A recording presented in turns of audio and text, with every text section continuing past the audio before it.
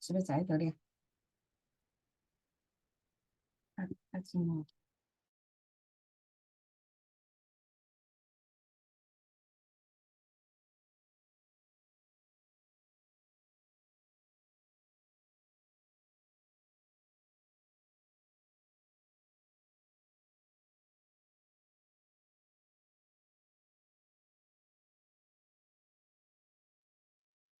Good day, everyone.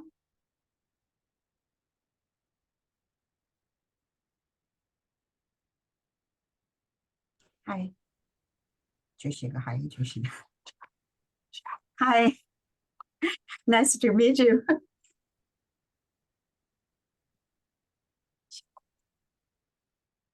Good day, Yuri. Tell me, please, do you hear me? Yes, everything okay. I'm sorry, I can't hear you. One moment. Yes, everything is good.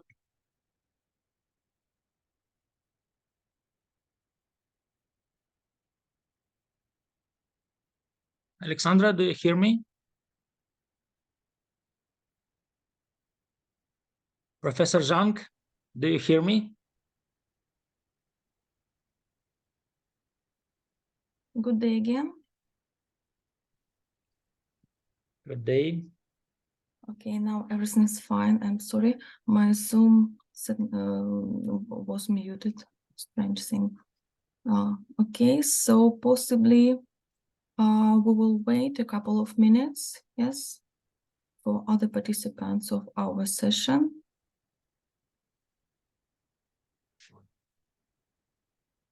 Yep.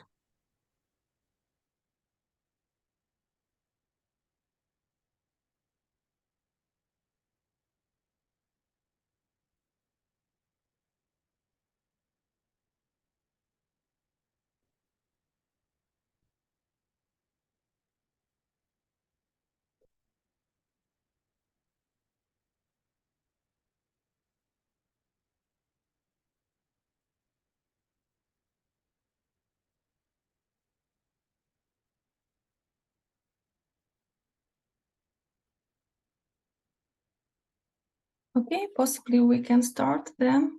So good day, everyone. I highly appreciated organizers for this opportunity to be today with you. I wish you the fruitful work and great discussion. Today I'm Sorry. Yes. Wait a minute. We arrange the record. We have the make a video. Okay. Wait a minute. We are planning to do this. 1 or 2 minutes later. Okay. Sorry.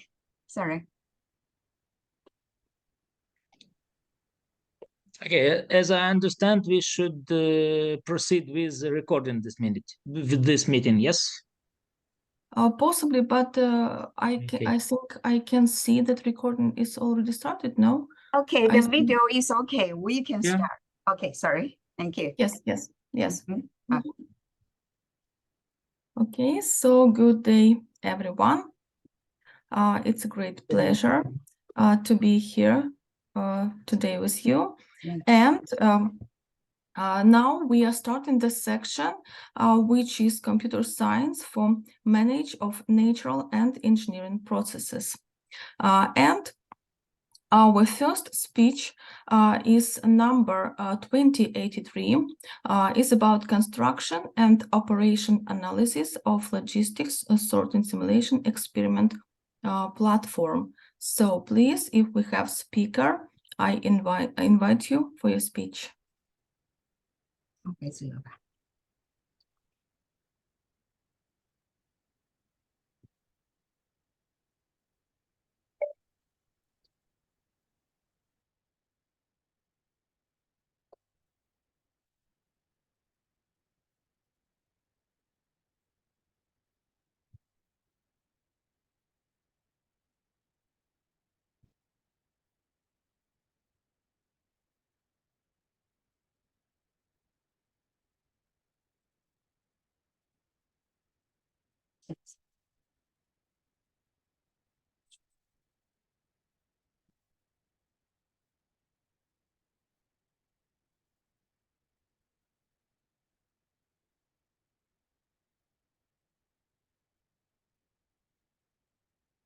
I'm sorry, who is sharing the screen? Please tell me your name and name of your speech. Oh, I'm sorry, Chair. I just have been told that the first speaker of our session 1, cannot attend the meeting because of a special reason. Sorry,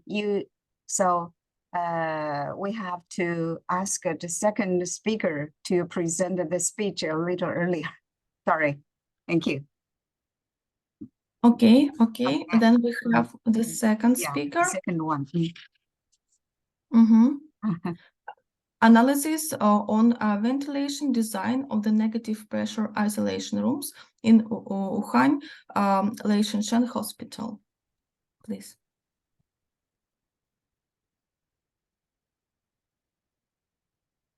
We have to see which is the second one. Have to find. 你個櫃面燈 organization 嘅補大把負晒嘅。The second one 2084年歲2084。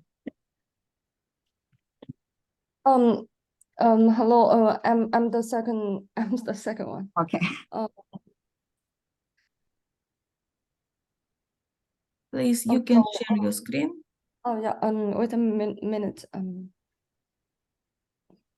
Okay, then while we wait you, I want to announce the following rules. So we have 10 minutes for speech for every participant and 5 minutes for discussion.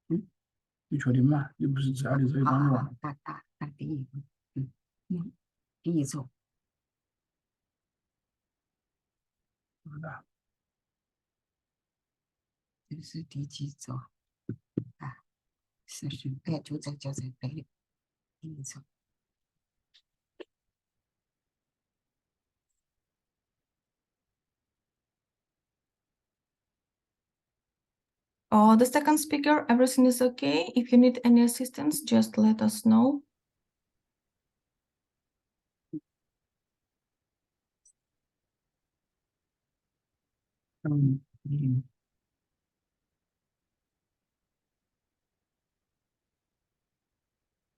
Yes, we can see your screen. Please enter the full screen mode and you can start.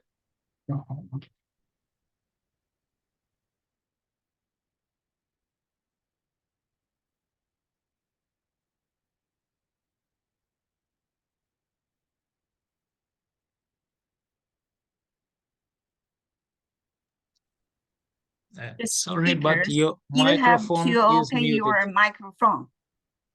We cannot hear you. Your microphone. I'm sorry, I forgot to. From beginning. Hello everyone. I'm Liu Yilei, the second author of this article. Today what I'm introducing is analysis on ventilation design of the negative pressure isolation rooms in Wuhan Leishan Hospital. In the spring of 2020, coronavirus pneumonia flared up widely in the world. Heavy pressure was imposed to current medical system due to the numerous affected patients. In order to cope with the public health emergency, a large number of temporary medical facilities have been constructed or rebuilt in China. Two important factors have to be taken into consideration. Firstly, the functional rooms and floor lines of the hospital should be reasonably arranged to achieve 3 rooms, 2 channels. And secondly, the environment of each room should be well controlled, the crux of which is to control the pressure of each room to achieve an orderly pressure gradient. As the firstly built temporary emergency hospital, Wuhan Leishanshan Hospital is positioned to treat severely ill patients. It could accommodate up to 1,500 beds with all the isolation rooms of negative pressure. The box-type boardroom structure has been adopted, and the overall dimensions of each unit is 3 and 6 and 20.6 meters. 2,000 patients of the COVID-19 pneumonia have been adopted and treated up to March the 19th, 2020. Wuhan, where the Leishanshan Hospital is situated, was suffering from a low temperature during the widespread of COVID-19 pneumonia. Heating facilities are of great need in hospitals. Due to the heavy workload as well as limited time, suitable AHU for fresh air system is in shortage. Therefore, the configuration measure, split air conditioner, and the centrifugal supply fan and electric heating has been adopted in isolation rooms in order to balance indoor ambient temperature. Every air supply and exhaust system serve 4 to 6 isolation rooms, and each room's air supply and exhaust branch pipe is equipped with constant air volume valve, ensuring that the ward's pressure be controlled through the curbing of air supply or exhaust volume differential. That's the miniaturization and the simplification of the system could be realized. This is the air supply or exhaust system in Leishanshan's isolation rooms. The ward is equipped with independent air supply or exhaust system, while the air exhaust system in the bathroom is integrated into the wards, where HEPA outlet is installed. A common air supply system is shared between doctor corridor and anteroom, and the doctor corridor enjoys an independent air exhaust system. The ward's exhaust outlet is 5.4 meters above the ground and 20 meters horizontal from the supply inlet. Due to the net head of the ward, no air pipe is installed indoor. Air supply and return inlet are on one side, when supply inlet is on the top and the return inlet is near the floor. Return air terminal was equipped with HEPA inlet. It was emphasized by China National Health Commission in Chinese clinical guidance for COVID-19 pneumonia diagnosis and treatment that COVID-19 is transmitted through respiratory droplets and close contact. Aerosol transmission is plausible when patients are exposed to high concentration virus-containing aerosols for a long period of time and in a relatively closed environment. Studied by current domestic and foreign researchers, short-distance airborne transmission possibly exists in relatively closed environments.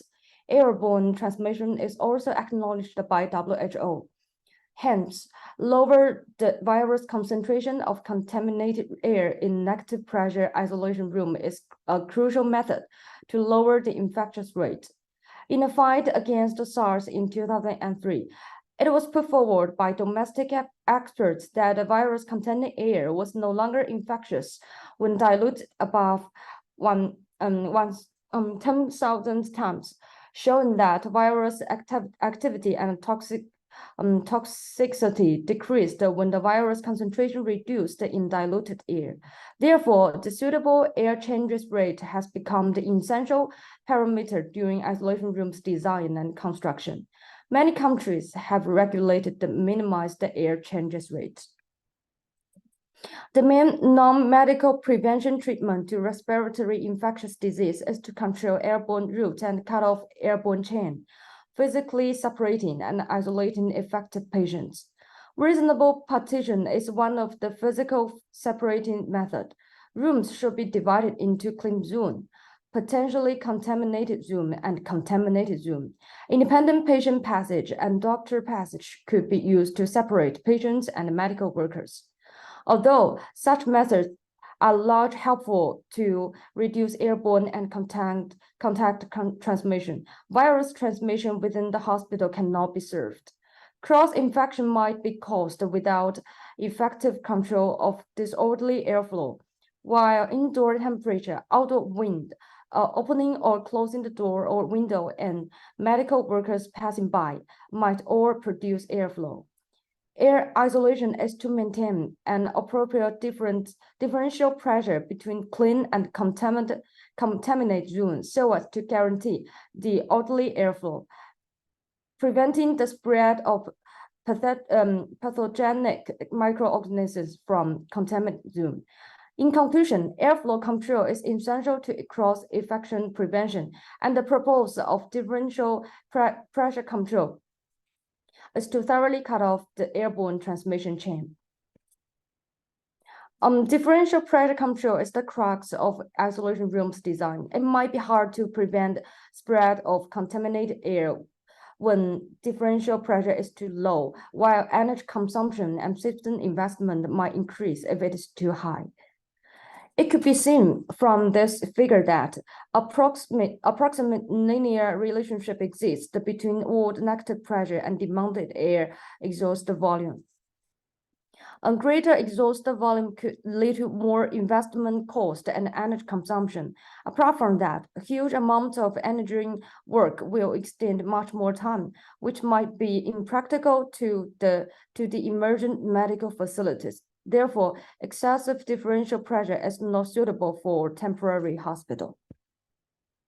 In conclusion, the differential pressure between isolation room, anteroom, and corridor should not be less than -5 Pa in Leishan Hospital. According to the actual operating statistics, differential pressure between isolation rooms and anterooms have been maintained between the range of -6 Pa to -10 Pa. The directed and organized airflow is one of the main ways to prevent cross-infection in relevant hospital. Airflow direction should be strictly controlled to make clean airflow from clean zone to potentially contaminated zone and eventually to contaminated zone under the pressure gradient. It could efficiently make pathogen and other contaminated substantiate spread in the smallest range. It is required interior, the isolation room, that the clean airflow should firstly go through the zone where medical staff pass or work, when the contaminated sources, and finally the exhaust outlet. The two figures show two airflow direction in negative pressure isolation room recommended by American CDC standard as well as ASHRAE standard. The figure above is aimed at infectious patients with no more immunity, while the figure below is for susceptible infectious patients. In terms of COVID-19 pneumonia, the airflow direction shown in the figure above is suitable for relevant negative pressure isolation rooms, which is complied with targeted airflow direction principle and adopted by Leishan Hospital. The widespread of COVID-19 pneumonia has been threatening global people's health. The fight against the coronavirus pneumonia highlights the importance of infectious disease prevention and particularly the significance of medical facility construction for infectious disease. Summarizing relevant experience largely contributes to future construction of infectious disease hospitals and protection of medical workers, patients, as well as the environment. Key factors in ventilation system design have been analyzed in the article, as well as design and construction difference between temporary and permanent hospitals. Main advices and conclusion are listed below. One, according to the statistics, in terms of indoor ambient isolation supervision, 12 ACH air volume could be provide a suitable indoor environment for isolation. As is calculated, 10 to 15 ACH air changes rate could serve as economic and proficient ventilation volume. And 2, differential pressure control is the key factor to controlling isolation. The differential pressure between isolation and agent room should be not less than 5 bar.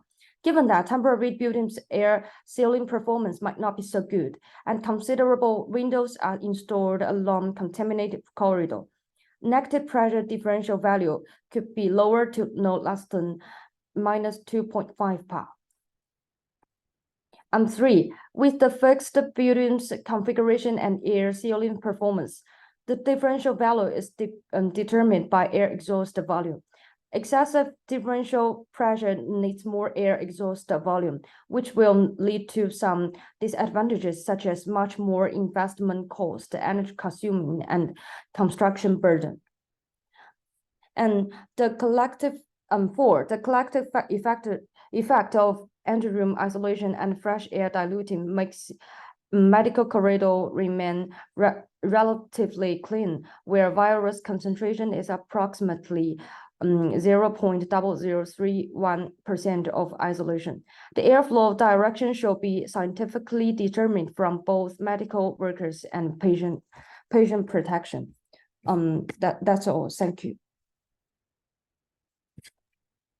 Thank you very much. Thank you. And please, questions.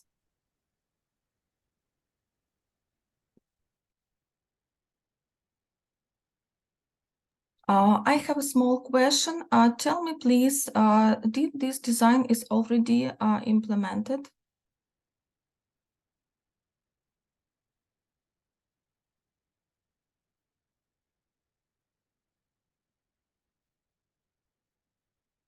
Unfortunately, I can see the speaker.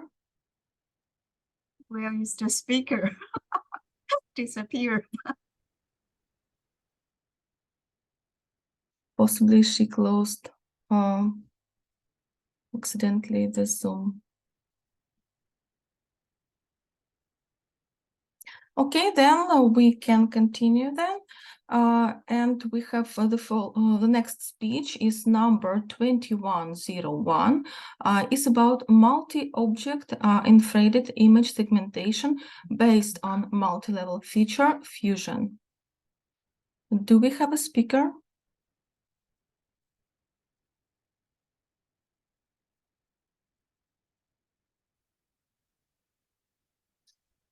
Multi-object infrared image segmentation based on multi-level feature fusion.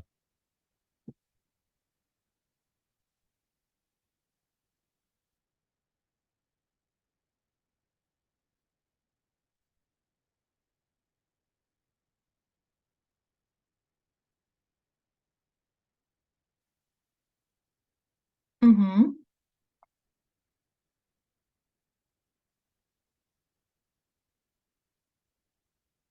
Multi-object infrared image segmentation based on multi-level feature fusion.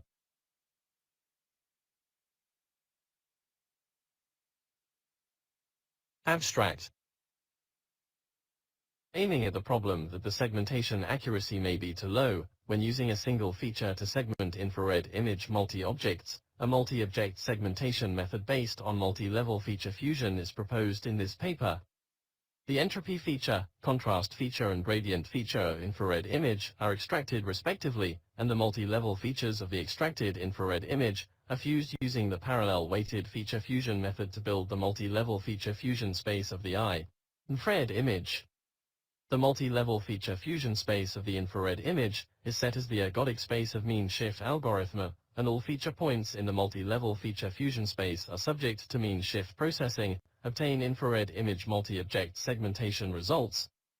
This method can use the multi-level features of the extracted infrared image to segment the multi-objects of the infrared image, and the multi-object segmentation accuracy of the infrared image is high. 1. Introduction. Image segmentation is an important step in image processing.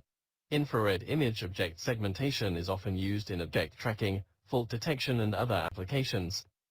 The infrared image obtained by the infrared imaging technology has the defects of low signal-to-noise ratio and low definition. When the infrared image is affected by light and ambient temperature, the object area has a high similarity to the ambient temperature. When the infrared image background area has a high similarity to the object area, the object segmentation accuracy is affected. Extract the multi-level features contained in the infrared image, improve the defect that the object cannot be accurately presented due to the extraction of a single feature, and achieve the multi-object segmentation of the infrared image through multi-level feature fusion. Multi-object segmentation of infrared image is to divide the infrared image into different regions, so that the same region that has been segmented in the infrared image has certain feature similarity, and different regions have high differences. Infrared image segmentation is an important basis for infrared image analysis and infrared image pattern recognition, and an important basis for computer vision fields such as infrared image, object tracking, and object recognition. When infrared image is segmented by multiple objects, contrast features and gradient features are widely used. The infrared image contrast features and gradient features are applied to infrared image multi-object segmentation to improve the performance of infrared image multi-object segmentation. 2. Multi-level feature extraction and fusion of infrared image. 2.1. Extraction of multi-level features of infrared image. Infrared image entropy feature extraction. Image contrast feature extraction. Infrared image gradient feature extraction.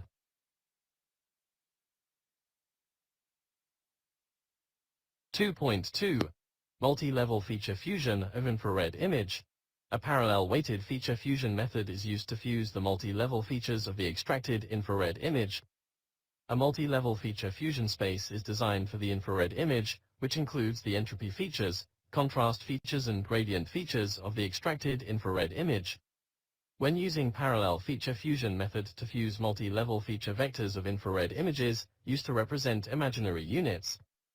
When the dimensions of the two-level feature vectors are different, use the imaginary units to fill zeros behind the feature vectors with lower dimensions, so that the extracted infrared image features have the same dimensions. The feature dimension of infrared image fused by parallel feature fusion method is expressed by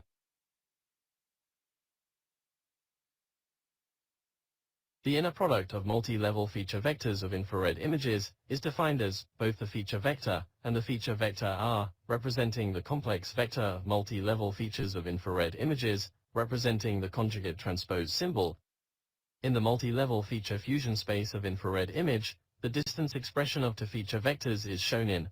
It can be seen from formula 13 that the distance between the two complex vectors in the multi-level feature fusion space is only related to the value of the real part and the value of the imaginary part in the infrared image feature space.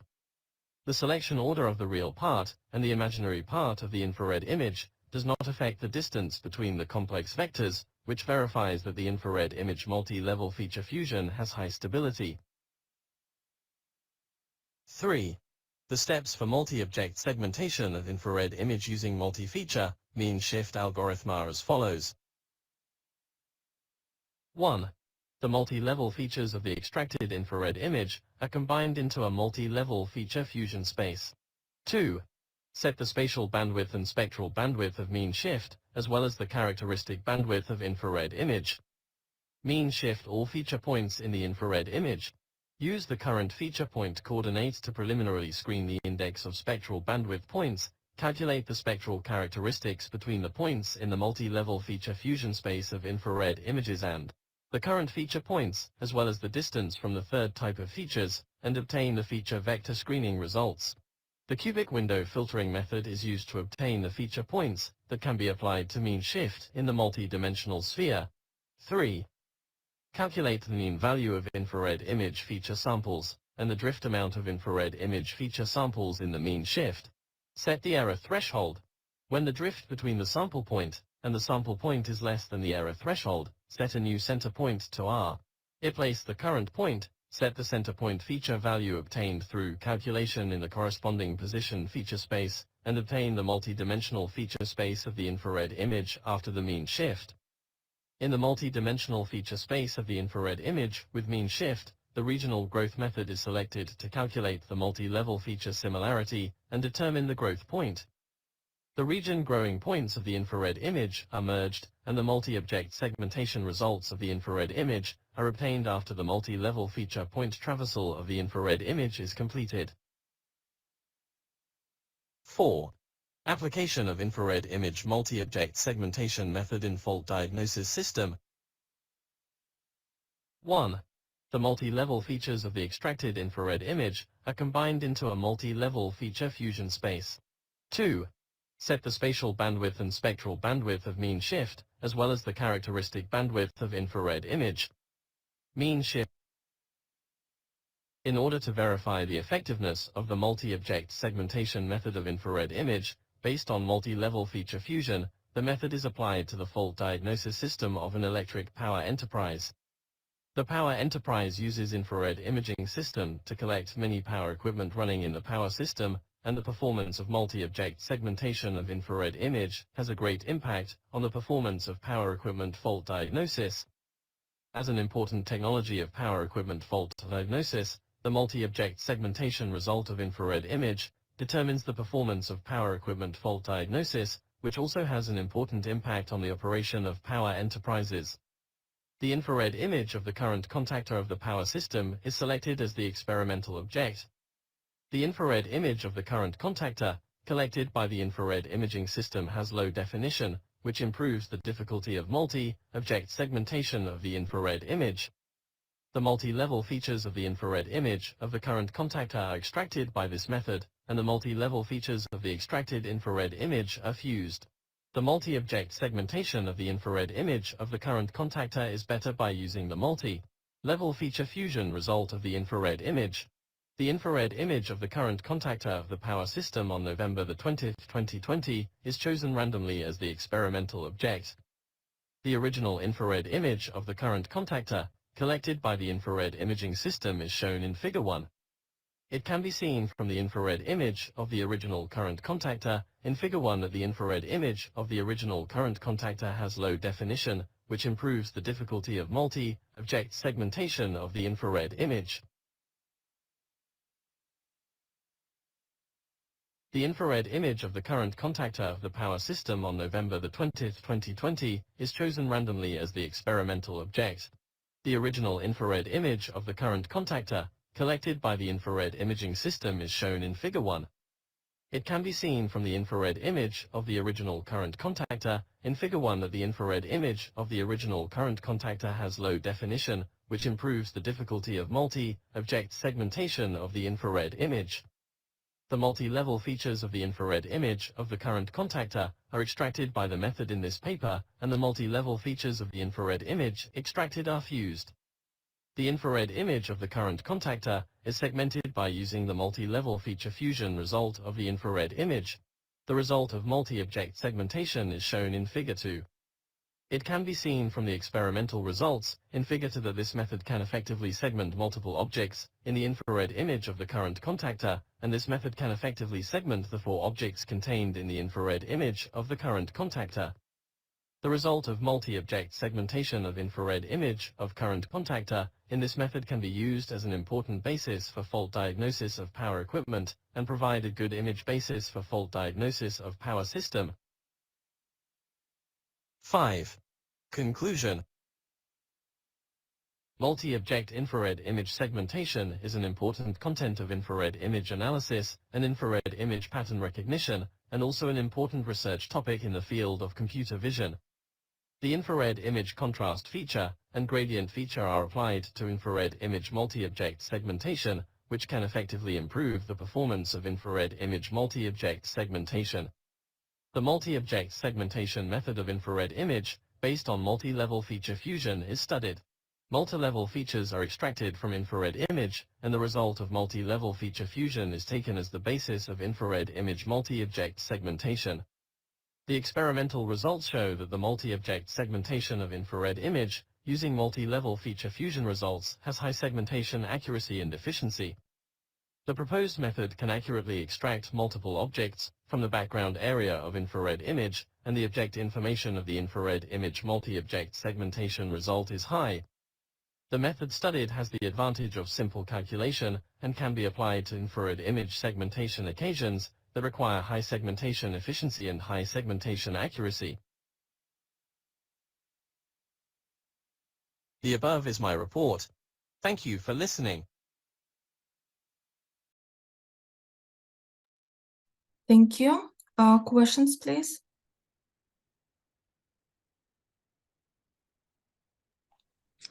I have a question from the practical point of view. Thank you for your interesting report. So your methods are applicable to pre-processing, online processing, or post-processing stage of this whole image, infrared image obtaining?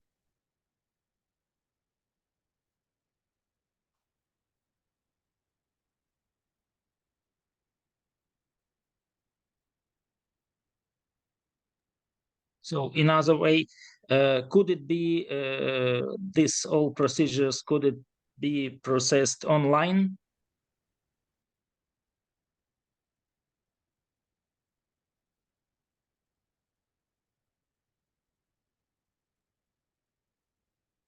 Ms. Liang, are you online?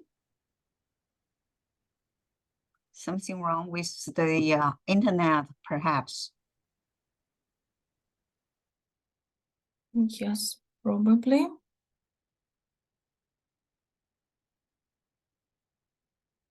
Okay, then let's move to the next speech. It will be a speech number 2113, Spearman Correlation Data Analysis of Scale of Intelligent Logistics and Investment and Financing of Logistic Technology. Do we have a speaker?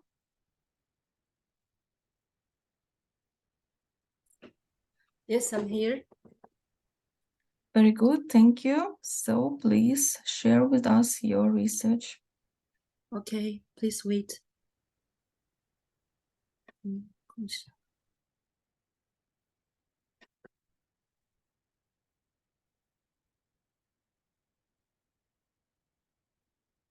Okay, can you have see my slide? Yes, we can see, but please make a full screen mode of your presentation. Okay. Mhm.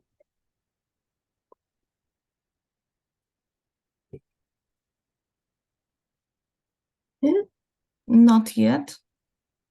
Please make it full screen. Yes, but I'm trying to do that, but Okay. maybe something wrong with my computer. Is that Yeah, okay? okay. Okay, can you see that? Yes, great, great. Okay. So good morning, everyone.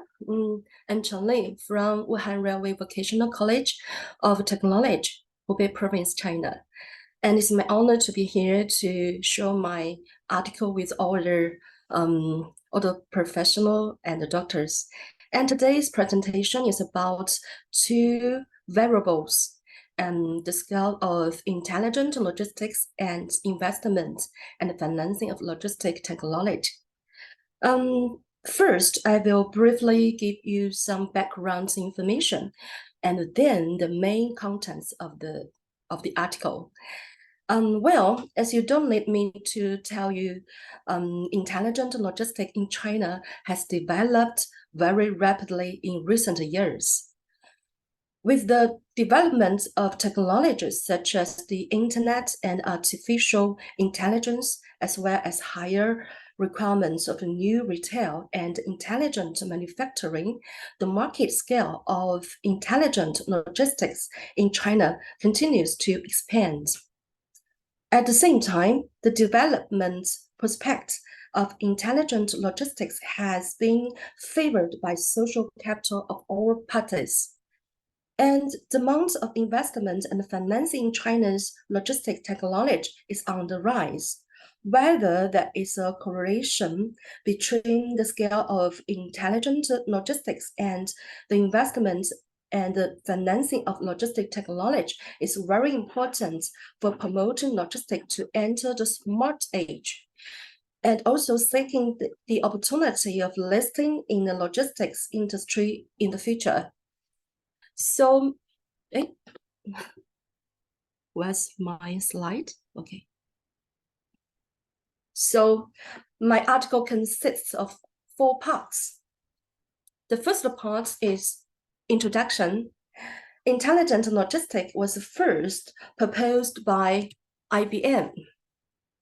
In December 2009, the Information Center of China Logistics Technology Association, Huashan Internet of Things and Editorial Department of Logistics Technology and Application jointly proposed the concept.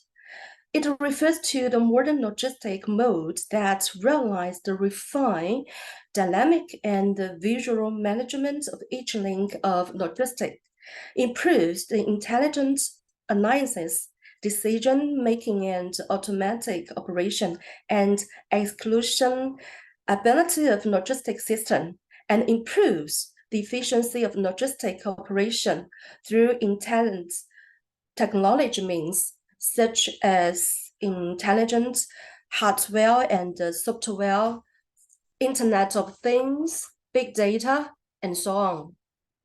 According to the data of China Federation of Logistics and Purchasing in 2019, the market size has reached 500 billion yuan with a year-on-year growth of 23.1%.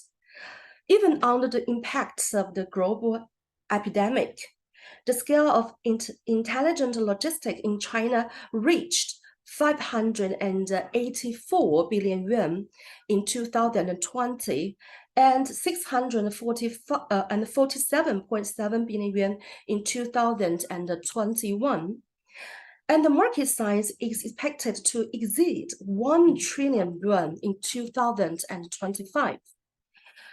In 2018, due to the development of logistic technology towards the direction of refinement, the industry is becoming more mature, and the investment and financing competition of railroads circuits is becoming increasingly fierce.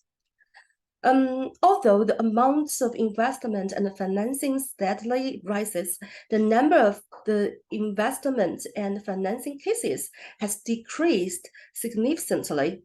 On the other hand, whether the increase of the amounts of investment and financing of logistic technology can affect the scale of domestic intelligent logistics is also question worth discussion. Therefore, it is of great practical significance to clarify the relationship between the scale of intelligent logistics and the investment and financing. Part 2, research method. In this article, the Spearman correlation coefficient is used to measure the dependence correlation research between the 2 variables of the scale of intelligent logistics and investment and financing of logistic technology. The statistical data in this article are from 2015 to 2021, China Federation of Logistics and Purchasing National Bureaus of Statistics. The main steps are listed. The step 1, normality test. First, draw a QQ charts.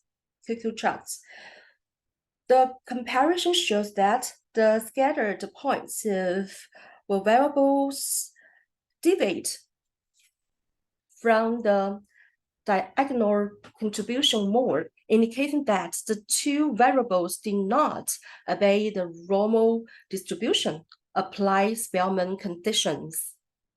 And step 2, monotonicity judgment. The 2 variables shows a monotonous relationship, and the relationship between them is positive. In conclusion, the data in this case can be used by Spearman correlation. So the step 3, use SPSS to input data. According to the detailed analysis in the correlation value between the scale of China's intelligent logistics and the amount of investment and financing of logistic technology is 0.393, indicating that there is a significant positive correlation between the two. The more investments will promote the continuous development of China's intelligent logistics. Part 3, discussion.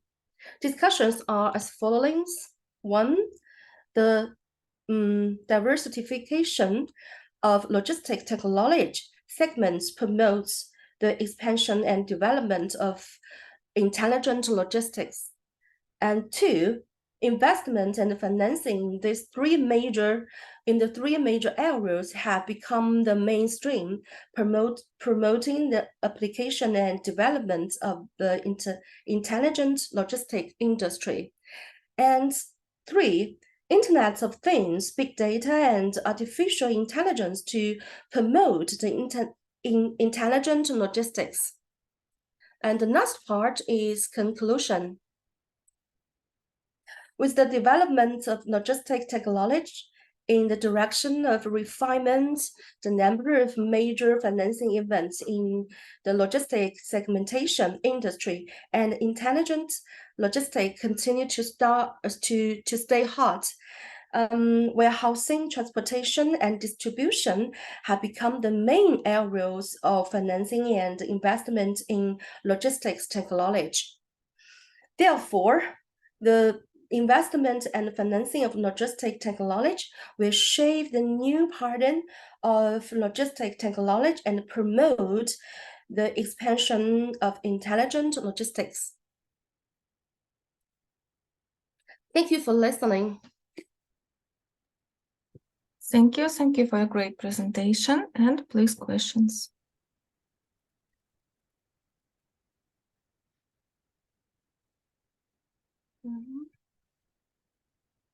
Yeah, I have Hello. Yes. Let me ask. I have a question that the study itself is mostly quite standard, and it begins by presenting the problem and giving some background, then goes through the main sections. But the thing that surprised me is why did the data on the scale of China's intelligent logistics start in 2015? Thank you for your question, and it is a good question, I think. So, as shown in my slide, all the data was collected and analyzed since 2015. The scale of China's intelligent logistics and the total revenue of logistic industry have increased year by year since 2015. In particular, the amount of investment and financing in China's logistic technology is favored by investors in the same year, that's 2015. The number of major financing events in the logistic subdivision industry increased, and in intelligent logistics continued to maintain the popularity. Freight O2O and warehousing logistics and have received attention from the capital all since 2015. Thank you.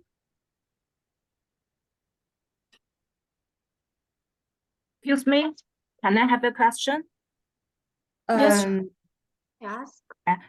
From the data analysis results, what are the three major areas of investment and financing that can become the mainstream and promote the application and development of intelligent logistics industry? The three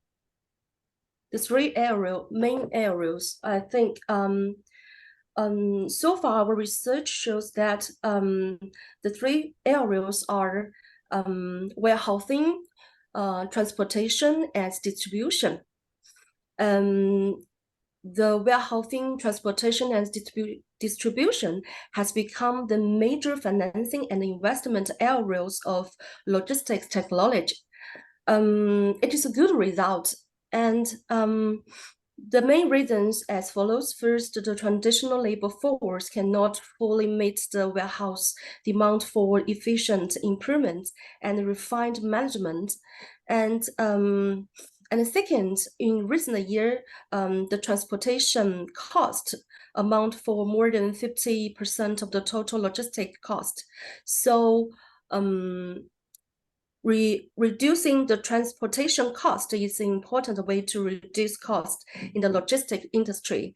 And third, in the terminal distribution, the distribution needs are devised. Distribution time conflict, low efficiency, and high cost, and other problems are prominent. So therefore, investment and financing events in the three areas are highly concerned by the capital. Give me a specific example of that.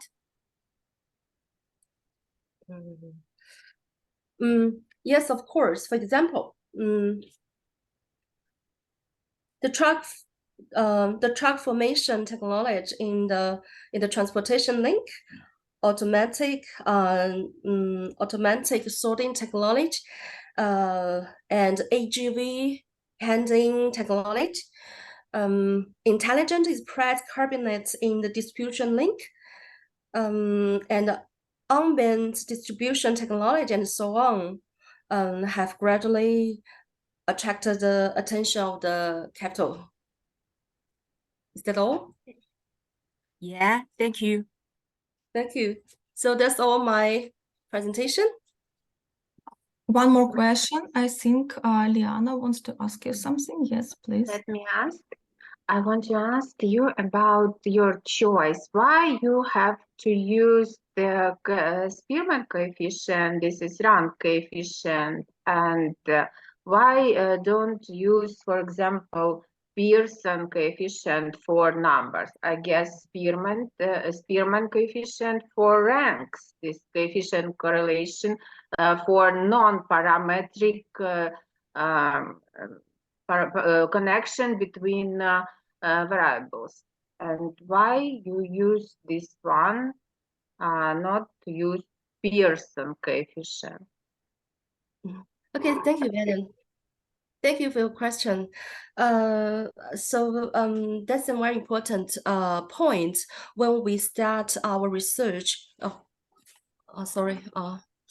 So that's very good point when we start our research.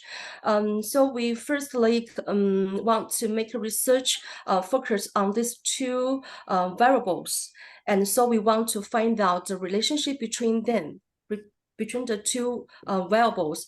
And finally, we'll find the Spearman because it can help us to find the correlation between them. And we also use the SPSS to calculate the data. And finally, we find the conclusion that the more investment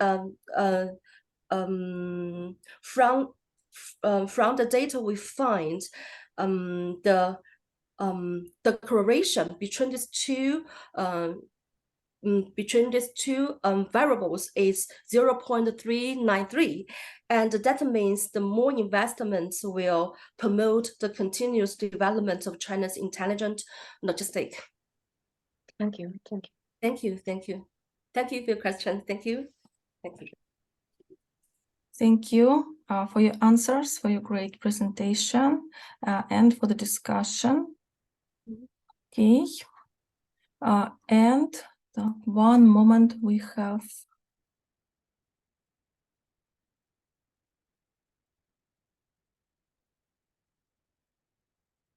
Ruslana, could you please tell us again what do you want? You can unmute yourself.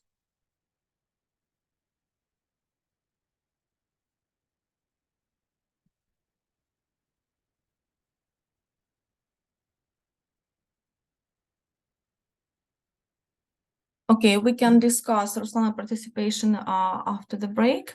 We have the next speech, which is 2139. I think it should be Volodymyr Shymkovich, neural network model for a laboratory stand control system controller with parallel mechanisms. Do we have anyone from this speech? Yeah, hello. Today I will represent the team and the presentation for our article. Okay, please share your presentation, share your screen.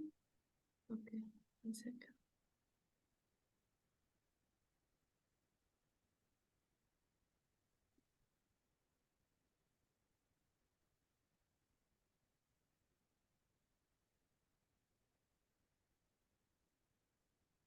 You can see?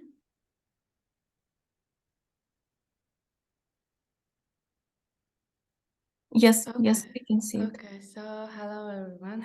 Yeah, my name is Antonina Rudakova, and today I will represent you our team, which includes Petr Kravets, Anatoly Novatsky, Volodymyr Shymkovich. Sorry, Yuri please Lebedek. louder. We cannot hear clearly. Okay, sorry. Okay, And here. Thank you. and Anna Rudakova. So the topic of the work is a neural network model for laboratory stand control system controller with parallel mechanisms. So recently, manipulators with a parallel structure have become widespread in industry, and the most important advantage of parallel manipulators, of course, is that all their actuators are fixed to the base. So therefore, the moving mass can be much higher, and this type of manipulators can perform rapid movements. However, despite the situation, their workspace is much smaller than traditional manipulators. So parallel manipulators have better positioning accuracy. They also have higher rapidly and higher load capacity than traditional manipulators. And because the total load of the system is distributed between the actuators. Also, parallel manipulators are quite difficult to control. So it is appropriate to use intelligent technologies, namely as artificial neural networks. And therefore, the aim of this work is to develop a neural network model for laboratory stand control system controller with parallel mechanisms. Which allows to set the platform to the specified position. In order to achieve this goal, the following tasks were set. So first one is to determine a mathematical model of the given frame. Second one is to implement a neural network controller capable of learning in real time into the control system of the object under consideration. And the third one is to increase accuracy in control compared to traditional methods. And the agenda for today will be the next. So first of all, we will take a look at the general view of the installation of the frame structure. Next will be transfer function of a stepper motor. Then we will see the block diagram of a neural network controller, and then construction of the neural network model, and then a system of calculating the total root mean square error of neural network with different parameters. And the last one will be a block diagram of a neural controller for controlling a frame installation. So on the next slide, shown an example of such a laboratory stand with parallel mechanisms and its kinematic scheme.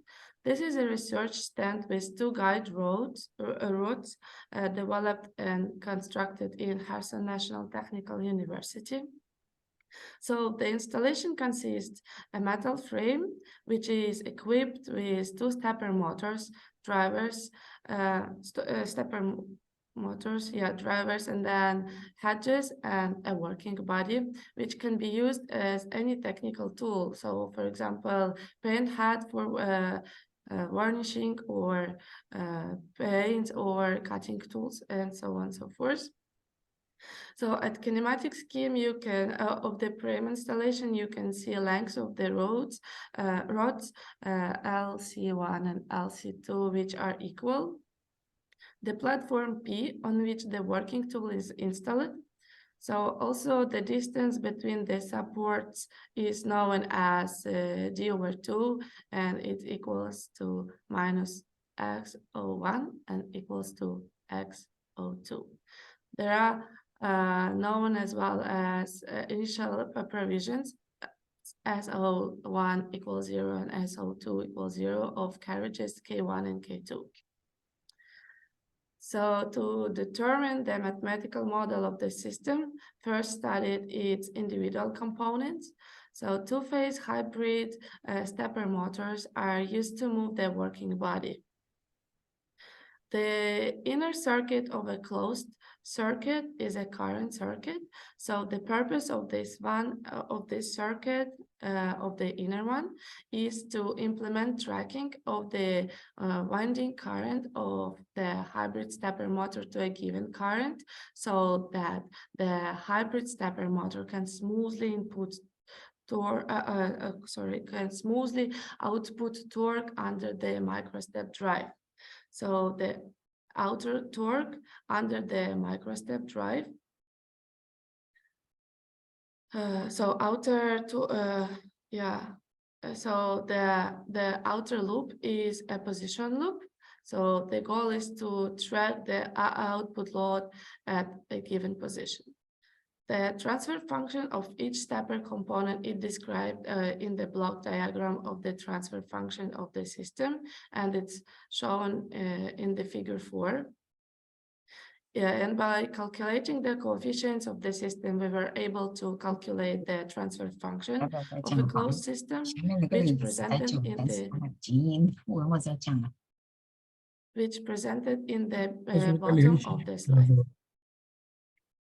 So a generalized block diagram of a neural controller is presented, where a FPGA neural computer that implements artificial neural networks is used as a computing core. The FPGA is central element of this structure, and it includes neural network controller algorithms, including the network learning algorithm in the online method. So the MIMO plan software package is used to model the neural network. Multi-layer feedward neural networks are used. To model the neural network in MATLAB, system matrices are defined in the form of state spaces. The neural network is built on the basis of a system in the form of the state space of the object of control. So on the first figure, you can see generation of the training sample. Necessary parameters are set for correct generation, such as minimum and maximum value of change of an input signal, the minimum and maximum value of the output signal, such as restriction, the size of the training sample, and the interval. So all these values were set, and the resulting graphs U and Y are input and output signals respectively. So the next stage is neural network training. Neural network parameters are filled in with delayed inputs and outputs, the size of the hidden level, and the number of iterations. So the learning algorithm is also selected. So on the next picture, figure 7, you can see the test model, the neural network obtained in the learning process, and the mathematical model of the control object are substituted into the test model. And on the figure 8, you can see the transition process of the system. So random discrete values in the interval from 0 to 1 are fed to the system input, and clicking on the all button, all block, of the test model displays the output of the neural network, which is blue, and the standard control object, which is yellow line. So in similar way, a system was created to calculate the total root mean square error, and 9 models have been developed for this, each with 11 variations in neural network structure, and one of which is shown on the slide. So models differ in the number of delayed inputs from 0 to 2 and the outputs from 1 to 3. And neural networks in each of the models, they also differ in the size of the hidden layer. So they have from 5 to 16 neurons. On the current slide, you can see that the model, you can see this model which has 0 delayed inputs, 1 delayed output, and the size of the hidden layer varies from 5 to 16 neurons. So the results of the study of neural network models are shown on this slide, and it is determined that the structure with 11 neurons in the hidden layer with 1 delayed input and 2 delayed outputs has smallest error and is the best structure for the selected system. So the block diagram of the proposed controller is shown on the slide. So the control system works on the basis of a neurocontroller, which generates control system signals according to the developed neural network. And the movement of working body, which is to coordinate transport module, is set by the upper level of control, which may consist of a personal computer or controller. The control drivers generate control signals according to the software. The software allows to enter the trajectory of the working body and generates control signals for the 2 coordinate machine, which come to the controllers for the formation and control of the actuators, such as stepper motors. So each motor is programmed separately through the local control system using separate drivers. And the sensors located on the driver's monitor their position and send data to the upper control layer. So to conclude, I can say that the laboratory stand with parallel mechanisms is inspected and analyzed.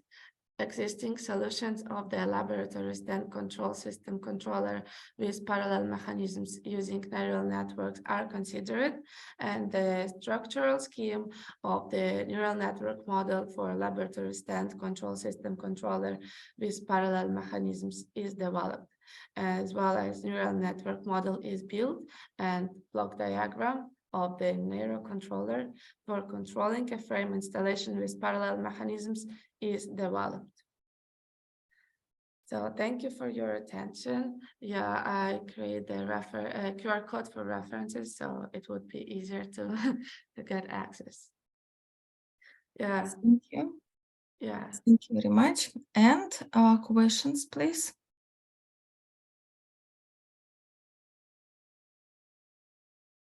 Do we have any questions? Okay, possibly. Yes, I have one question concerning how you could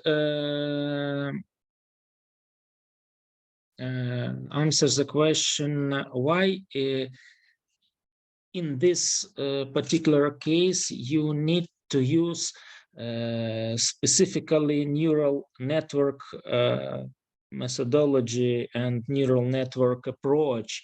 Why, for example, not using some simple methods for k-means or something like that? Because it's more simple and more fast, I think. Okay, so why we decided to use neural network that because our mathematical model of the system which we calculated was non-linear, and we decided that there are a few approaches, right, to make the model linear or to use other methods to make it linear, but then to create neural networks helps us to solve this problem a bit easier, in an easier way. Yeah, Okay, so thanks. we didn't try k-mean approach, but I think it would be interesting to compare the results. Yeah. Thanks. Thank you. Thank you. Thank you. More questions? Okay, then we can move to the next speech. And it will be the speech number 2186, Web Application State Management Performance Optimization Methods, Lyubov Oleshenko. Yes, hello everyone, I'm the presenter. I'm gonna share the screen. Okay, sure. Okay, tell me please if you can see the presentation. Yes, we can see clearly everything. You can start. Thank you. Hello, dear colleagues. I'm gonna present the results of our research on the topic Web Application State Management Performance Optimization Methods.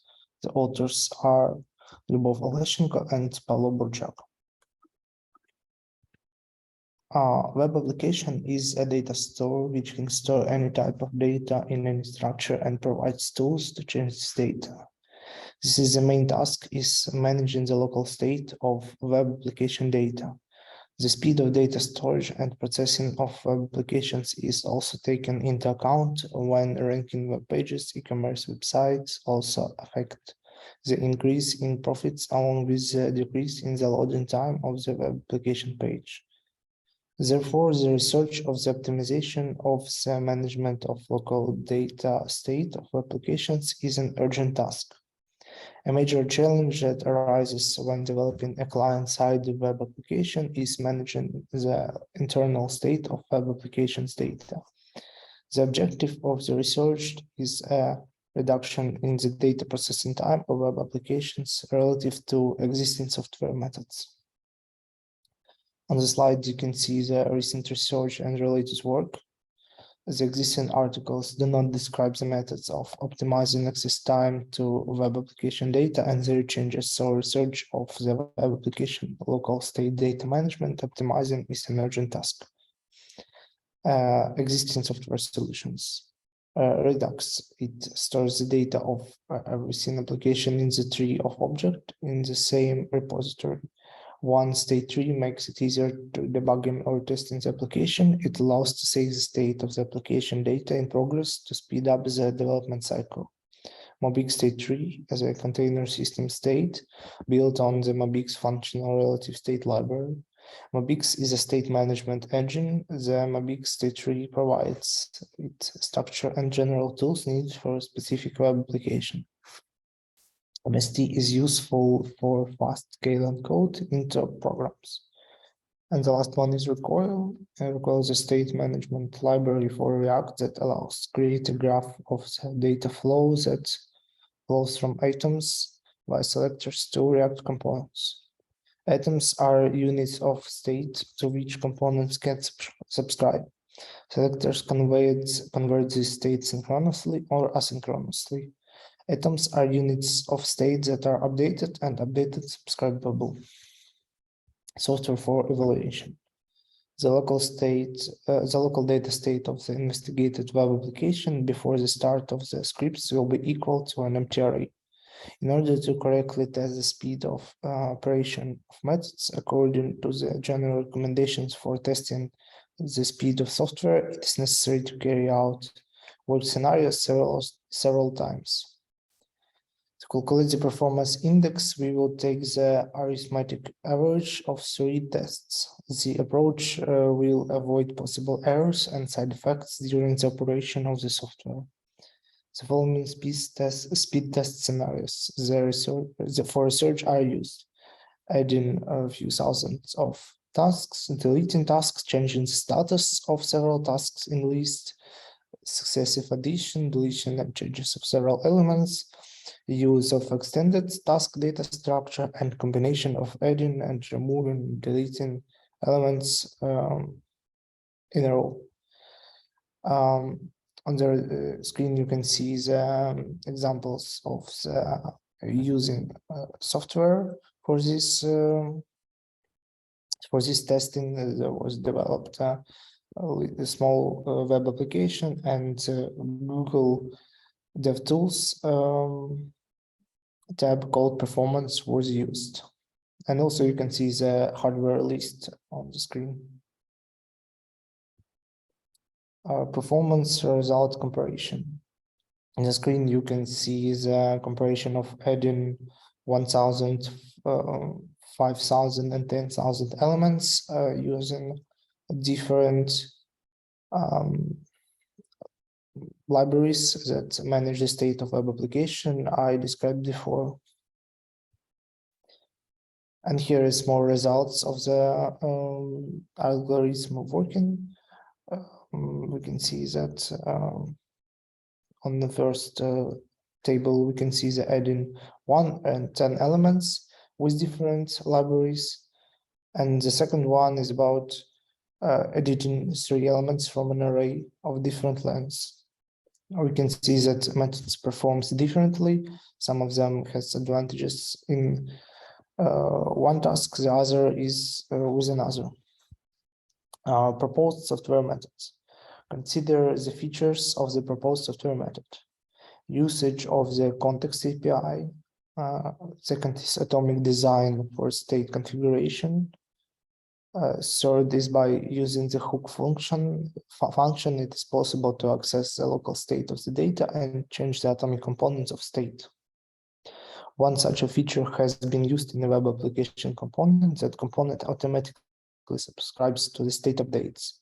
This means that with any change of the state fragment to which this component is subscribed, the interface component itself will be recalculated and changed using the updated data.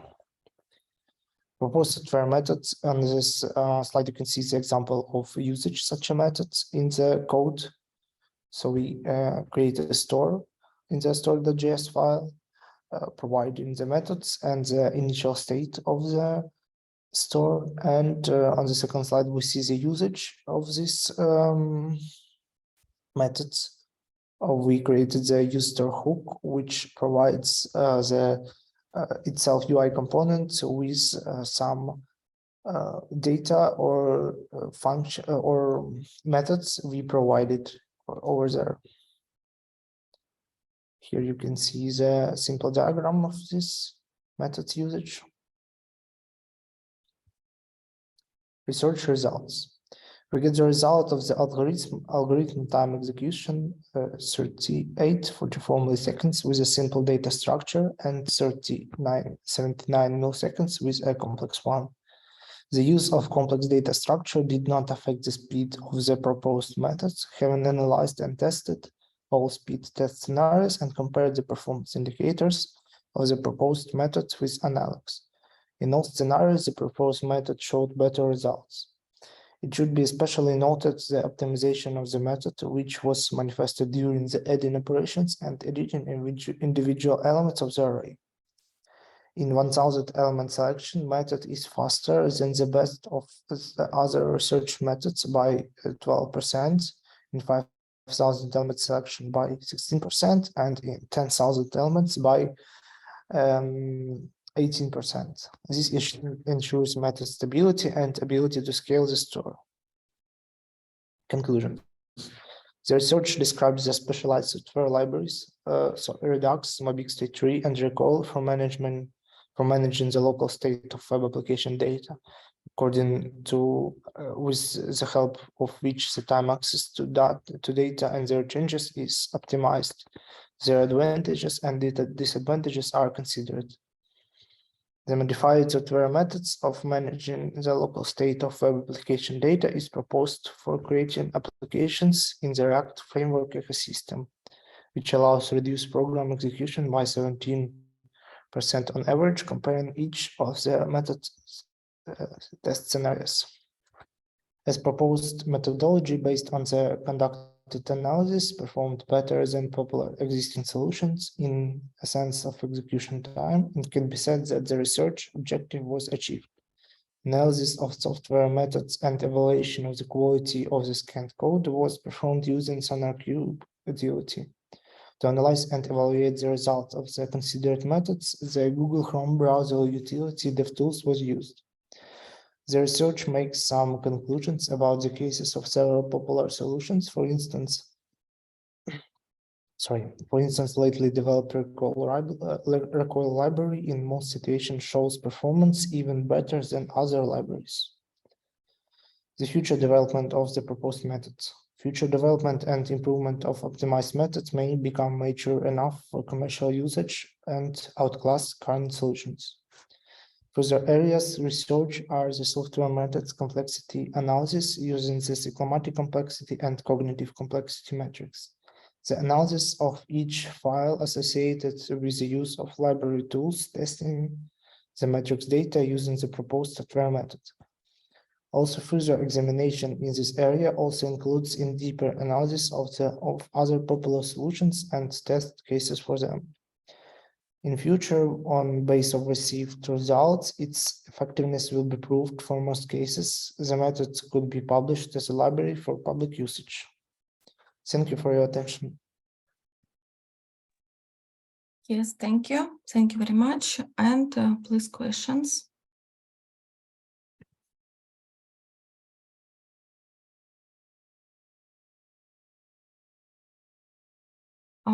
Okay, possibly I have a small question. Can you explain, you said optimization. Yes, so what is the sense of this optimization? Is just like using this programmatically, or a little bit about this? The main optimization here I can tell about is this method uses a technique that for example, when the store is, the data is updated and there was no actual change in the data. The method does not update all the structure, it only updates the needed part. And yes, the maintenance here is the usage of these methods was proven by tests that it performs better, so why we call it this way. Okay, thank you. More questions? Okay, then we can move to the next speech. Thank you so much. Thank you. Okay, and one small announcement. I have a question from Nigarika. So my proposition as follows: if we will have the free time in the end of this part of section, we can give you a time slot, I think. Okay, and then the next presentation is number 2188 about design and implementation of signal acquisition system based on FPGA and gigabit Ethernet. Do we have a speaker?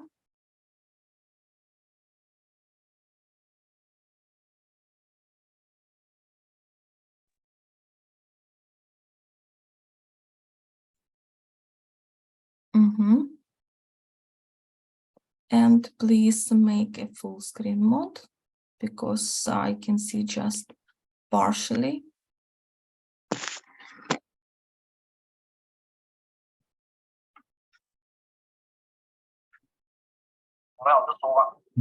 Hello everyone. My name is Wang Hayo. I come from Beihai Sensor Technology 3 Center, Beihai Sensor Communication Technology 3 Center. my total is a design and implementation of signal processing system based on FPGA and generative internet. I will introduce. I'm sorry. Sorry for interruption. Could you please enter the full screen mode? Click F5 or appropriate icon.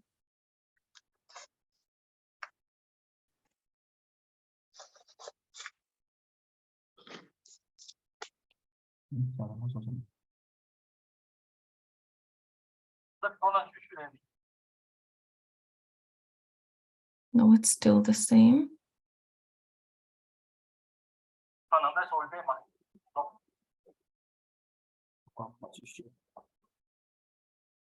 I will introduce my encounter in 5 organisms. First one, introduce with the development of the introduced technology, the system implement. The system implement is development cannot money attention, integration, and networking. FPGA has the characteristics of this logic and opportunities, and is widely used in implement system of high-speed data processing and communication.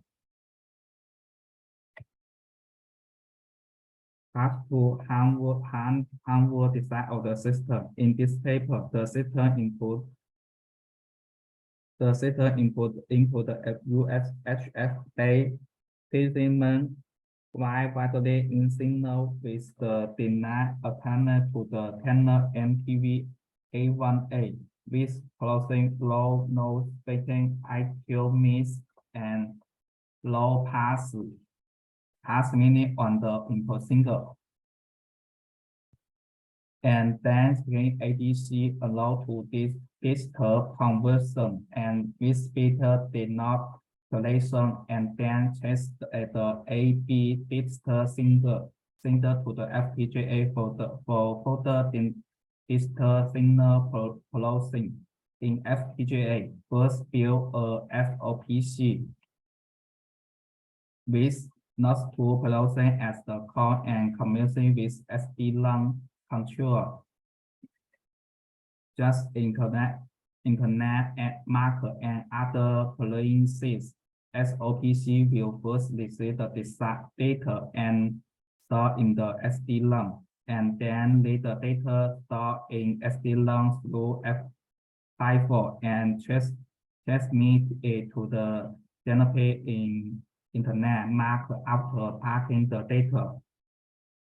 Packing of UDP floater and then transmit it to the physical layer tree through interface.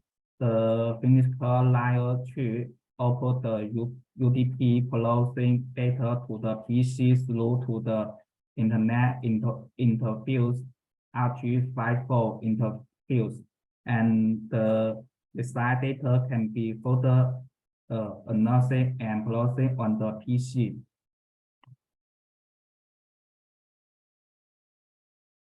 NTV-A1A is high through on the chip, 18 through system applied TB, NTB, DAB, FN, and C. China NTV-A1A is closing number of mobile TV and based by single chip solution. Internet integration of the function model such as DC-DC convert and AD allows it and CNC converting working of FPGA design. In this system slow the combined software of the Atlant company as the main control process of the system, which might very rarely like data processing and control of the convoluted models. It supports the high-speed intramonetary internet interface, include DDR, DD2, 3, and SD-LAN model due to the least internet store loss of FPGA, real-time signal processing and transmission are required. The total LAN capacity of the FPGA device to be slotted in this design is only 4 and the internet store capacity is small. This cannot meet this requirement in this design. Large complexity data needs to be count so the system can meet the requirement of the data count by a memory device. Physical layer model, the SPY tree is in this design is the generated internet physical layer tree. It supports trace lines and the communication line of the two network interface can be automatically and naturally under it supports GN2 and RGN2. Lastly, forward design of the system. This paper uses FPGA hardware to implement UDP and IRP processing and can include the data transmission line of the system. The hero staging model of the TCP IP network is divided into a application layer, physical layer, network layer, and layer from 3 to 4 or more than. The physical layer and the network layer are the fields of this paper. The physical layer is used for packing of the data sent from the application layer into packets from sending, and then they transmitted to the network layer for the processing.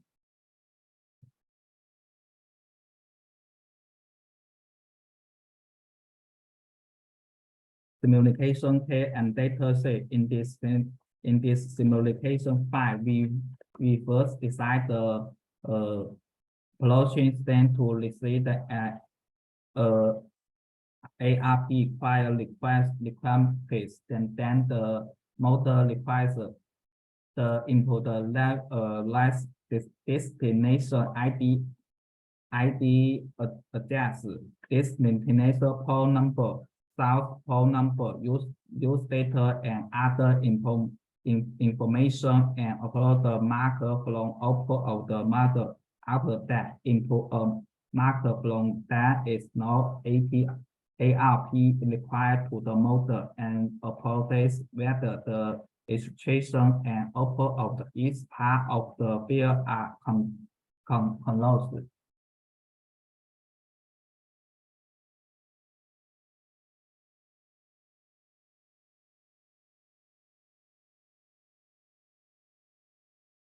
This one result, the development board is used as the lower computer, the E1 SoC development board, and the upper computer from a JTP international communication flow through the connectivity switch as a service. The PC is used to decide the data share from the development board as a center. The development board is used to collate data and send data.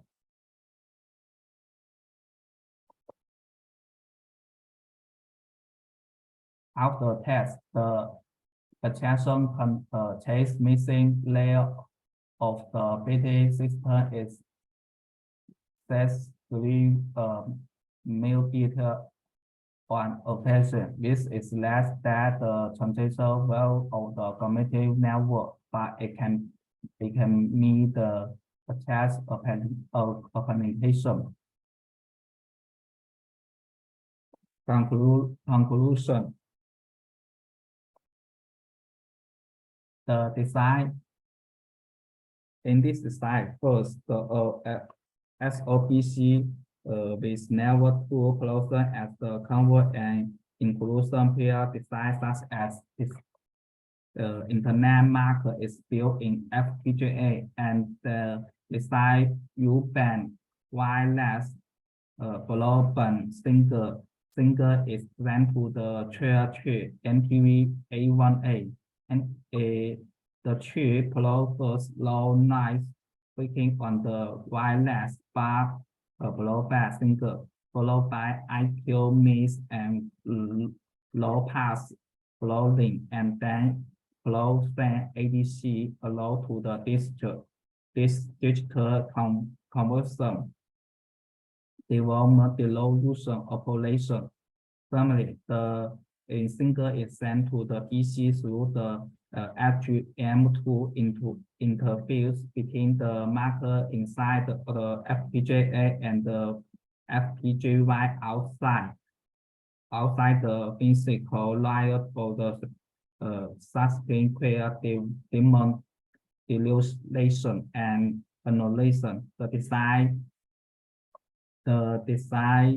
The result by factor single acquisition with the less rule and has the completion and misinitialization and level of the equipment. Later, it can be stored and miscommon according to the extended needs, which has attention low closing. Thank you. Thank you. Thank you for your speech. Thank you. And please, questions. Thank you for sharing. I have a few questions. Please introduce how your design processes data. Thank you. Thank you. In this design, first, FPGA with the network tube as the core and including closing device such as just fitting internet marker is built in FPGA and the design U-band wireless broadband single is sent to the trial NTV-A1A.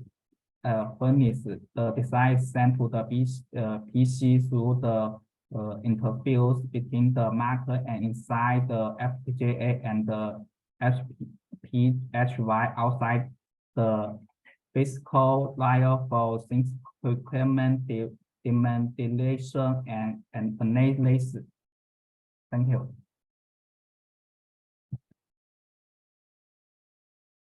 What are the application prospects your design? Thank you. The design is designed the development single acquire fashion with less harmful results and has the contribution of the single clean and high transmission rate. This design can be used for widely information connection system and have good interface signification. Thank you. What areas of your design need improvement? Thank you. Thank you. In future sound design, a more stable TCP/IP process should be used to the processing trace mission rate and include the system, the data processing component. Thank you.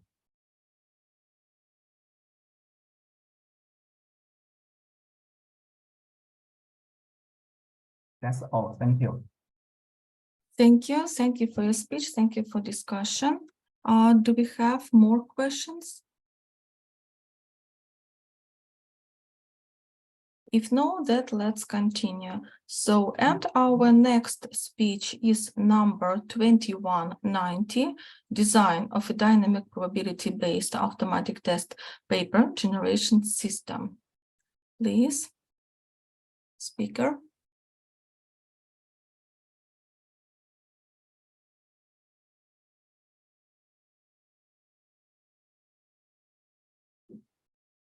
Okay, you can enter the full screen mode.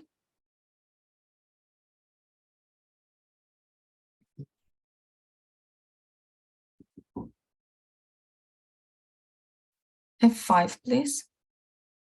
Yes, we can see it. You can start. Hello everyone.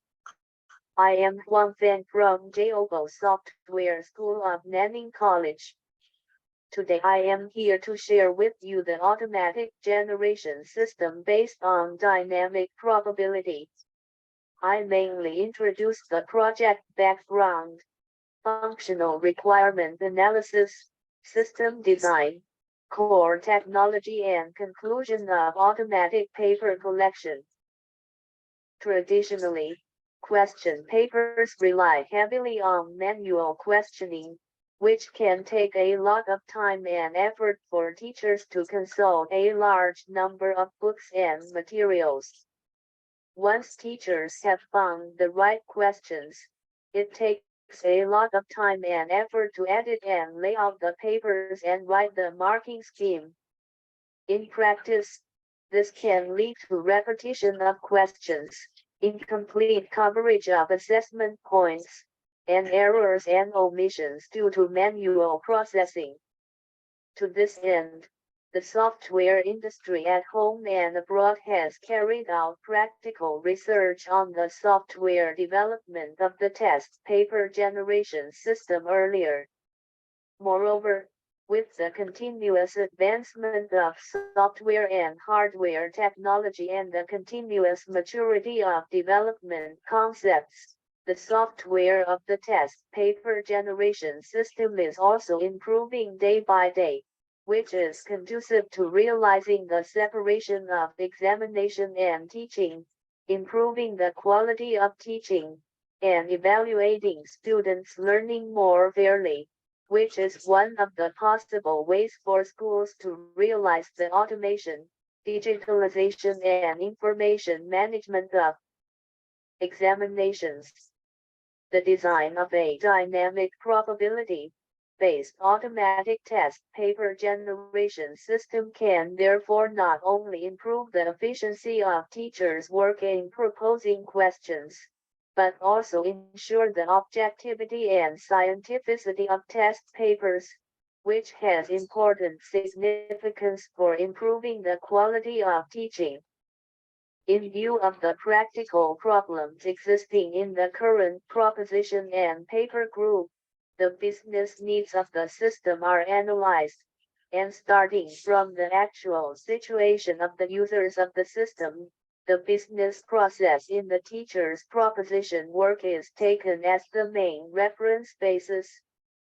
Carry out demand analysis through offline visits, master the workflow of test paper proposition, and conclude that the automatic test paper generation system based on dynamic probability has the following functions: test bank creation and maintenance, entry, modification, deletion, query and statistics of test questions, setting of question types, realization of querying test questions based on course and question type.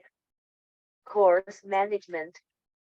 It includes the addition of new courses, modification of course, related information and editing relevant knowledge points covered by the courses. Course analysis. Analysis of each test paper by total number of questions, average difficulty, average mark, and by number of questions, difficulty, mark, and knowledge points, with graphical display of analysis results. Paper generation. A variety of ways to assemble papers, either manually by filtering and setting the key examination points, or automatically by setting the course question type and amount of questions, or creating a paper template and modifying or adding questions on the basis of the paper template to meet the difficulty requirements. The paper can be saved as a Word document for preview and download after generation. User management. The users are mainly administrators and teachers, and the different roles have different permissions. Administrators have all the administrative rights of the system, and teachers have only some of the rights of the system. Big. He shows the diagram of system use cases. Using a layer by layer architecture approach to architecture design, the system takes the front end UI, view layer, business layer, data layer, database, and operating environment into account in the system architecture, clearly divides the architecture technology and functions of each layer, realizes the interaction of modules at each layer, and builds a complete architecture system for automatic test paper generation, as shown in Fig. R. It is necessary to use a computer to centralize the management of examination papers and to be able to complete the work of question entry, examination paper inquiry, examination paper generation, and examination paper management. The system can improve the low efficiency of traditional manual paper production, use the computer to build a test bank, achieve automatic computer selection of questions to form papers, and give full play to the advantages of computers in information processing. A test paper generation system with a high level of automation can realize the systematization, standardization, and automation of test papers. The design of the system is based on a mature software design and development model. A complete set of business functional requirements is analyzed and refined, and specific functional modules and physical realization schemes are planned on the basis of the high cohesion and low coupling system design principle. The functional module design of the system is shown in Fig. 3. As a key aspect of database design, a good database will enable the system to run efficiently and safely. Database design will have a direct impact on the efficiency of the system and the effectiveness of the implementation. The system database is designed using the New Orleans method, which organizes, stores, and manages data according to a data structure, abstracting the user requirements obtained during the requirements analysis phase into a conceptual model, which is represented by an E-A diagram. The E-A diagram, as a conceptual model, is the basis for both database design by designers and information modeling.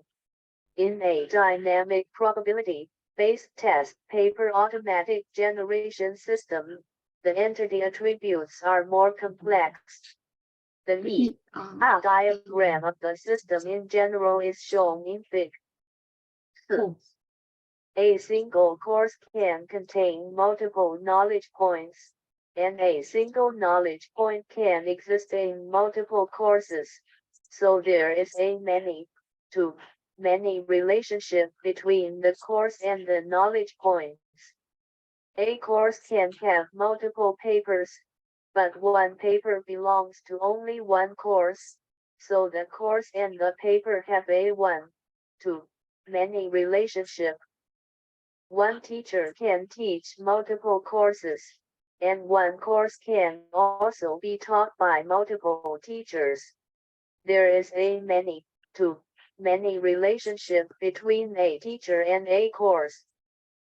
A teacher can create and manage multiple question banks, but a question bank can only be managed by the creator, so there is a one-to-many relationship between the teacher and the question bank. Suppose the question pool of a course is drawn as a set QE, QR, QM. The corresponding decimation probability is denoted as PE, PR. p.m.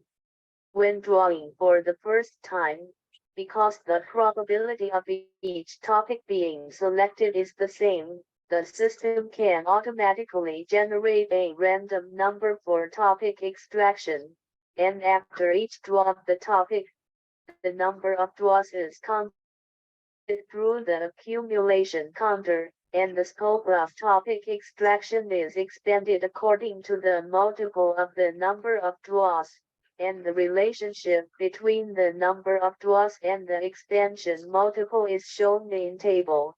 This paper introduces the design of an automatic test paper generation system based on dynamic probability, and takes the actual operation process of question setting as the main line throughout the whole system design process.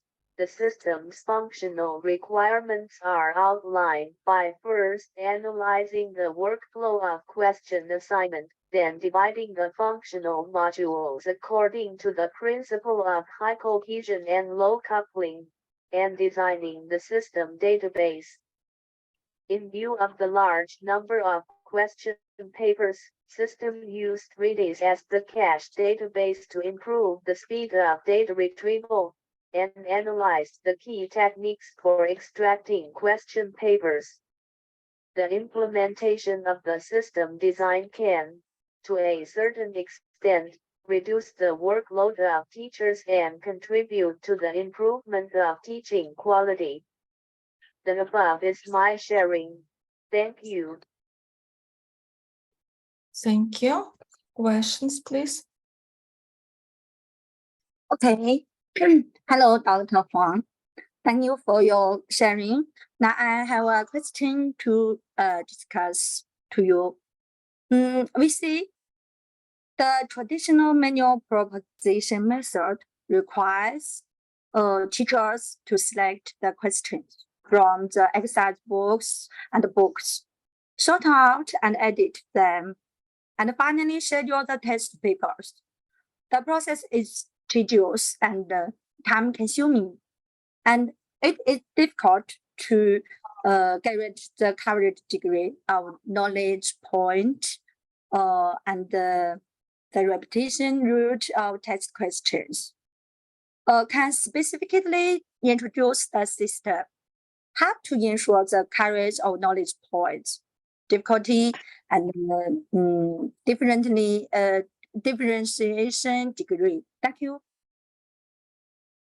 The core idea of this group volume method is to use the random function, produce random numbers from E to N that follow a uniform distribution, questions as to extract the number in the test bank, after according to the test type, test difficulty, knowledge, differentiation constraints, select judgment, meet the requirements of the record into the paper, repeat the process until the topic number meet the requirements or cannot be extracted from the test bank, satisfy the control index, the final output paper. The above is my answer. Thank you. Okay, thank you, Professor Huang's answer. Another question, with the depending on education reform, to design a relatively scientific examination system is an important task of teaching evaluation, which has positive significance for teaching reflection and improvement. Please introduce several popular group volume algorithms. Thank you.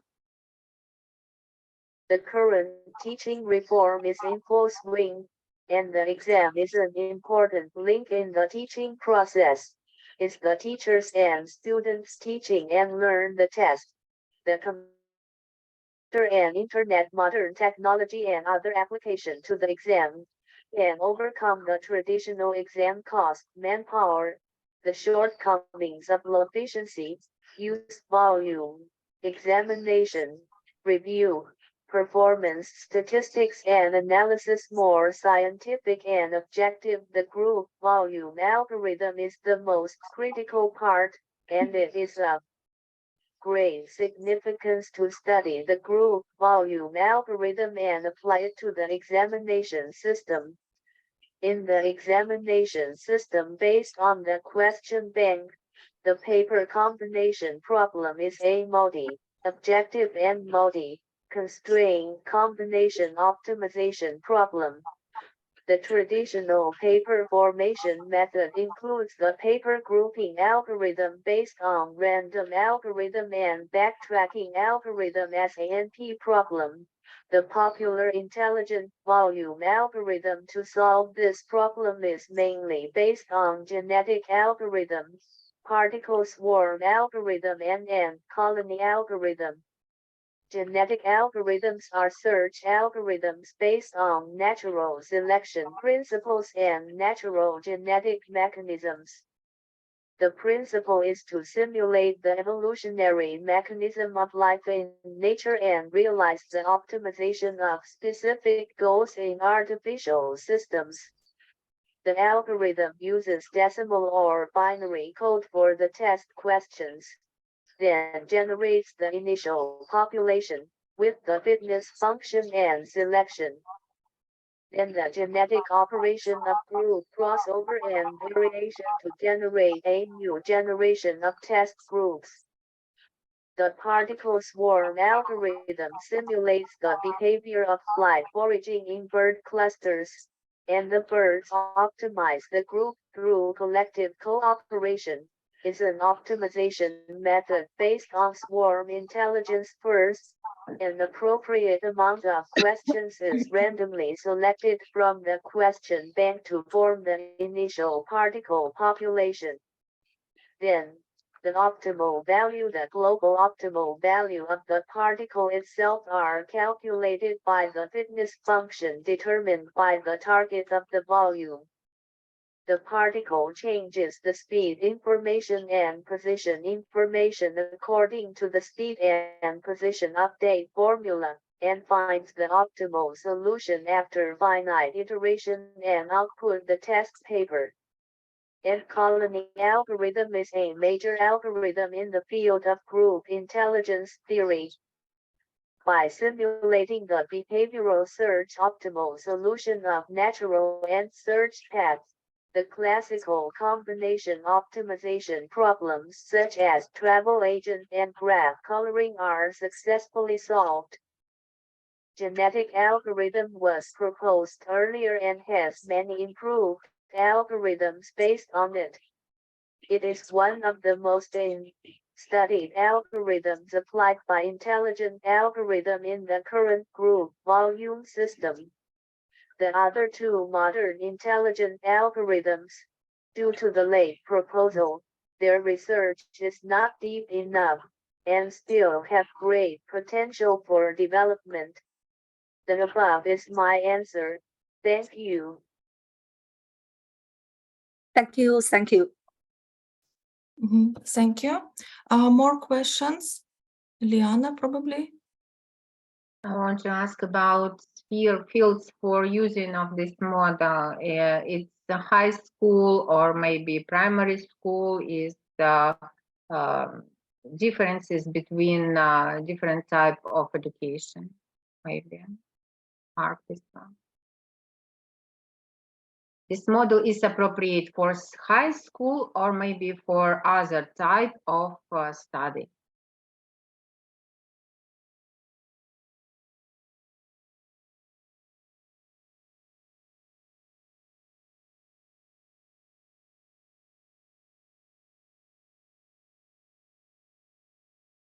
Pankaj, did you get the question?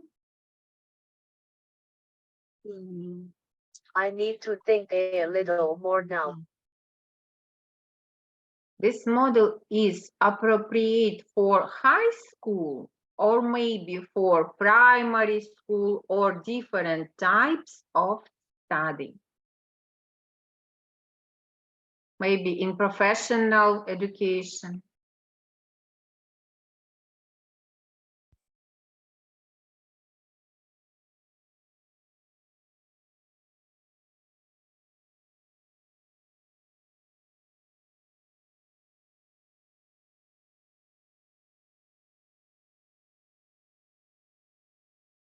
Do you understand my question?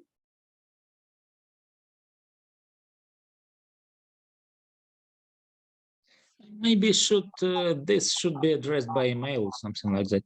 I guess. I guess I agree with you. Thank you. Okay, thank you. Thank you. Probably my point of view, I think it's for for higher educational institutions. I guess so. Yeah. Thank you so much. And the following speech is number 2194. Zarina Dvulit, and it's about applying data mining techniques in people analytics for balancing employees' interests. Dear participants of the 6th International Conference of Computer Science, Engineering and Education Application, on behalf of our team of authors, let me present an article on the topic of applying data mining techniques in people analytics for balancing employees' interests. Our research aims to substantiate the approaches to balancing the interests of different categories of workers. Next picture, please, Darren. Our research aims to substantiate the approaches to balancing the interest of different categories of workers regarding the labor organization formats by exposing disbalances in the conditions of full-scale war in Ukraine. The research results correlate with and confirm the world's tendencies in introducing a hybrid model of labor organization. The novelty of the executed research consists of substantiating the approaches to balancing the interests of employees regarding different labor organization formats in the conditions of full-scale war in Ukraine. Dariana, next picture, please. Dariana, stop show this pictures. Next. The presented study expands. Sorry, can you see my can you see the presentation? Sorry for interrupting. Absolutely. Thank you. Can you I'm sorry, can you enter the full screen mode? Now we don't see it. Share it again. And now? So, now, yeah. The presented study expands. Everything is okay. Full screen, please. Press F5. Now, is it moving? Yeah, absolutely. The presented study expands the scope of knowledge in the field of people analytics as it takes into account new circumstances that have not existed since the end of World War II. It supplements data of work organization formats obtained by researchers of the impact of the COVID-19 pandemic with new data obtained as a result of a survey of employees and managers of various organizations in Ukraine, where there is a full-scale war. The presented study is one of the first that emphasizes the features of PA during wartime and explains why in such conditions it's necessary to combine data mining techniques with classic tools for studying personnel behavior. The authors substantiate possible approaches to balancing the interests of different categories of employees. The composition of the offered research. Next picture. The composition of the offered research considers the necessity of combining data mining for people analytic techniques with the classic method of personnel behavior study. that are especially important in extreme terms. Wait, please, because my colleagues has problem with the presentation now. Okay. Next picture, please. The presented research was organized in the form of observational data analysis. A sample is formed with the use of the method of representative sampling. The choice of method of observational data analysis is based on the necessity to research the opinions of different employee groups that are included in the general population. Our experimental expectations were to diagnose imbalances in the interests of employees and managers of organizations regarding different formats of work organization. This made it possible to substantiate the approaches to balancing their interests. Yeah. Modern PI systems, for objective reasons, cannot use historical data on the behavior of employees in the conditions of a full-scale war in Ukraine. Therefore, to identify imbalances in the interest of employees, it's recommended to combine data mining, people analytics, and classical instruments of study of personnel behavior.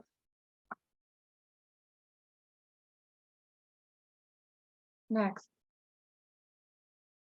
Hence, the requirement was defined to formulate the following research questions and find answers to them.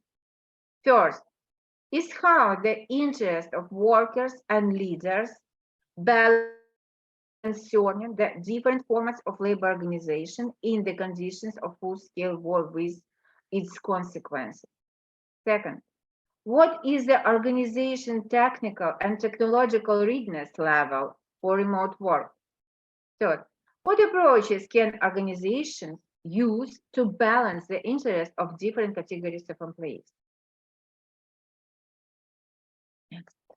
Less than half of the personnel. Sorry, Liana, I'm sorry for interrupting. Can you please share your screen? Because something wrong with my internet connection. Okay, I will show now. Don't worry. I'm sorry because my colleagues have a problem with the presentation, and now I will show the screen.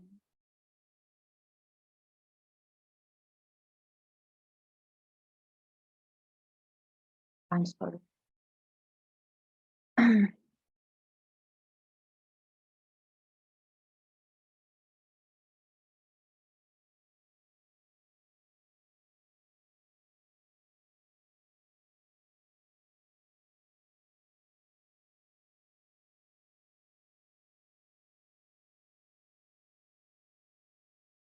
So now you can see that less than half of the personnel for both groups, leaders and employees, 45% is interested in the system of monitoring the process of performing professional duties. They are the conscious participants in the people analytics system. Most respondents are either not interested in the relevant people analytics system sometimes or show fragmentary interest in them.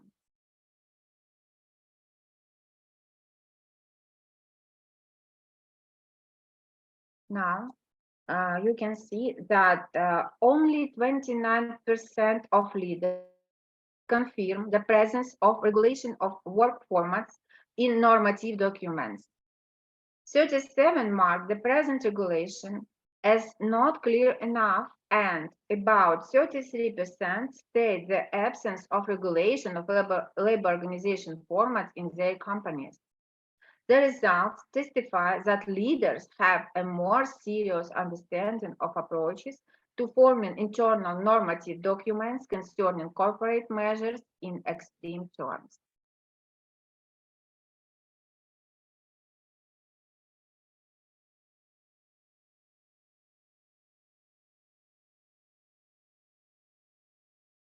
According to given answers, it's possible to mark that not many leaders and workers confirm the absence of information about the kinds and control methods. This is the evidence that Ukrainian system of social labor relations is sufficiently transparent and shadow sides of people analytics are minimized.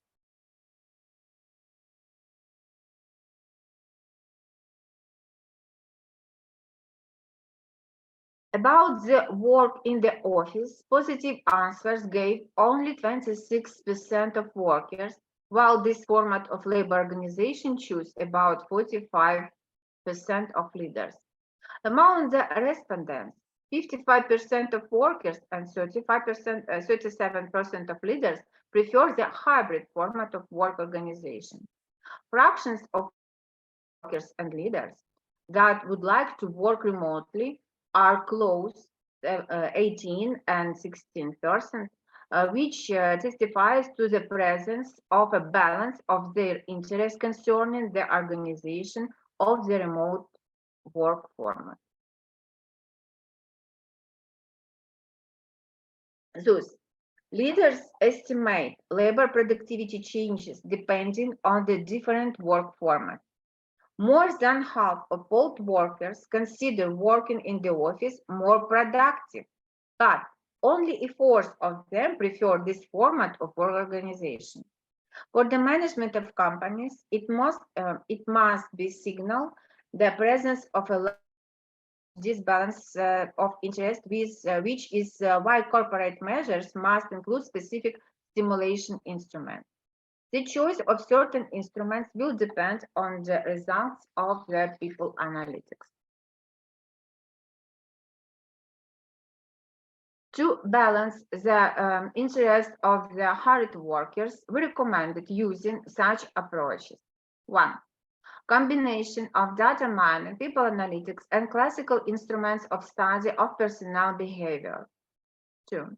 The use of active and reactive formats of studying people's opinions in the extreme terms of running a business. 3. Integration of the module of behavior analytics in any automated HRM system that is used in the enterprise. 4. Providing a process of collecting information about workers using a personal electronic cabinet for every worker, where such individual information can be accessed by each worker in read-only mode, as well as by the leader with the corresponding access level. 5. Development of specific technical, technological, and organizational measures based on diagnostics of the hired workers' attitude to implementing functional duties in the different formats of labor organization. We expect that the results of the conducted research will contribute to the growth of scientific interest in the field of application of data mining and people analytics in the conditions of global challenges of society: digital economy, pandemics, climate problems, armed conflict, full-scale war in Ukraine, world food crisis, etc. So now, allow me to give the floor to the co-author of the presented study, Professor of Lviv Polytechnic University, Zarina Dvulik. Dear participants of this conference, dear guests and organizers, today we have Ukraine celebrate Easter holidays. A crisis arisen, Christos Voskres. Let me express my gratitude to the conference organizer for invitation to participate in this international event. The enemy has been invading our Ukrainian land, killing our heroes, children, our nations, committing atrocities, razing entire sites to ground, destroying our critical infrastructure, and bombing us since 24th of February 2022. Ukraine, a very peaceful, loving nation. We are grateful that in such difficult periods, In such a difficult time, when Russia continued genocide of Ukrainian people, the world supports us in all areas. We are very grateful for the opportunity for Ukrainian scientists and researchers to be here and to share our achievements and to exchange our knowledge. We believe that together we will defeat evil. We believe in our victory because we are on our land. We are fighting for our independence and our freedom. We wish Ukraine and Ukrainians very soon victory, and for the whole world and for all of you, a peace. So thank you very much for support of Ukrainians, that you stand with us. Glory to Ukraine and glory to the nation. And now we are welcome to your questions. So you're welcome. Thank you so much. Thank you so much, Biana and Zarana. Glory to Ukraine, glory to Ukrainian heroes, glory to Ukrainian armed forces. Thank you. And questions, please.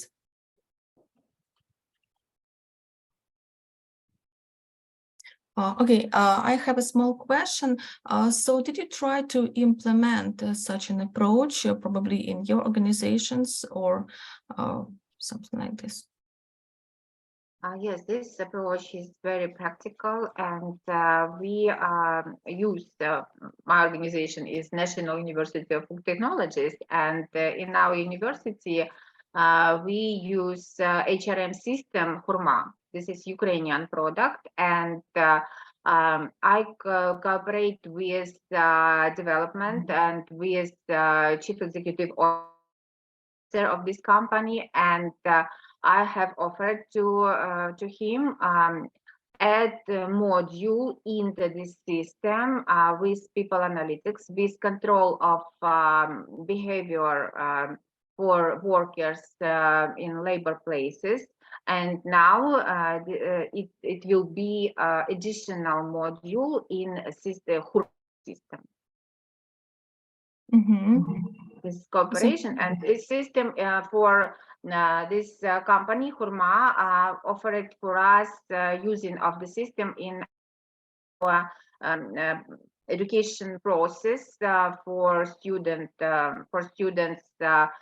bachelor and master level, and our course digital technologies in HRM. Thank you. And did you try to evaluate the effectiveness, or maybe some parameters, how you can show the effect? Show effect. We have to control shadow sites of people analytics, because other system for only a clear people analytics, for example, Russian system Stavko. This is very strong program applications, and sometimes workers don't know about these systems on computer, on workers' computer. It's a shadow side of people analytics, because the managers know about behavior, about work time structure for these workers, but workers don't know about programs, about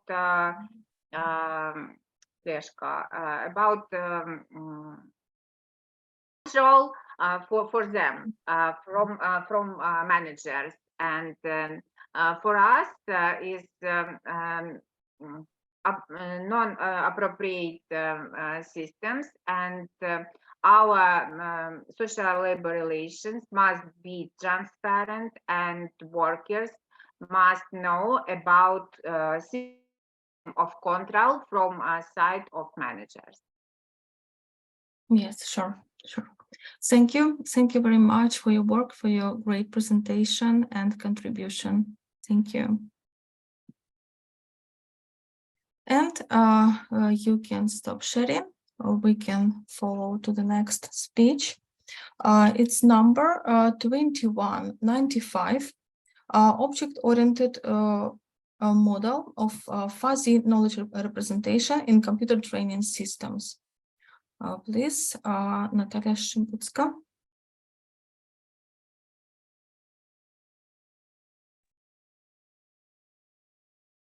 Yes. Good afternoon. Good afternoon, dear colleagues. Let me introduce myself. Natalia Shebitska from National Aviation University, Kiev, Ukraine. The topic of my presentation is object-oriented model of fuzzy knowledge representation in computer training systems.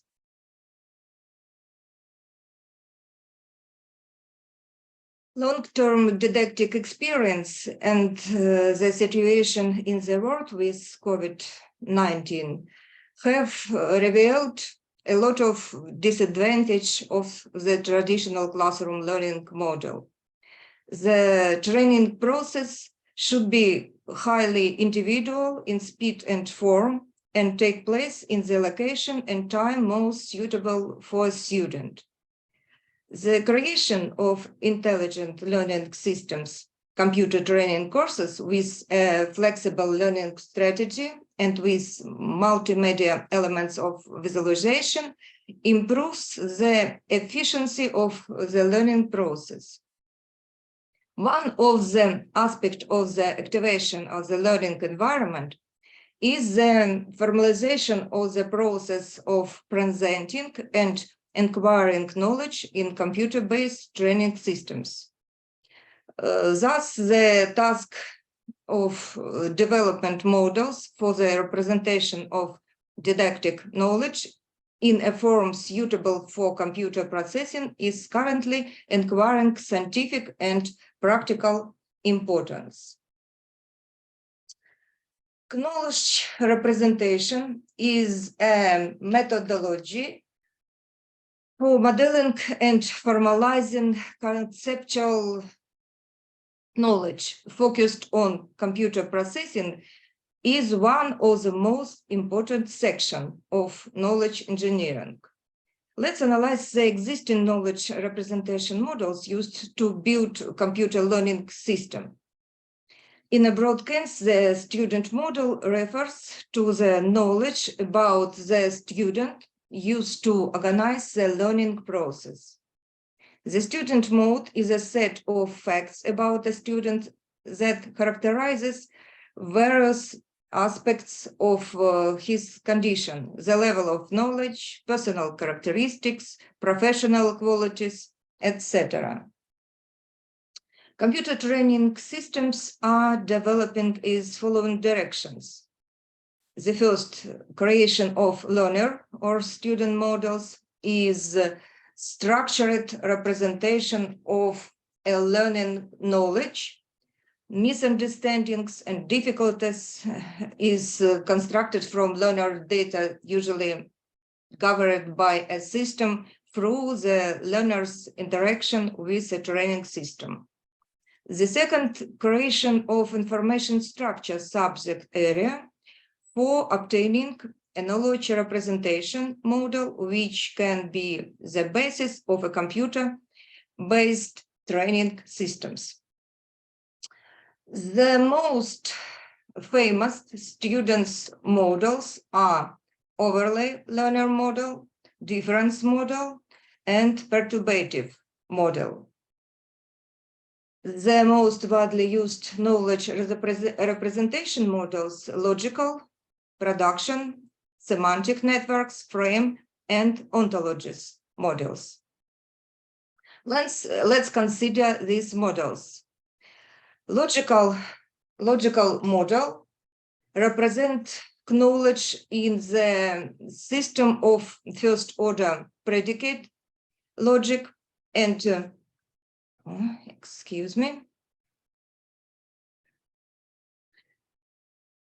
formulate conclusions using syllogism. Such a model makes it possible to implement a system of formally accurate definition and condition. And this model has limitation. In the case when the choice of object is difficult, should choose a different model of knowledge. Next, model production represents knowledge by a set of rules of the form if, that. These models are of two types, which direct and inverse conclusions, and include three components: a ruler base, a database containing many facts, and the interpreter to obtain a logical conclusion based on this knowledge, and has limitation too. However, such a conclusion is characterized by a large amount of data as well as estimates of the state tree that are not directly related to the conclusion.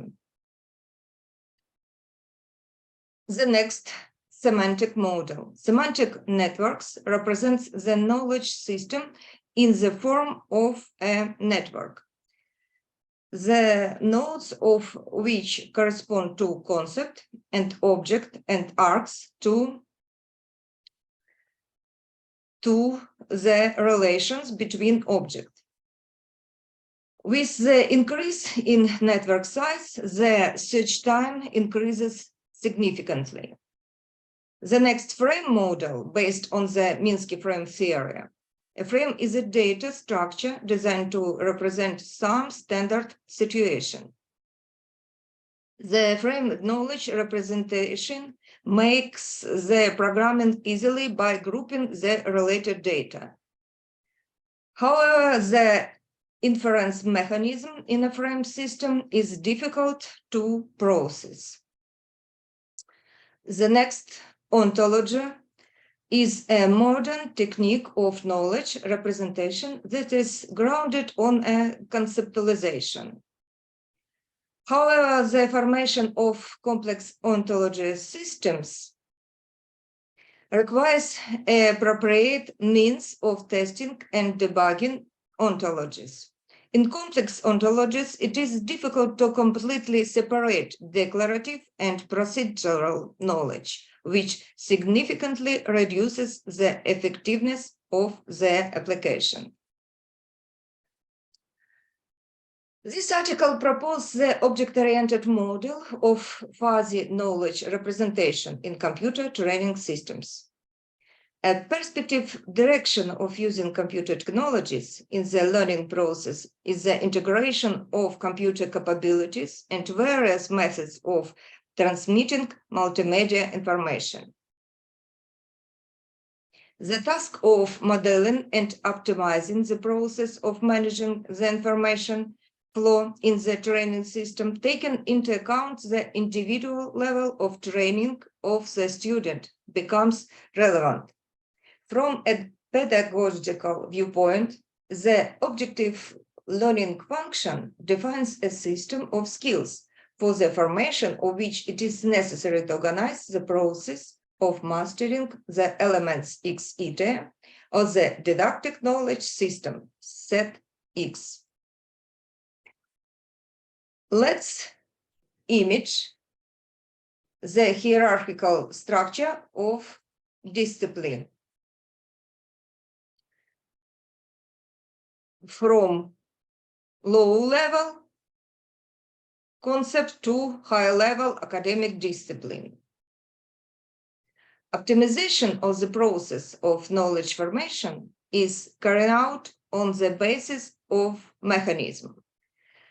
The procedure method consists of the allocation of typical action and the formation of procedures with the replacement of variables in the originally used universal rules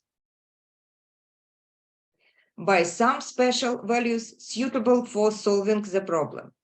Strengthening the rules is achieved through the organization of repetitions and visual audio effects. The next, the composition is a combination of independent rules and their transformation into one general. The next, the mechanism of knowledge compilation allows expanding of the rules area and ensures the application in a wide context.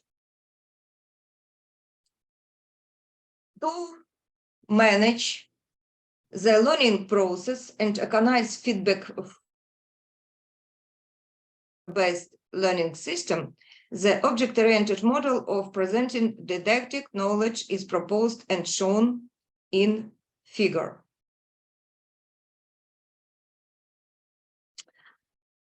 The fuzzy function, μz, Inheritance describes the process to form of the student's subset didactic knowledge by the formula FOVS, where is the relative weight of the binary inheritance relation in a pair of element X and Z calculated by formula FIVS. We'll assume that the set of relations between the elements of knowledge of neighboring levels is represented by the weights of the value of the function mu-z, given expertly at the stage of structuring knowledge and building a Go tree or skill. The value of the coefficient mu-z for elements inheritance relations are given as follows. In the process of repeating didactic material, the system allows the student to choose a shorter learning path, except knowledge elements for which mu-z tends to 1.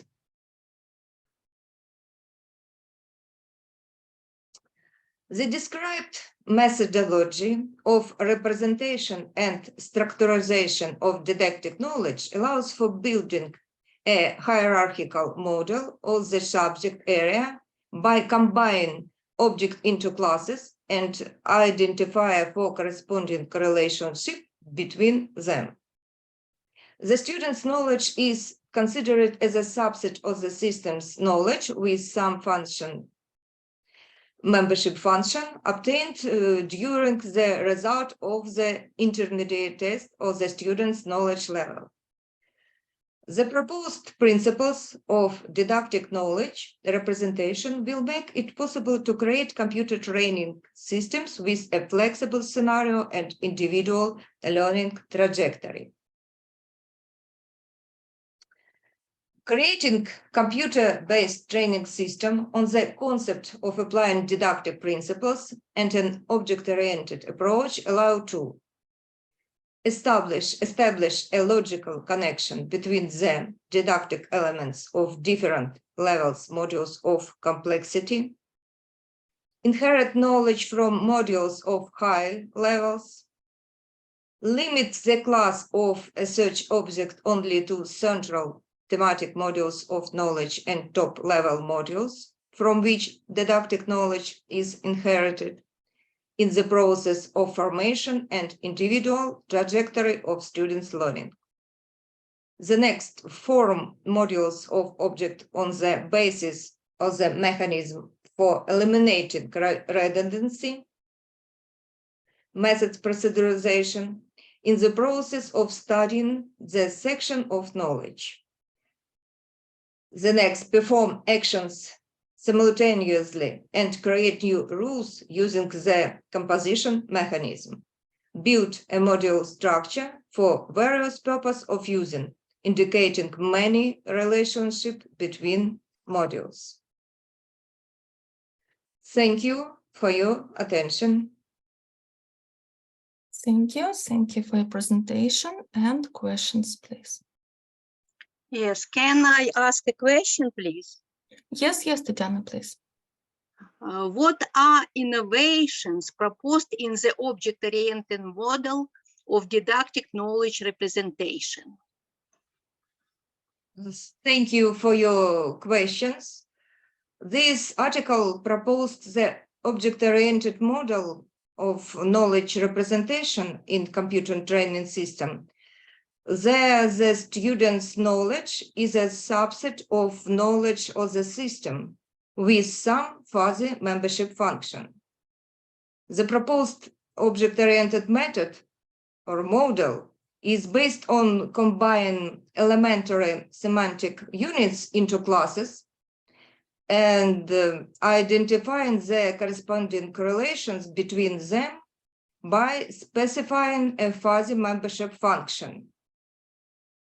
Thus, the proposed principles make it possible to create computer training system with a flexible learning scenario by correcting the learning trajectory using the fuzzy function obtained as a result of intermediate test control student knowledge. Thank you very much for your answer. Thanks. Yuri, please, you have a question? Yes, a little short question. I have some meaning about, do you test at least once your model on a real focus group? Thanks. For example, for the course Algorithmic Language and Programming, a computer training system has been developed. It contains a system of test questions classified according to the proposed principles of informationness and logical completeness of didactic knowledge.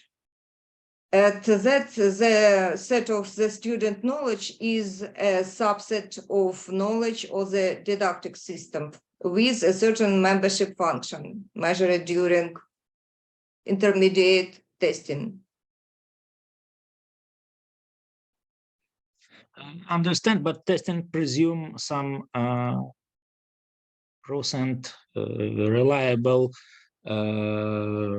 array and something like that. Result of testing allow to create flexible trajectory for following studying our students, correcting trajectory, learning trajectory. Maybe Irina have some additional question in this trajectory. Thank you, Irina Yurchuk. We know that there are many types of membership functions. Do you have any advice? What type of membership functions we have to use in practical tasks or some disciplines or models and so on?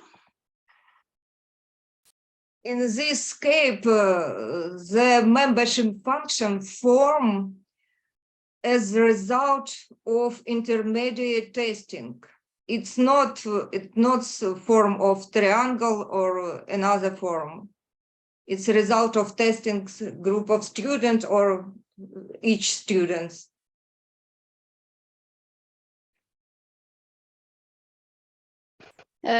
It's empirical methods to construct it, yes? Yes. Thank you. But we have the same. We can have the same disciplines, the same theme. But when we have different groups, different type of membership functions can be constructed. Yes. Yes. Yes. Currently developed the structure of the system and realized the program in the builder software environment in the object-oriented language C++, and realized the module for testing students' knowledge. Thank you for your answer. Thank you. Thank you. More questions? Okay. Thank you, Natalia, for your presentation. Thank you, participants, for discussion.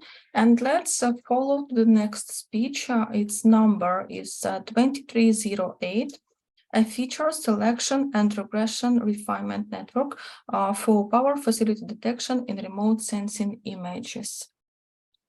Please.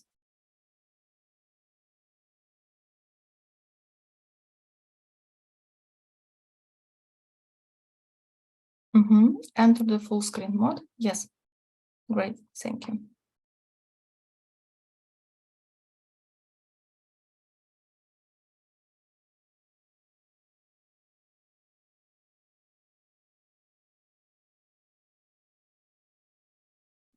We don't hear you. Please unmute yourself.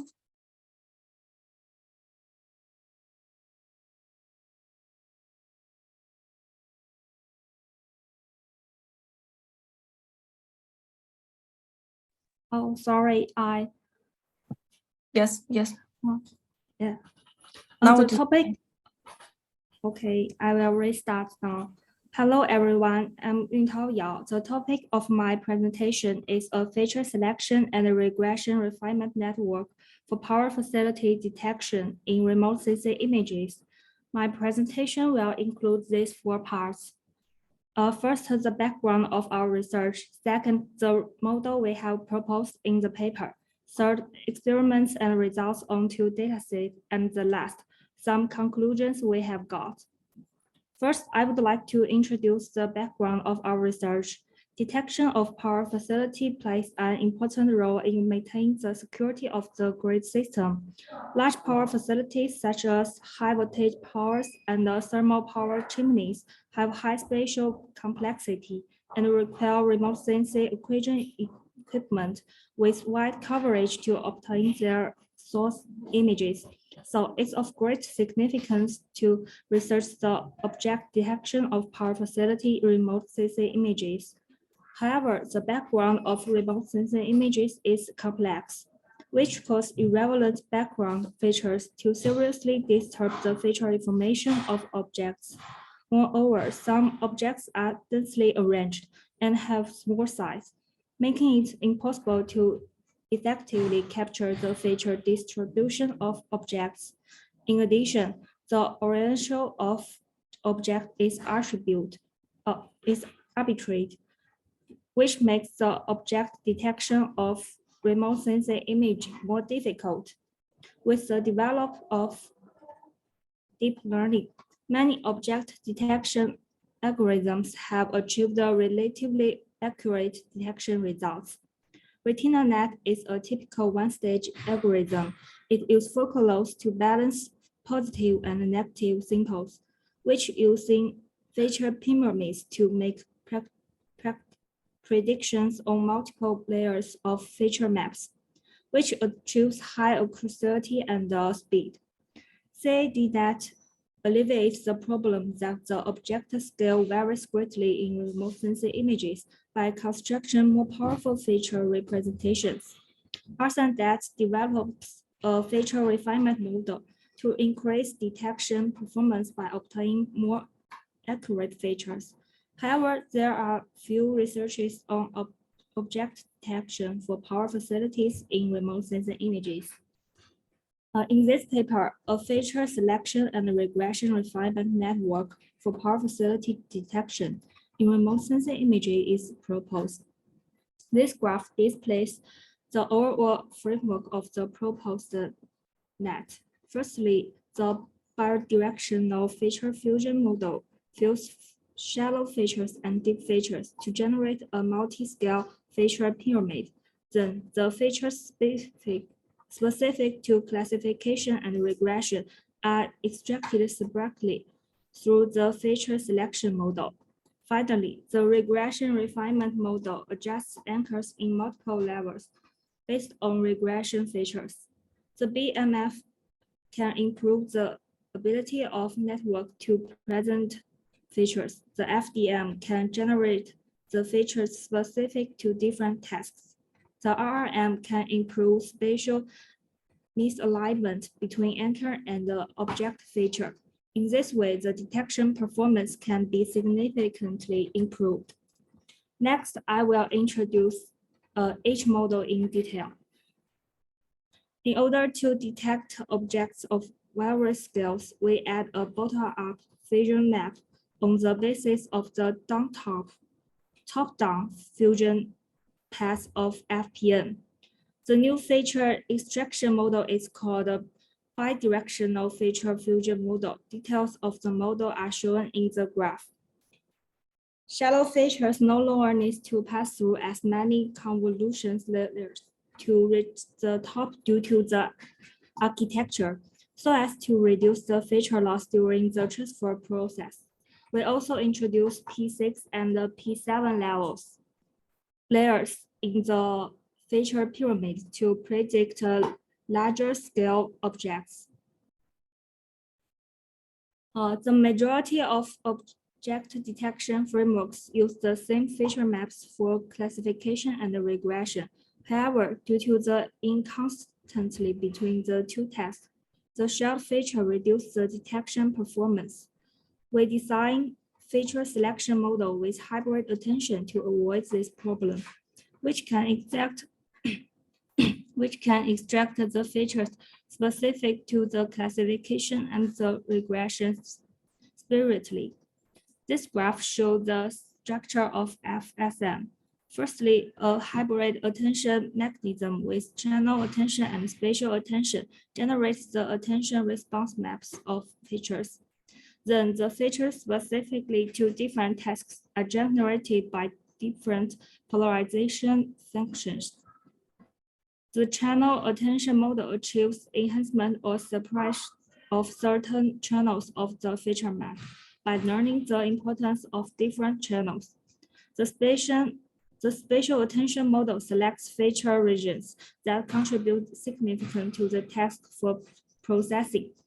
After attention response maps are generated by the hybrid attention model, the polarization functions for different tasks are used to obtain the task-specific features. In the regression branch, network focuses more on the boundary features on the object. Thus, the polarization function needs to enhance the boundary information of the feature map. In the classification branch, network focuses more on the semantic information. Thus, the polarization function needs to enhance the useful information of the feature map and ignore the background noise information. The polarization function for two tasks are as these equations. The extracted features for regression are spread uniformly over the object, which helps to recognize the boundary of the object and locate it accurately. The extracted features for classification are mainly clustered in the most easily recognized object's parts to prevent disruptions from its other parts, which leads to more accurate classification results. Anchor-based object detection algorithms need to preset anchors of a certain scale and aspect ratio, and during the training, the class which the anchor belongs to and the offset from the ground truth are learned. In remote sensing images, because of the large scale variation and the arbitrary orientation of objects, it's difficult to align the fixed anchor with the object. Based on the above analysis, we design regression refinement model, which apply multi-level refinement to preset anchors to alleviate spatial unalignment between anchors and the objects, enabling anchors to capture more object features. This graph displays the structure of RRM.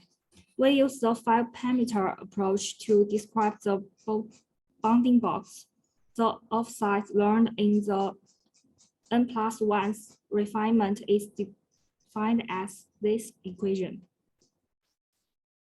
In the equation, xi, yi, wi, hi, theta I present the center point coordinates, width, height, and angle of the anchor in the ith refinement, respectively.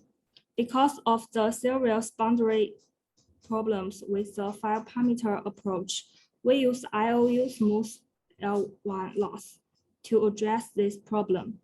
The regression loss consists of refinement regression loss and detection regression loss, both calculated by IOU smooth L1. The classification loss is the anchor category prediction loss, calculated by focal loss. The weighted sum of the classification and the regression losses constitute the overall loss function of our detector. Okay, now we move to the part of experiments. Our experiments are carried out on a public remote sensing dataset, DOTA, and a power facility dataset collected from the internet. Data contains 2,806 aerial images of 15 categories. We select 7 categories related to facilities for experiments. The power facility dataset contains 1,534 remote sensing images of 4 categories, including high voltage tower, oil tank, photovoltaic power panel, and a thermal power chimney. To evaluate the performance of our method, we compared it to RetinaNet, CADNet, R3DAT on data. In the experiments, our model used ResNet 152 as the backbone. Table 1 displays the experimental results, and the graph shows the visualization results. From Table 1, the MAP of our model reaches 33%, 33%1 for 15 categories of among the 4 algorithms, and achieves best detection results in all 7 categories objects related to facilities. These results demonstrate the superior performance of our detector. Table 2 displays our model's detection MAPs of 4 power facilities, and the graph shows the corresponding visualization results. From Table 2, our model obtains high MAPs on the high voltage tower, oil tank, and thermal power chimney, indicating that it's able to accurately detect objects of different scale and densely arranged within the images. However, the MAP is low on the photovoltaic power panel, which is probably due to the fact that the size of a photovoltaic power panel unit in remote sensing images is too small and the arrangement of them is too dense, making it difficult for the network to extract useful features. Now we come to the last part, conclusion. To increase the detection accuracy of power objects in remote sensing images, we propose a feature selection and regression refinement network. Specifically, the bidirectional feature fusion model is designed to detect objects of various scales. The feature selection model is designed to generate the features required for classification and regression correspondingly, which can avoid the interaction between the two sets. Furthermore, the regression refinement model is designed to enable the anchor to capture more effective objective features.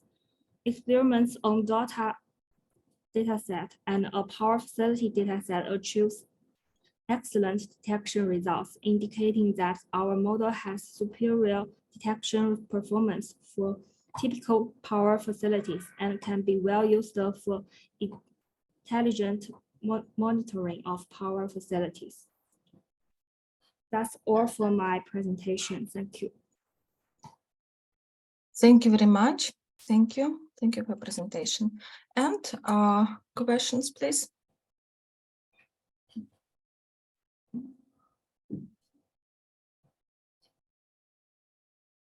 Okay, probably small question. So did you try this in a real environment?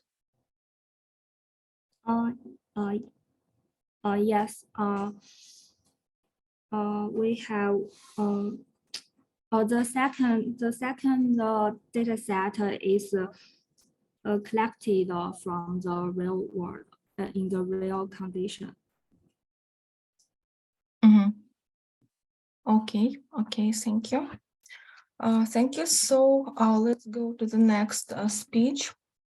It's number 2200, enhancing readability in custom templates for displaying semantically marked information. Do we have a presenter? Yes. Okay, very good. Please, you can show your screen, your presentation.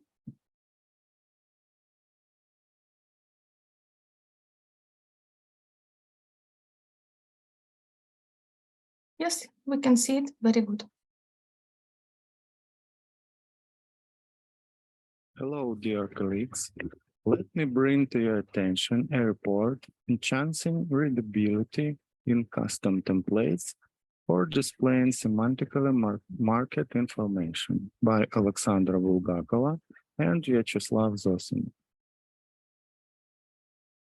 The development of a comprehensive web data operation system is a crucial task, including methods, models, and software tools to operate web data, particularly on corporate web resources or the domestic segment of the World Wide Web on a semantic level in a real time under conditions of weak structure, heterogeneity, and incomplete information, and also with increasing data sources.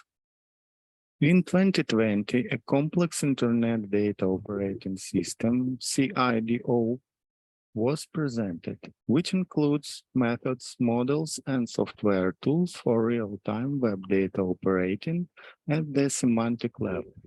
In the CIDO system, a new object-oriented language, Web Data Operating Language, or WDOL, was proposed for handling web data with a wide functionality for extracting, processing, saving, and displaying web data. The developed language became the core of the system for improving the web data processing efficiency and the basis for the implementation of the platform for creating such search engines based on the web resources semantic markup.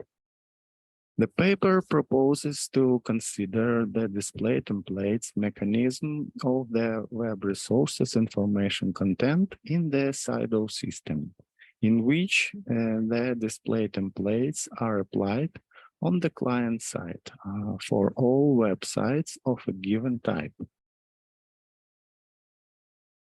The basic theory of enhancing readability in custom templates for displaying semantically marked information focuses on improving the user experience by optimizing the visual presentation of information.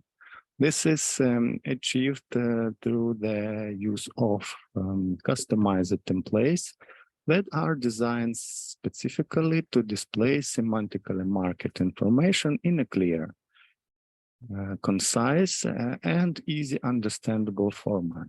The templates use visual cues such as color, font size, and layout to highlight important information and improve the overall readability of the content.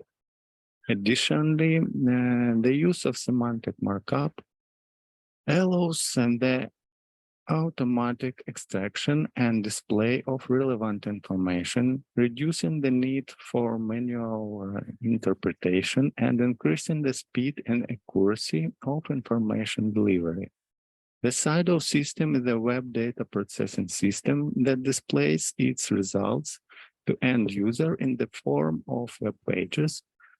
This system is based on the theories of web resource semantic profiling and template-based data display. The data display model in the CIDO system uses an approach based on visual templates. CIDO system generates two groups of results. Each group has its own display template type. Templates based on the semantic profile of website. This type of templates are the main one for the system and are used to display search results and website content. The final web page is formed on the basis of the following components: general data, structured template in HTML form, which includes the web page, HTML structure and styling, and a website semantic profile. And the second template type is display template for the results of data processing and aggregation in the form of charts, lists, tables, etc., etc. Data aggregation and processing results, display templates. Information display based on templates is one of the most widely used methods for today. During the development of a website, a data display templates is created according to which the given website is displayed in the same way for all network users. It's obviously that one template cannot accommodate the unique ways in which different potential users may perceive information. This can lead to difficulties in searching for the necessary information among certain groups of users. The main difference in the approach implemented in the SIDO system is that the display templates are not applied on the developer side, but on the user side. In other words, all web resources created according to the corporate web resources semantic profile presented in the paper can be displayed consistently according to one user template. The scheme in figure 1 demonstrates the differences between the conventional approach to displaying web resources content and the one proposed in the work. The abbreviations in figure 1, S1, and so on, SN, are web resources, T, display templates, and U means users. The semantic profile of a leaf structure, it can be explained with new unique elements or by the schema.org dictionary-based set elements. The visual interface provides convenient addition of all actual data of the website structure, which is stored in the local database. The final web page is generated according to the display templates. Text data from the database is placed in the HTML blocks with the semantic markup included according to the actual semantic profile. Figure 2 on slide shows the scheme of the web page semantic markup model and its components interaction. This model implements a new approach to display the website data. Display templates are applied on the user's side for all websites of this type.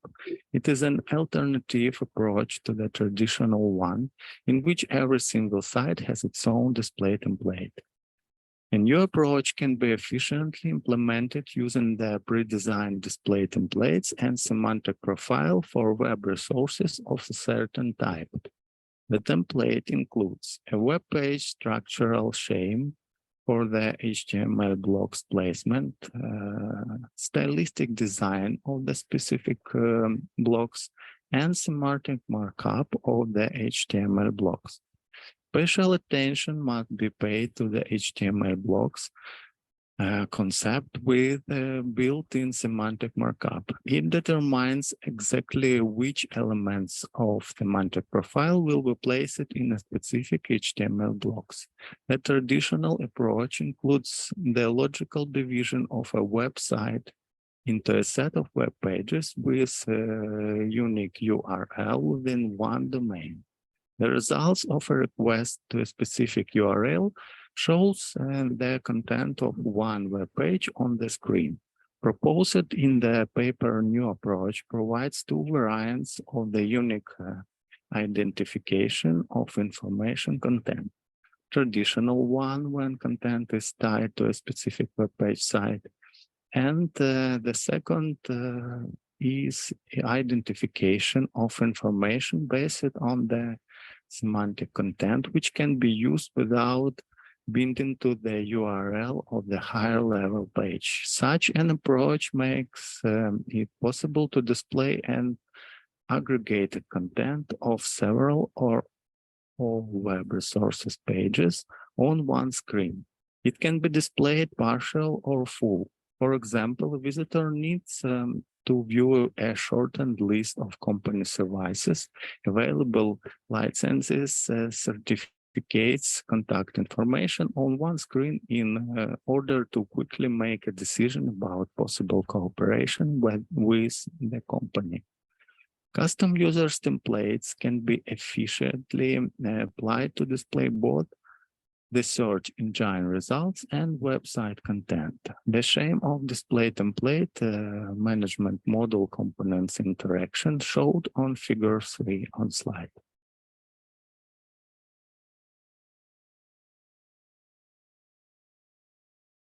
Goal of the experiment to determine the general structure of corporate websites based on the analysis of top-level elements of the main navigation menu. 1,000 corporate websites were studied. The websites for analyzing were automatically selected from the Google search engine results for the query Our Company. In total, 1,284 websites were proposed, excluding duplicate links to websites, classified boards, and aggregation sites of services. The elements of the navigation menu were extracted in the form of element name and link and stored in a database. Table 1 lists the structural elements ordered by decreasing frequency of occurrence in the websites. A total of 5,371 unique navigation elements were obtained. Elements with fewer than 50 occurrences were ignored as uninformative. As a result of the investigation, the top-level element structure was formed. Structural elements with similar meaning were grouped into the semantic groups for representation. Table 2 presents groups of structural elements and the overall frequency of occurrence of all elements in the group.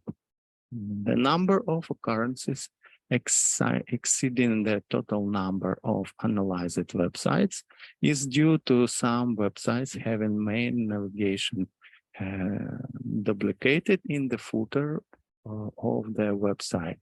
The navigation element extraction algorithm takes such items into account as separate. Data from table 2 was used as structural groups to which elements similar in meaning were added for convenient navigation through the website. Based on the results of the study and the constructed overall structure of the top-level elements, a tree of structural elements of the corporate website was formed and a semantic profile of the corporate website was built. Such search result further in processing. The improving of the effectiveness task of information searching on the internet by keywords can be solved in two directions.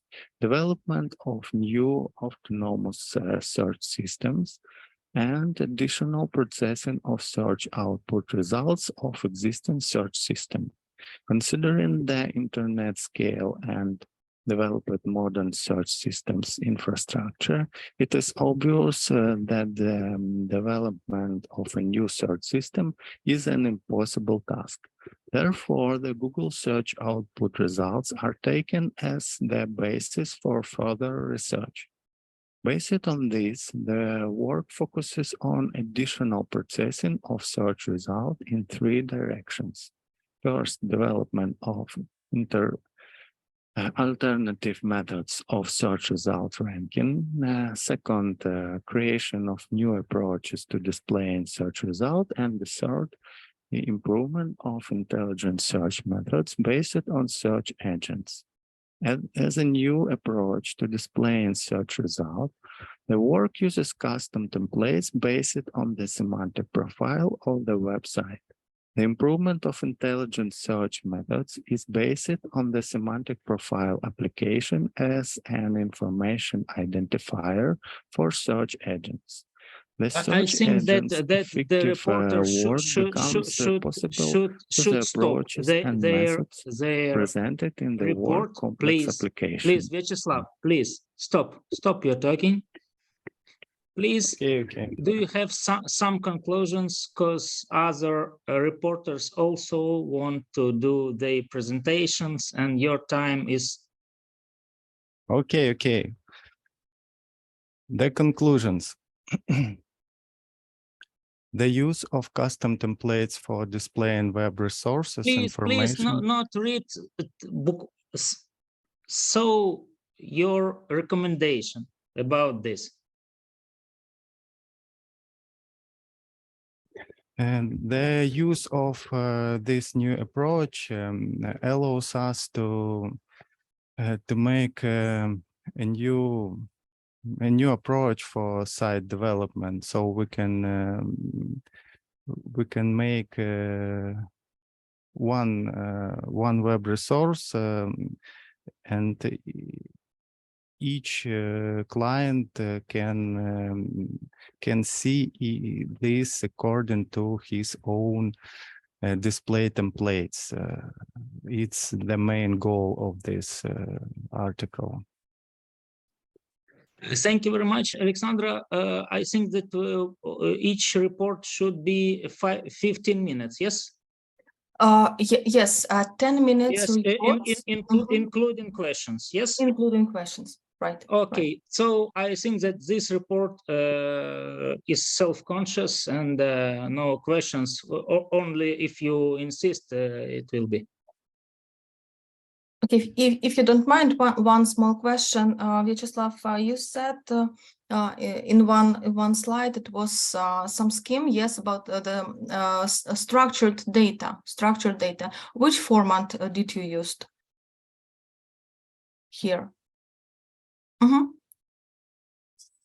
Structured data, so it's as I understand some data serialization. So which format it was used? Well, it can be used in JSON format or XML format. Okay, thank you. Thank you for attention. Thank you very much. So we can go to the next speech. It's a report number 2214. Meta-heuristic optimization algorithms usage in recommendation system with user psychological portrait generation. So please. Hello, dear colleagues. Hello. My name is Lyubov Oleshenko.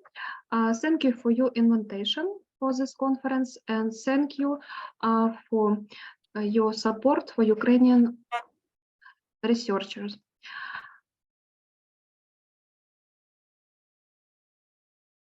Please say, can you see my demonstration? We can see it. Yes, it's great. Very good. Okay.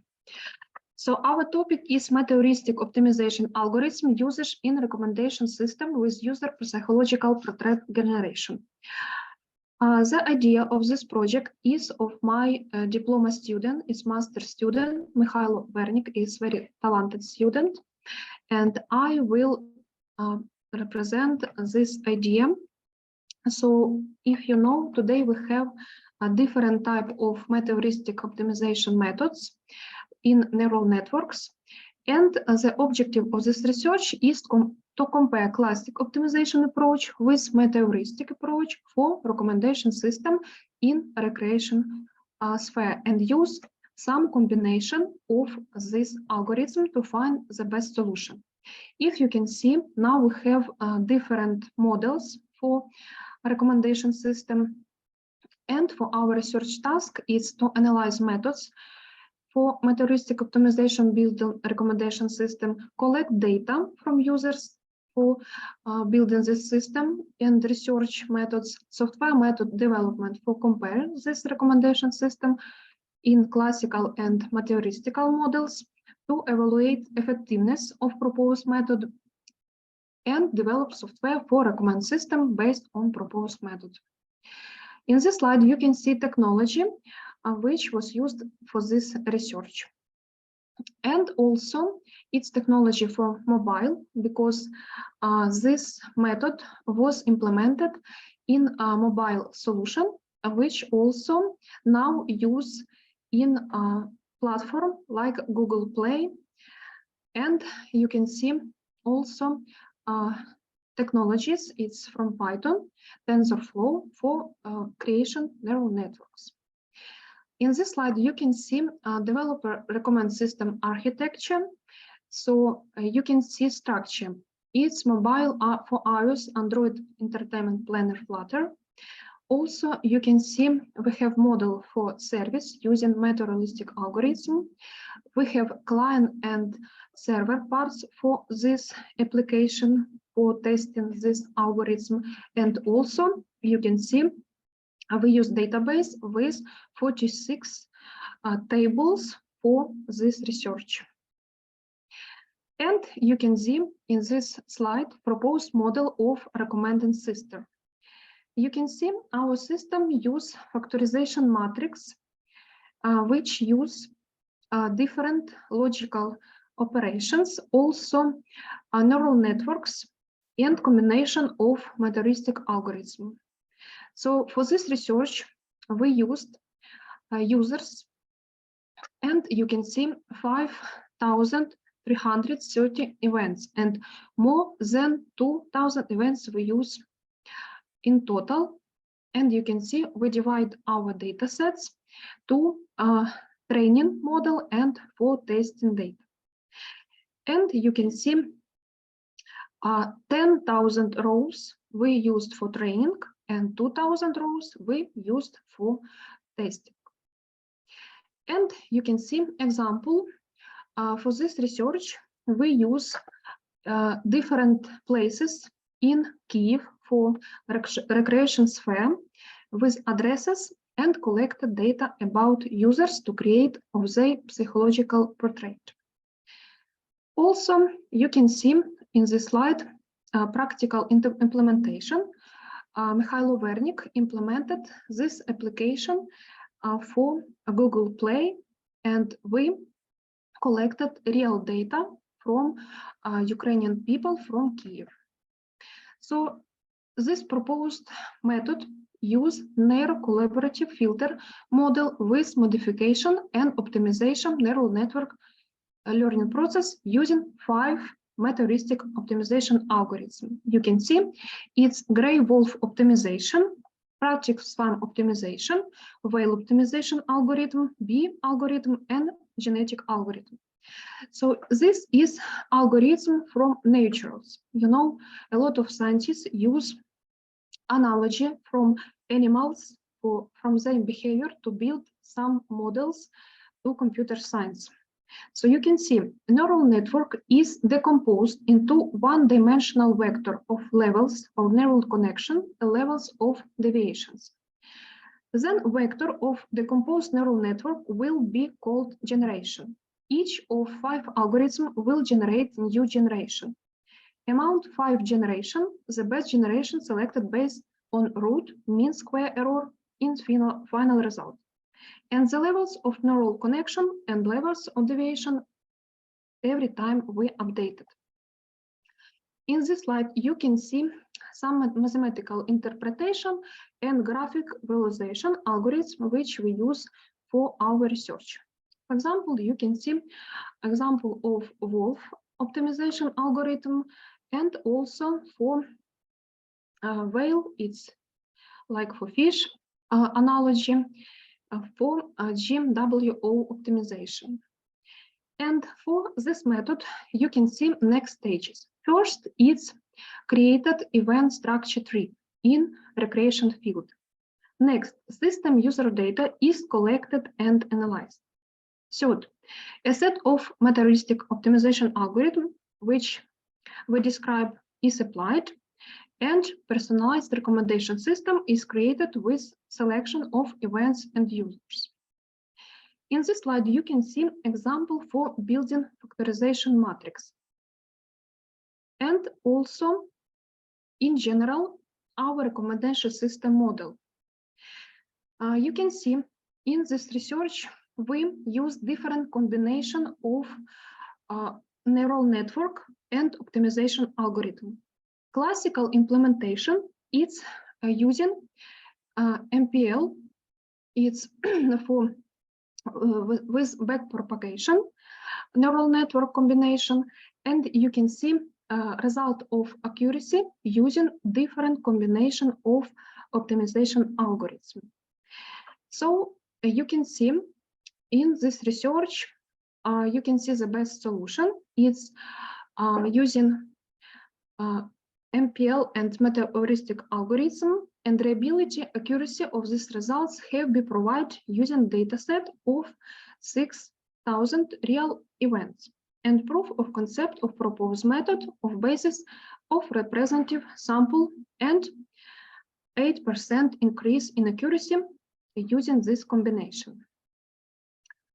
So as conclusion, you can see for the first time it's found fusion development and superposition of methods proposed by authors.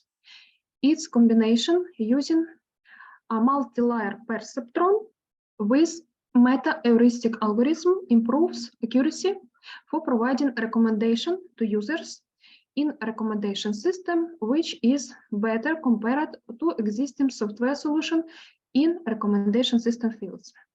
And the model for learning and optimizing neural networks is based on meta-heuristic optimization algorithm, have advantages in solving specific tasks compared to accurate optimization methods, and advantage in speed of convergence, and advantage being able to avoid local traps. If we use neural network, it's depending on task, find minimum and maximum, and if we talk about disadvantage of proposed method, it's time cost for data processing, but we have improving for accuracy. And proposed software method uses basis narrow collaborative filter and meta-heuristic optimization methods, which ensures fast convergence and finding way out local traps of function, thanks to which result improving, you can see in accuracy, it's by 6-8% when using set full of meta-heuristic algorithm compared to available methods using backpropagation. And based on received data, which allows in turn, we improve accuracy for user analysis, and proposed method provides reduction in complexity of calculation and provides greater accuracy than classical implementation.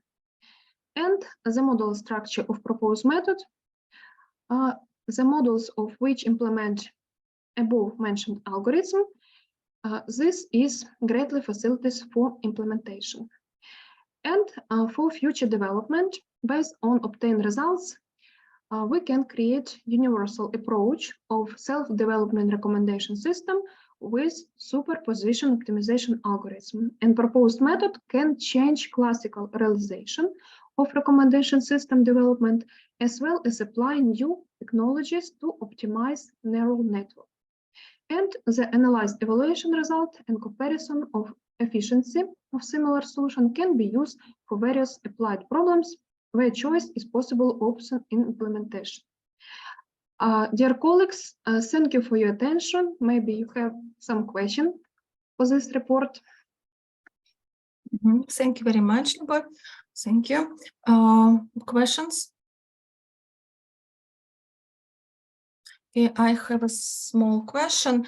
So possibly, do you have any ideas, future ideas, how to improve, how to reduce complexity? Yes, computational complexity.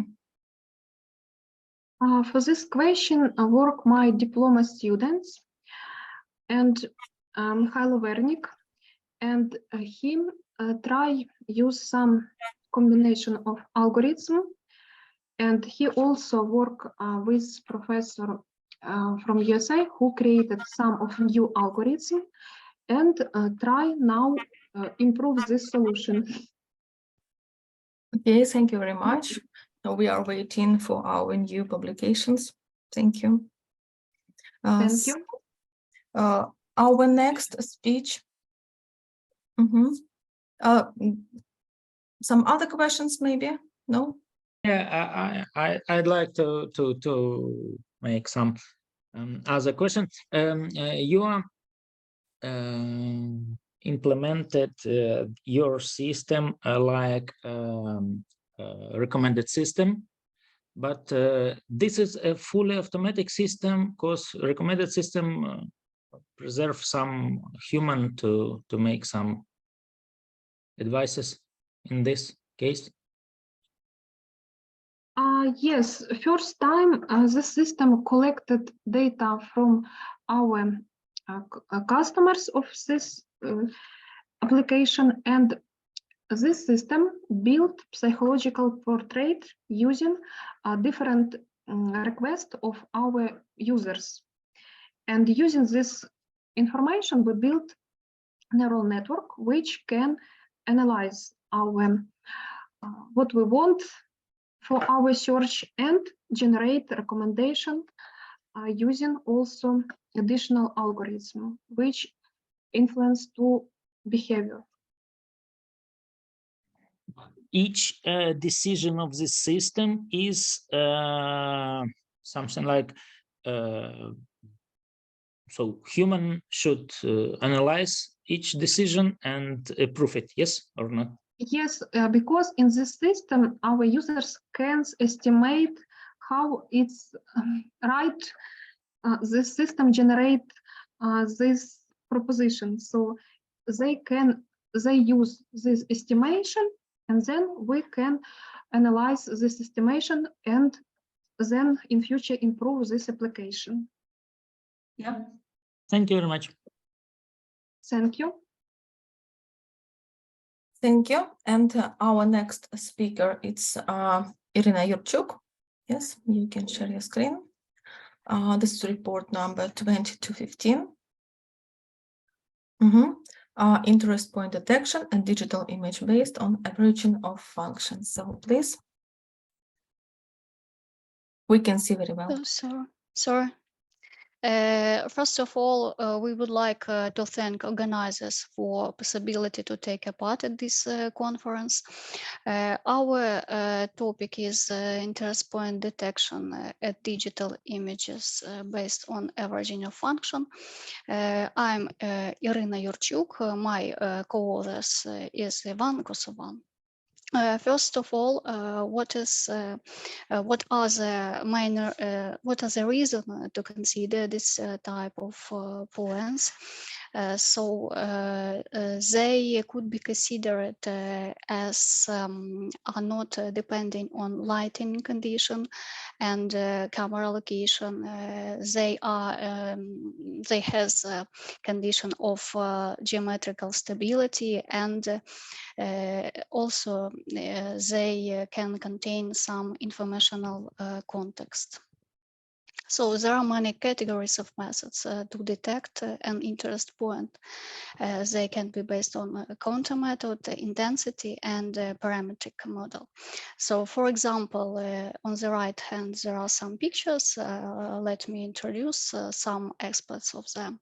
So the counter method can detect the set of points of interest points belong to a boundary of or object in our digital image.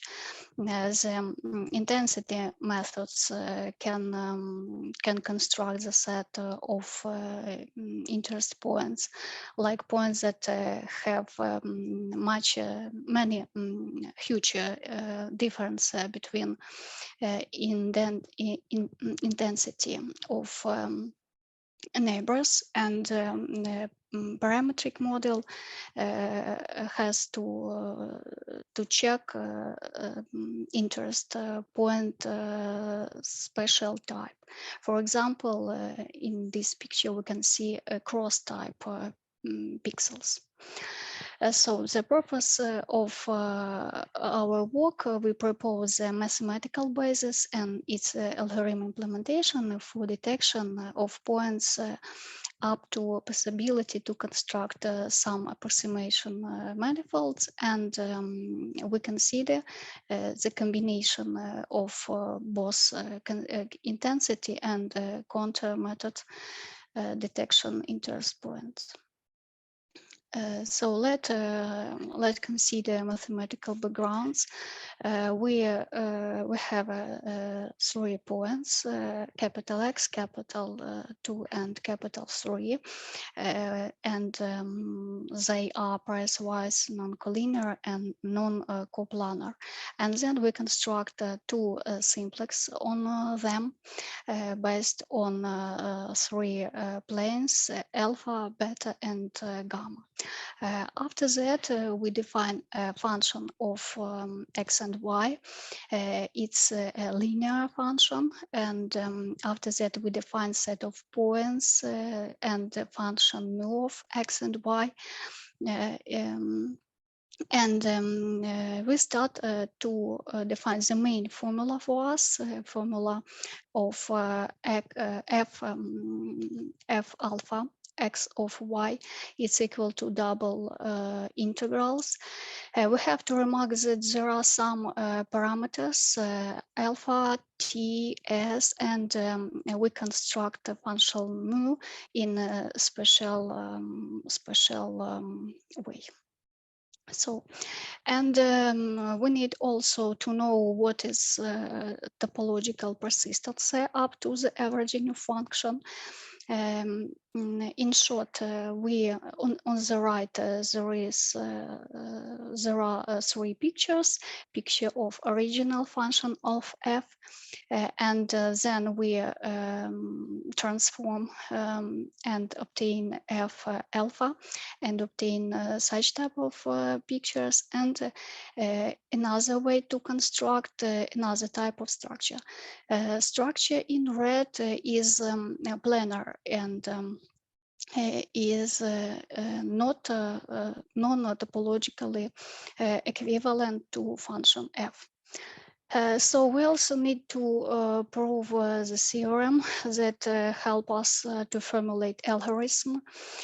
This theorem is based on the first partial order derivatives and some type of values x, capital X, J, and we formulate it for function f. So at our article there is a proof of it. So let's continue with our algorithm. And we have to remark that our parameter alpha can be considered as a learning rate that usually used in machine learning. So let's consider diagram. So we start to consider our image, and we choose a pixel that can be considered as an interest point or not. And then we check the possibility to build our construction. It's 2 simplex. Then we, if the answer is positive, we define function f. After that, we calculate function f alpha. After that, we checked the possibility, the criteria of topological stability up to averaging of function. Is the answer positive, we start to check linearity preserving, and if the answer is positive, we have to conclude that the pixel is interest point of image. So we have some simple example and more complicated, but the common result of it is the obtained algorithm detects more interest points than Harris detector. in this picture, we can see that there are several types, branch interest points, cross-type interest points, Y-type interest points, V-type interest points. So more the famous picture of Lena, and there are many interest points and have the same conclusion. The most disadvantage of obtained algorithm that time of processing is a bit longer. No? So next, we have to conclude that detection interest points algorithm based on topological persistence up to averaging two variable function includes the possibility to construct approximation manifolds. We see it like a two simplex, and its stability is respective up to translation and scaling transformation. And sorry for I a bit faster and have a bit time to remark where is the scaling and translating. Sorry. Irina, thank you very much for your attention to our syllabus of this conference. Thank you very much. So you will have enough time for questions. So please, colleagues. The translation in we can see in these parameters, and our scaling is a function of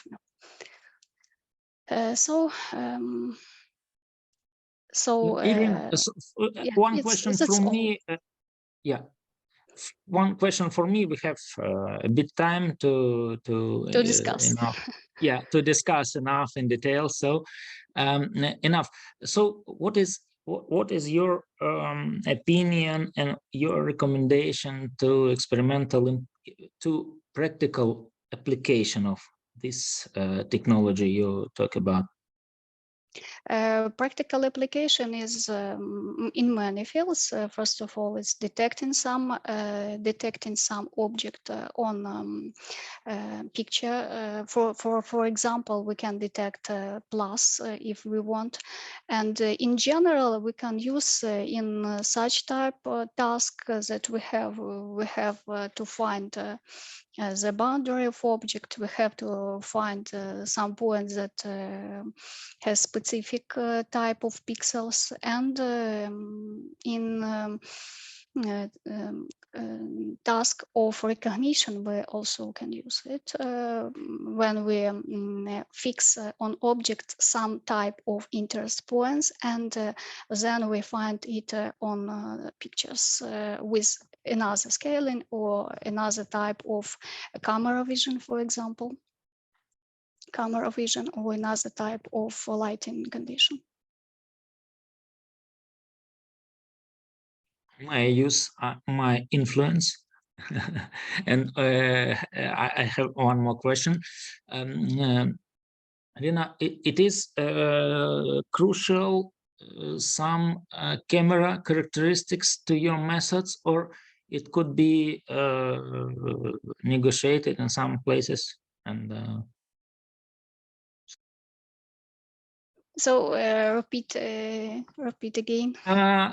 So it should be very good camera, CMOS. No, it doesn't depend on camera. Doesn't depend on.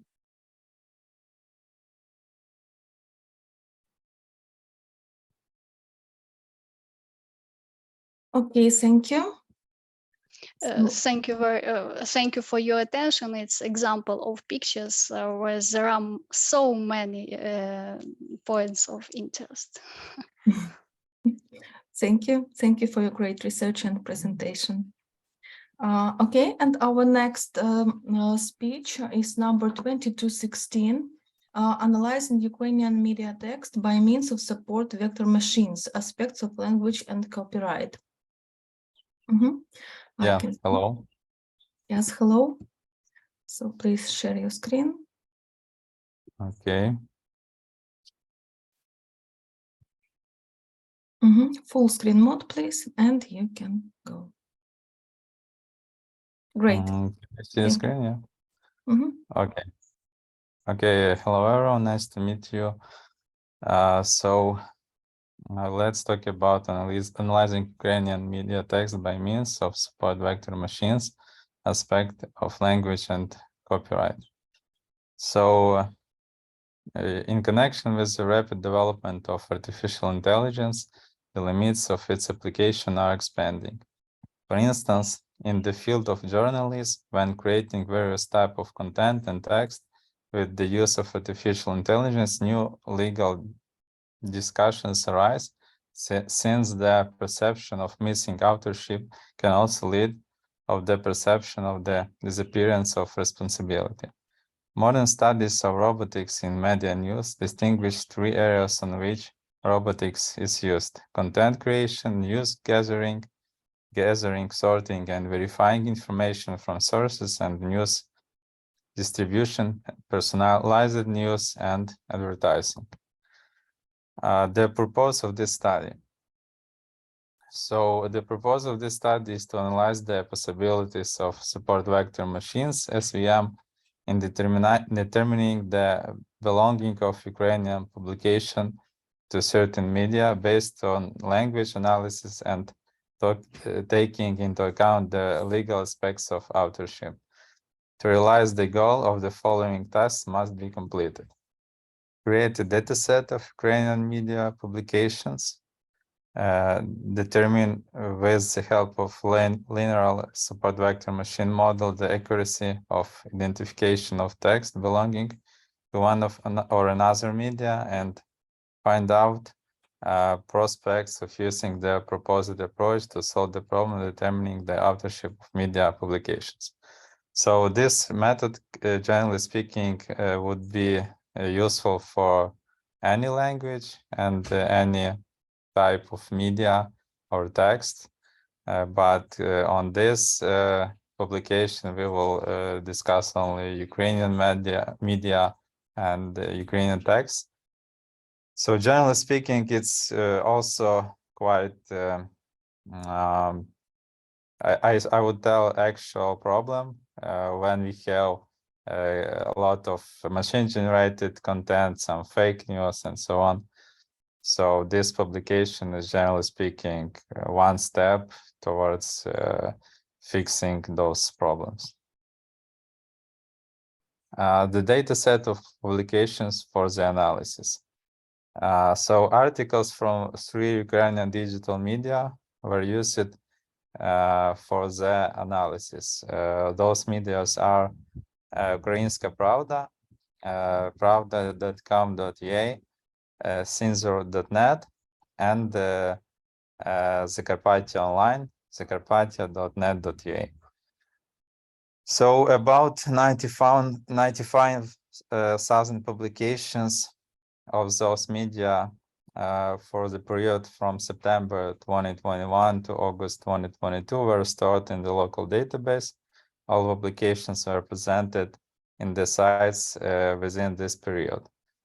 So about 37K publications from Ukrainska Pravda, 50K publications Censor.net, and 8K publications from Zakarpattia Online.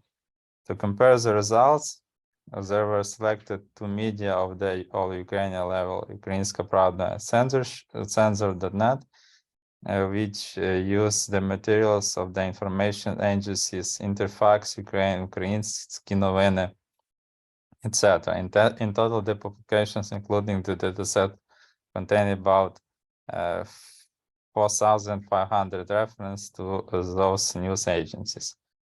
And one regional media, Zakarpattia Online, which is not so widely spread over Ukraine. It's only one region media, just to compare, which does not use materials of news agencies as a direct source. Okay. Yeah. So here on this screen, you could see the methods and the equations which were used for these publications. generally speaking, support vector machine, and if we talk more precisely, support vector classificator, which is type of support vector machines. And on equations 1 to 5, you can see like what is generally speaking algorithm regarding to this method. So parameters. So as I told, sample had 95,000 media resources, media publications. Each text had less than 3,000 characters. So when we work with text and machine learning, we need to somehow convert our text to actually the vectorizer, to vectorized numbers. For example, I've used TFEED vectorizer here, and the model a support vector classificator. So the main parameters and toolset under study are constant in all experiments. All experiments use sample of 95,000 text, which are subsequently divided into two datasets, a training set and test set. A dataset was divided into text fragment less than 3,000 characters each. From them, there were formed 10,000 dimensional vectors used as an input for a neural network. The main steps for preparation are reading and preparing data, initializing and machine learning, initialization and machine learning, and data analysis. So here we can see results of experiment. On this screen on the left, we can see that this text belongs to Ukrainska Pravda. And we have blue highlights all the words which more related to Ukrainska Pravda. Also, there is another indicator if this text is common for Zakarpattia Online, so it's separate thing. And here we can see like on yellow, which words are also could be common for Zakarpattia Online, given that it's still a text of Pravda. But there are some things which, some words which could be really common for Zakarpattia Online and could not be really common to Zakarpattia Online. So we have two indicators, which media text belongs to, and which words are common to other media we trained our data set on. So here's example of text from Pravda. Here is example of text from Sensor.net. Also, we have here like 0.95 probability that this is text for SensorNet, and also we have this marker for Zakarpattia here. And here is text from actual Zakarpattia Online. So who knows Ukrainian, you can see that those words are a little bit cut. So endings was cut here because it's better for machine learning, and the model will not have different like words endings to identify as different words, but will more identify it as same word. So regarding to results, data set, as I said, was divided into training and test parts. There was used classes to which the studies text can be referred, Pravda, Zakarpattia, and Sensor. So this visualization came from Lime package, which really perfectly suits to explain machine learning models. So generally speaking, there was pretty good results. F1 score was around 97%, same as accuracy score and similar to precision and recall. So developed program for text parsing. Regarding to conclusion, there was a program for text parsing written on Node.js, and this enabled to form this corpus of text of 9,500 of articles, as told from September 2021 till August 2022. Many of the articles published on those sources were connected to social, economic, and political topics. A large number of articles addressed to Russian Federation's war against Ukraine. And the analysis of those texts employing support vector machine made it possible to obtain average accuracy of 0.97 or 0.98. So generally speaking, around 97, 98%. If the words including in the names of the those media remained in the text of dataset, Zakarpattia, Pravda, and Censor. So it means like what model recognize this piece of text from data which was not included in trained data. We have got this like pretty good result. Since it is a characteristic of analyzed Ukrainian online media to indicate the names of those media in the text of publications, the retention of those keywords causes significant error. If they are removed, the accuracy will drop by about 5% and will be 0.93. The text whose authorship was determined imprecisely, which is nearly 7%, require a separate in-depth analysis. Those like articles raise new legal challenges, identifying authorship associated with automated journalism that is generating text by means of artificial intelligence, which necessitate further research by interested parties.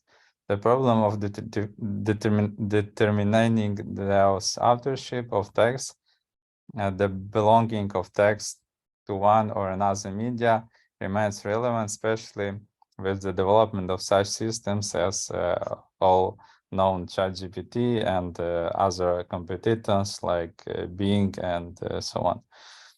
In these studies, the linear support vector machines model was used, but other models should be tested in future studies, and their capabilities should be tested on medial texts and texts of other language styles written in Ukrainian or other languages. Thank you. Thank you very much.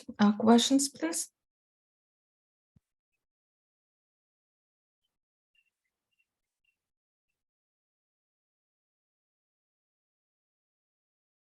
Okay, Irina. Maxim, how many classes did you consider in your support vector machine model? So generally speaking, I trained my model only on 3 classes.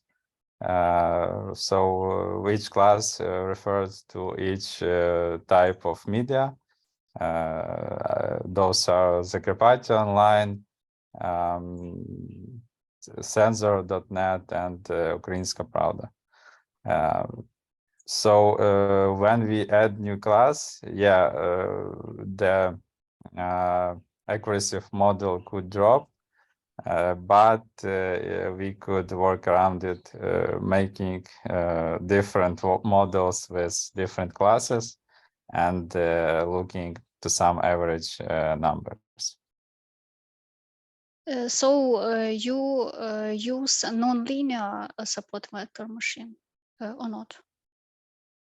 So generally speaking, I used different. If we talk about the output, yes, it was like 0, 1, and 2. Thank you for your answers. Okay, thank you very much for your interesting research. Thank you. And next, our speech is about paper number 2217, data mesh as distributed data platform for large enterprise companies. Do we have a speaker? Yes, we do. Okay, very good. So please share your presentation. Okay, you should see my screen right now. Yes, we can see it, but please make it full screen. Sure.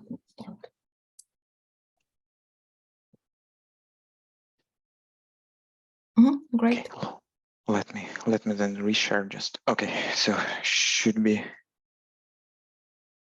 good now.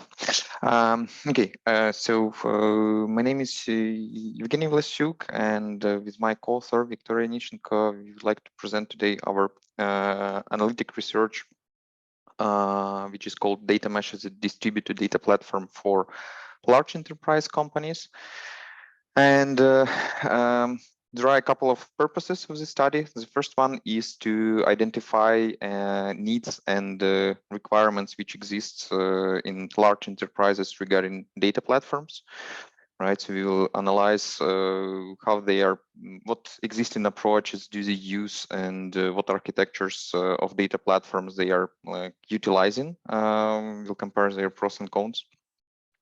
And finally, we will review data mesh as an example of distributed data platform and compare it with existing solutions. There are a couple of tasks of this study.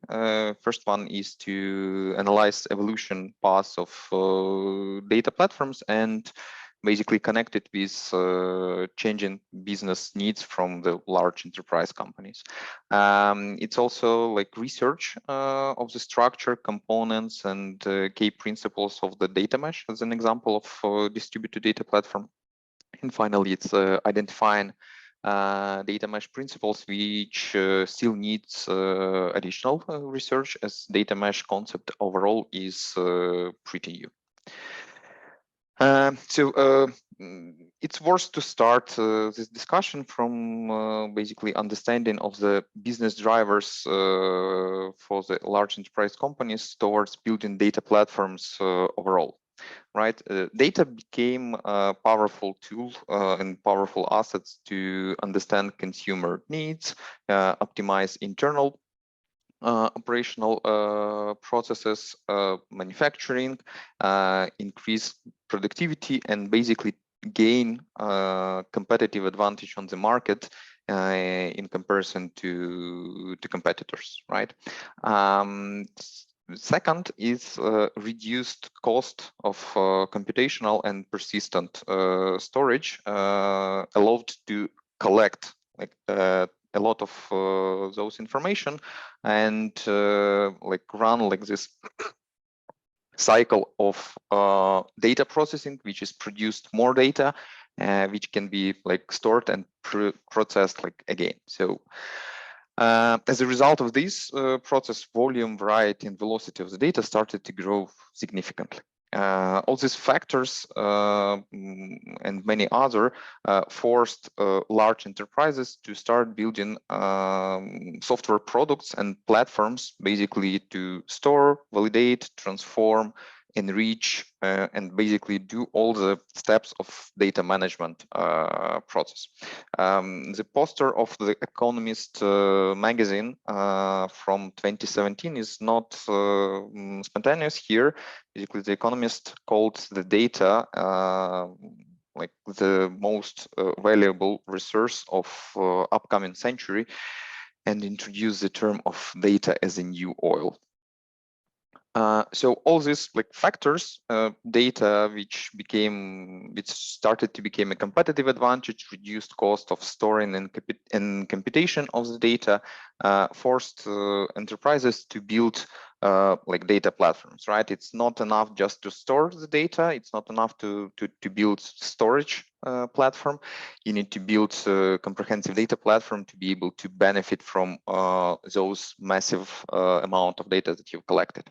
That's why we've started to build like data factory, which is layered architecture that utilizes data warehouses, data lakes, and overall focuses on automation of the main processes of transforming the data from the raw storage up to consumable view by the end users.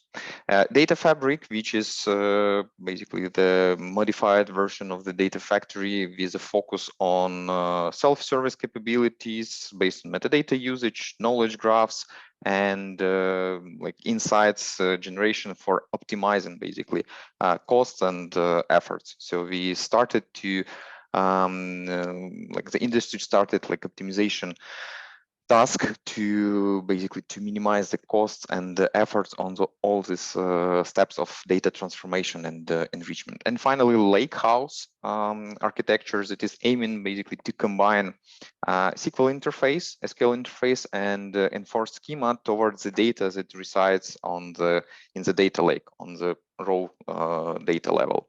Again, that's like another step of trying to optimize basically layered architecture, minimize various like stages of the data that like we are collecting, and introduce an ability to manipulate with a well-known interfaces starting from the raw data layer.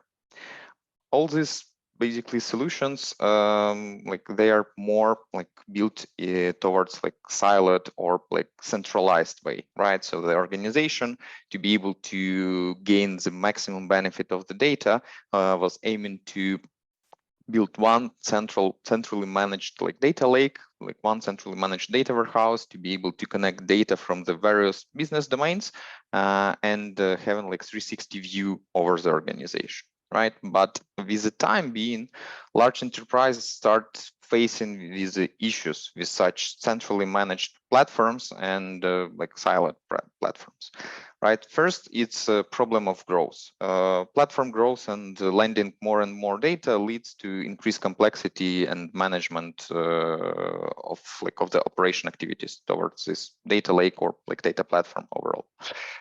Second big problem is the inability to apply individual management rules for the data from different business domains. So if you imagine like one huge data platform for the large enterprise where data from manufacturing, from finance, from IT, from marketing, and from all domains are managed like all together, it's really hard to apply individual rules for data management for the data that are different by its nature. Financial data is very different from the marketing data, and correspondingly absolutely different rules towards data quality, data enrichment, data governance should be applied for these two type of data sets, right? And occurrence of such independent and isolated data platforms started to increase as a result of merchant acquisitions of smaller companies, right? So quite frequently we were seeing situation where large enterprise which was growing by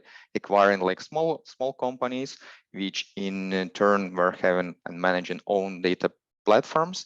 All these activities resulted in the situation when large enterprise company was having dozens of data platforms which continued living, which continued supporting, but they are totally isolated, and basically this activity of having one centralized place and ability to connect the data from the various dimensions of the organization, it starts losing.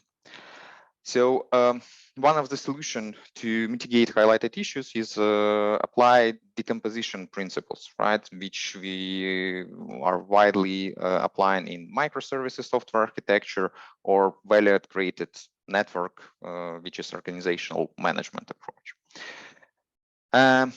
the proposed solution to analyze for this type of problem is a data mesh, right? And data mesh is an example of distributed data platform architecture, which is based on 4 main principles. First one, it's domain-oriented data and compute.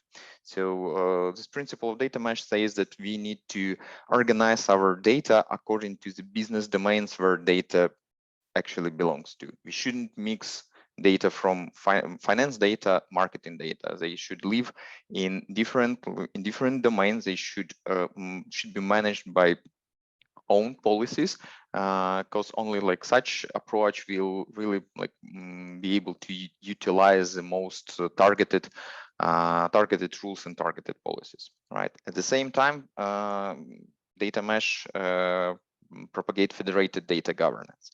Federated data governance, where data management processes should be combined with these domain-specific rules and at the same time with platform-wide rules. So we cannot leave our domains with their own rules. We should always like govern their management on the platform level, dictating like company-wide rules for working, for example, with PII data, with data retention, like etc., leaving business-specific rules for our domains.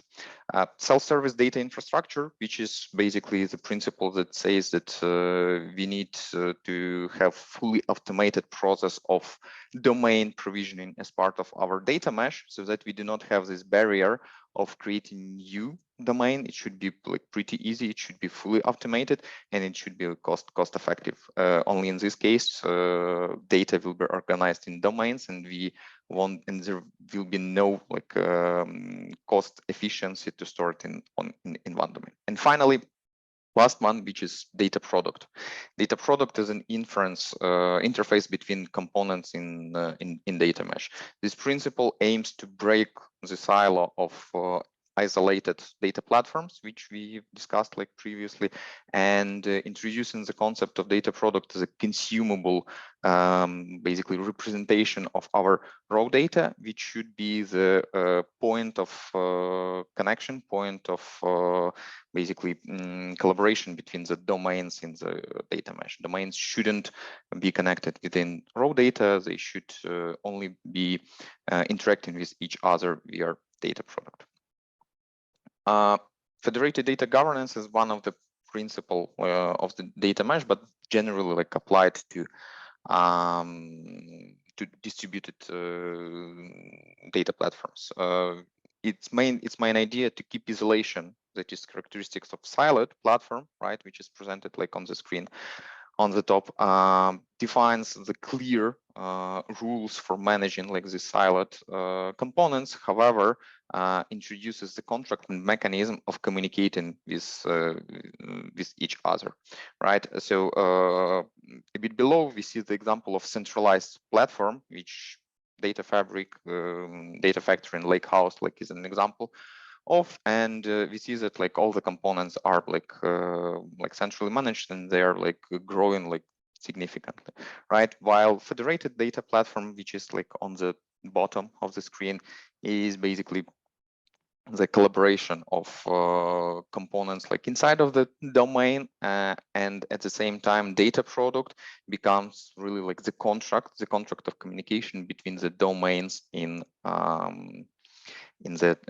data mesh, right? And this federated data management should cover basically all the processes of data management in data platform, including data quality, data governance, data syndication, and other processes, right? Exactly like this federated data governance will be topics for my further research. Like it will be automated data consumer identification between the mesh nodes. It will be cross-platform data lineage and self-service data flow analytics, as well as federated data quality and data syndication, which is the new concept of data mesh with the concepts of exposing data products as a contracts of mesh communication in the platform, their versioning, their publishing process, and their management for the consumers of the platform. The conclusions. Conclusions are like those that monolithic centralized data platforms are good for solving the problems of processing big volumes of data. However, large enterprises, they like start suffering from extensive growth of these programs and with low level of configurability for different set of data. Decomposing data platforms and introducing distributed systems for data management is actually like solving mentioned issues. However, during this decomposition process, we should strictly like follow the principle of not introducing like silos of the data. Data mesh architecture is basically example of such distributed data platform architecture, which gives an ability to split data into the domains and introduces the contract of the communication between the domains, not allowing to introduce these silos. At the same time, there are a lot of areas related to data mesh, which requires further investigation, as the concept as is was introduced only in 2020. So a lot of processes like data lineage, data quality syndications, they are not like studied too deep, and they do not have like practical implementation for the industry, and requires additional work and additional research. Thank you very much for your attention. Ready to answer your questions. Thank you very much. And questions, please.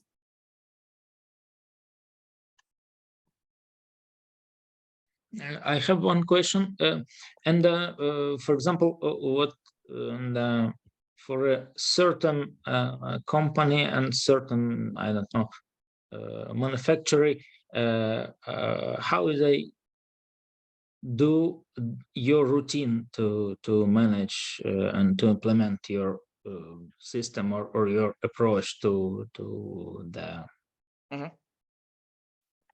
I see.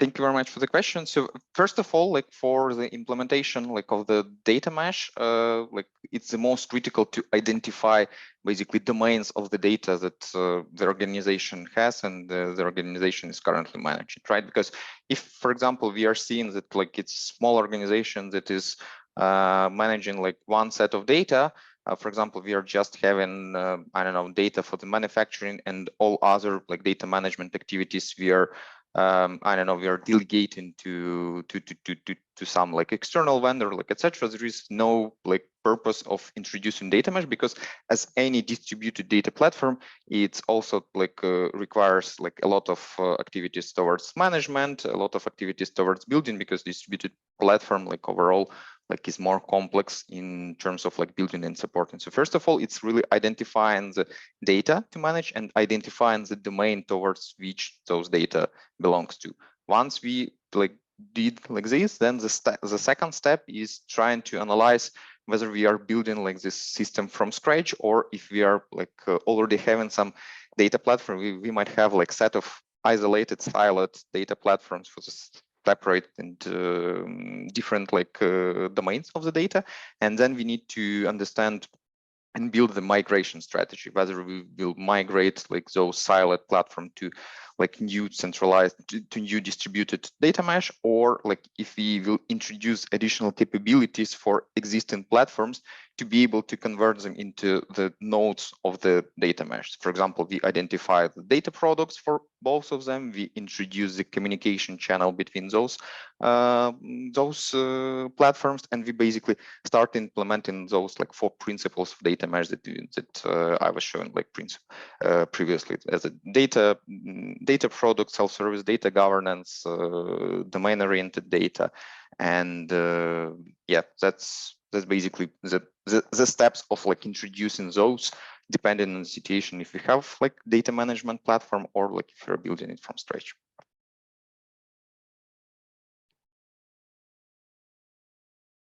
Thank you for your answer. Thank you for your presentation. And we can finish the first part of our section now.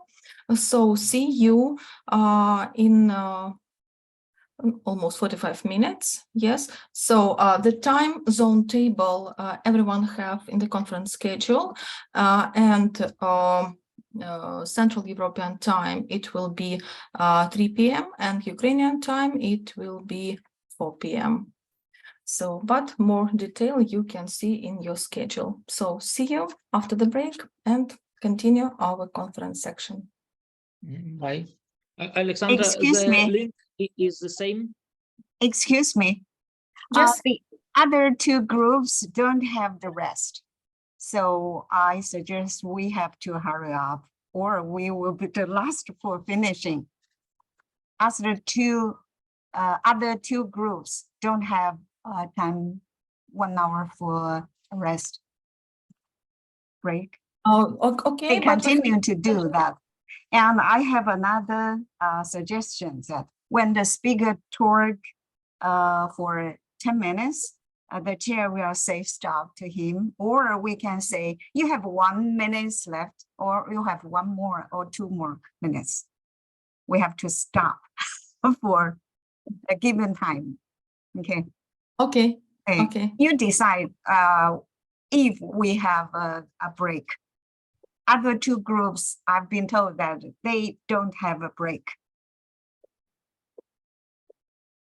But we will have.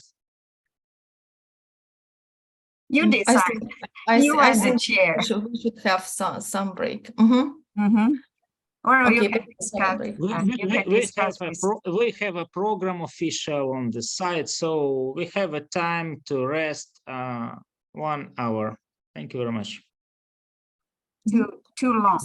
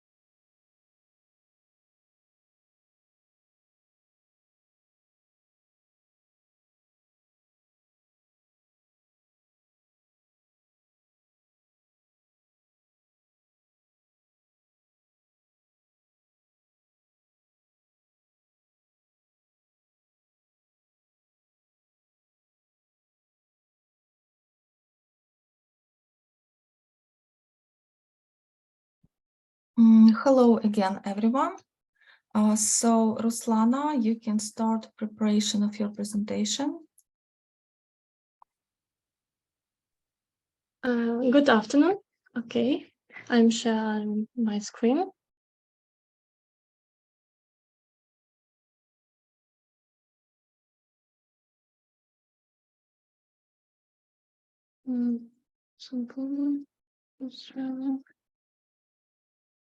Maybe I leave our meeting and log out. Okay. Okay. Okay.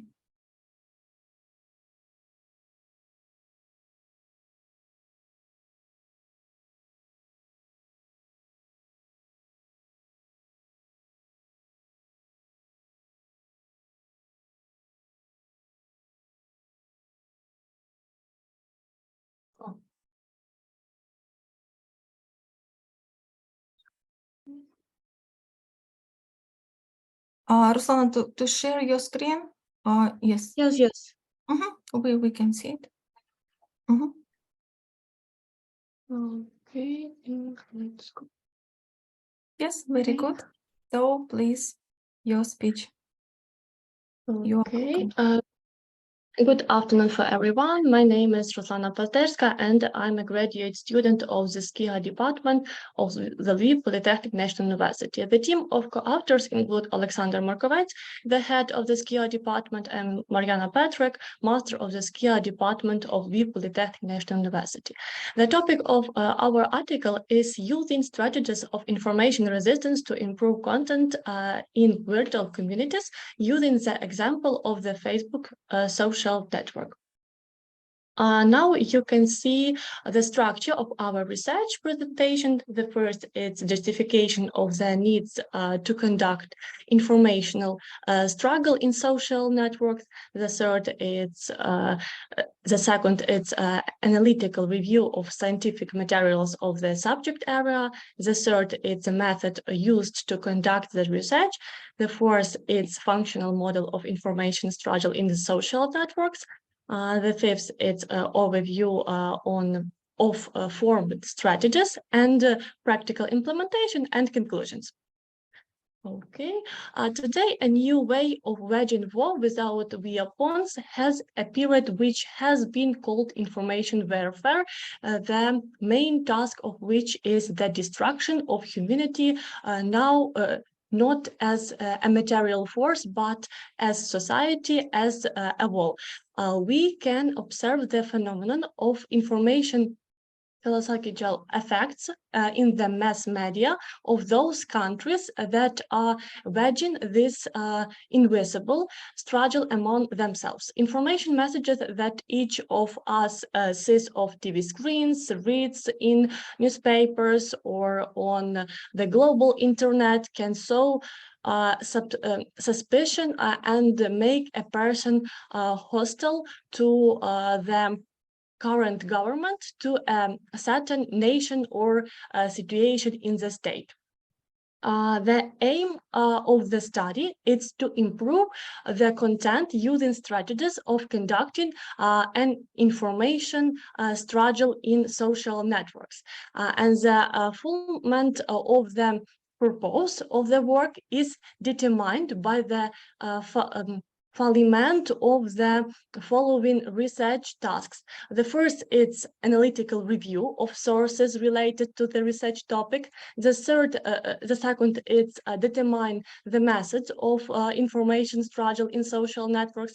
The third is information model of the subject area, and the fourth is to obtain the results of the community analysis on the necessity of applying the developed strategies regarding information resistance.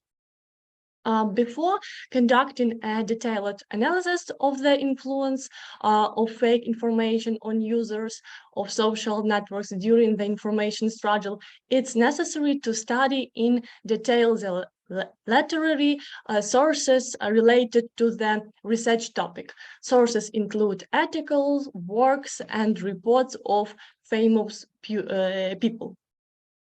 The following general scientific methods were used to conduct this research, analysis, observation, scientific modeling. The method of analysis was used to the study subject area in defining futures, things, and relationships. The observation method was used in the work to study the specific of the organization of the virtual community, and the method of scientific modeling was used to better understand the process of using strategies, the possibility of exchanging certain information, the interaction of the main objects.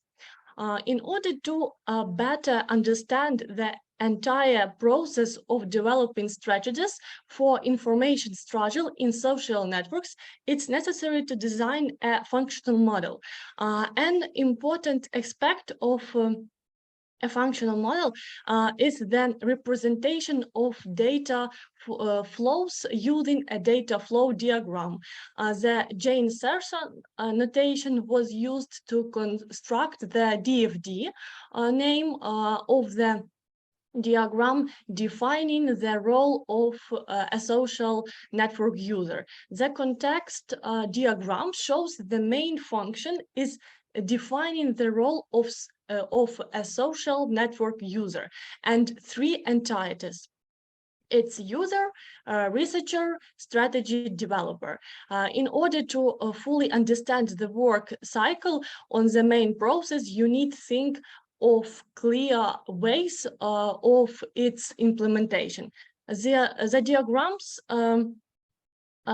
diagrams describe how a user of a social network sends content to the system process it and sends the result of the analysis to the researcher. In turn, the researcher sends system some feedback with full information about the user's content. The system processes the feedback and sends the creator's social network user role to the strategy developer. And the detailed model of this process is also presented in the slide. That's based on the analysis of the context of the content of the virtual community. We will be able to propose strategy of number 1. It's for the fight against disinformation in the virtual community, which is determined by the following indicators: the number of provocative and false information, groups of experts on the use of measure to counter disinformation. The next auxiliary tool in protecting the community from illegal content is strategy number 3. The main content of which is monitoring false content, its quick removal and protection of users' rights. Here we focus on checking all information submitted for publication, but the creation of not only a group of experts that can control this process, but also resolve conflict situation. When we analyze the user content, namely the information that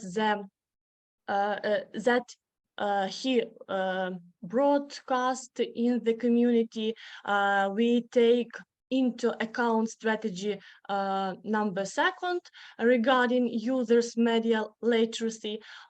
It will help not only to identify incorrect content, but also the user's role in the community to investigate his behavior.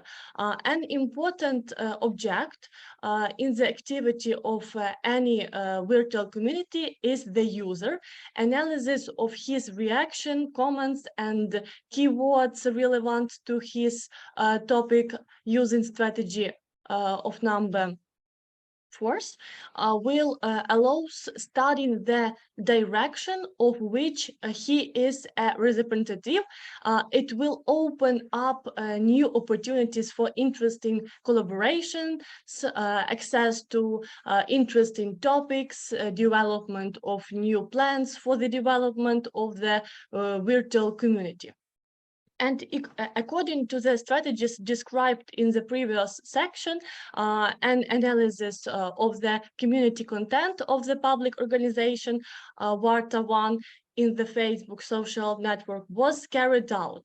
The analysis will allow us to assess the level of information resistance in the community based on the identified features of each of the strategies. Accordingly, only the first post of this community requires the application of anti-disinformation measures. Other posts meet all requirements. As a result, recommendations were provided for the development of the community, which help the administration to better organize its activities in the future, in particular to maintain a high level of combating disinformation, media literacy, communication culture, and etc. Also, based on the conducted research, we tried to analyze which of the proposed strategies are relevant for the work of the community. Summarizing the presented material, we can exert the opinion that the main aspect of conducting an information war is fake information, which is used to expert psychological pressure on society, expert urge users of social networks to carefully study the published information, as misinformation is a powerful weapon today, which aims to mislead people. And formal models of strategies have been developed, which will help in determining the necessity of their use. As a result, numerical data were obtained that show the content of one of the substantive formal models was for strategy. And as a result of used strategies, the administration of the virtual community will be able to maintain the quality of the content, organize the process of adding, blocking, or deleting users, or to support media literacy of users, to unite people who strive to improve the quality of content in expert monitoring groups. And for example, it can be practice modern tools for managing virtual communities. Thank you for attention. Thank you for your presentation. Questions, please.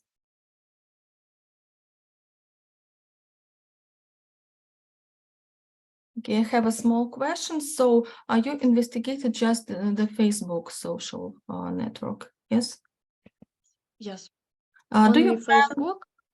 Do you plan? But I analyze. Sorry, please. Do you plan some another networks like Twitter, for example, or so? What was actually the target group of users of social network? Yes, I research a target group because it's my theme of my dissertation. But in this research, we oriented only Facebook. But in the future, we can research other social media. Mm-hmm. Okay, thank you very much. So the next presentation will be number 2220. It's about modified method and an architecture of a software for a multivariate polynomial regression building, based on the result of a conditional active experiment. So please, do we have a speaker? Yeah, sure. Hi, everyone. Good afternoon, ladies and gentlemen. I'd like to start by introducing myself. My name is Valeria Drost, and today we consider the paper a modified method and an architecture of software for multivariate polynomial regression building based on the results of the conditional active experiment by 5 authors: Alexander Pavlov, Maxim Golovchenko, Irina Mucha, Katerina Lishuk, and Valeria Drost from Igor Sikorsky Polytechnic Institute. And my co-author, Maxim Golovchenko, will assist me with demonstrating our research.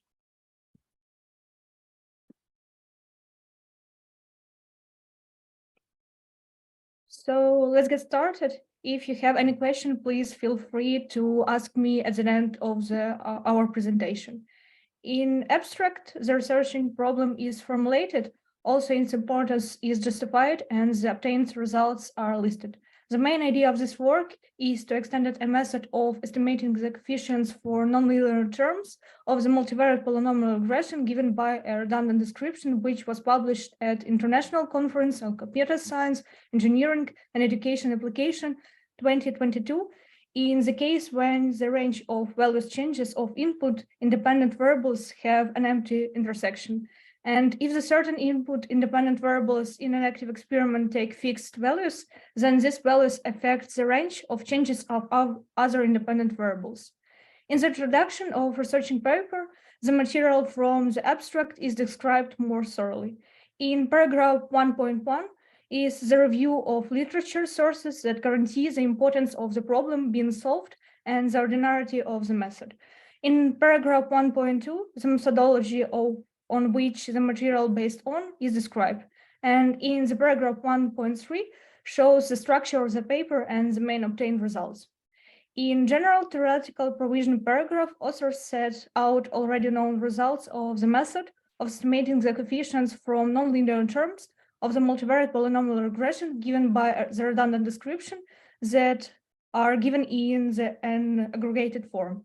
The essence of the method is to build the sequence of univariate polynomial regression, each of which generates a corresponding system of linear equations, solving which will find the estimates of the coefficients for nonlinear terms of the multivariate polynomial regression.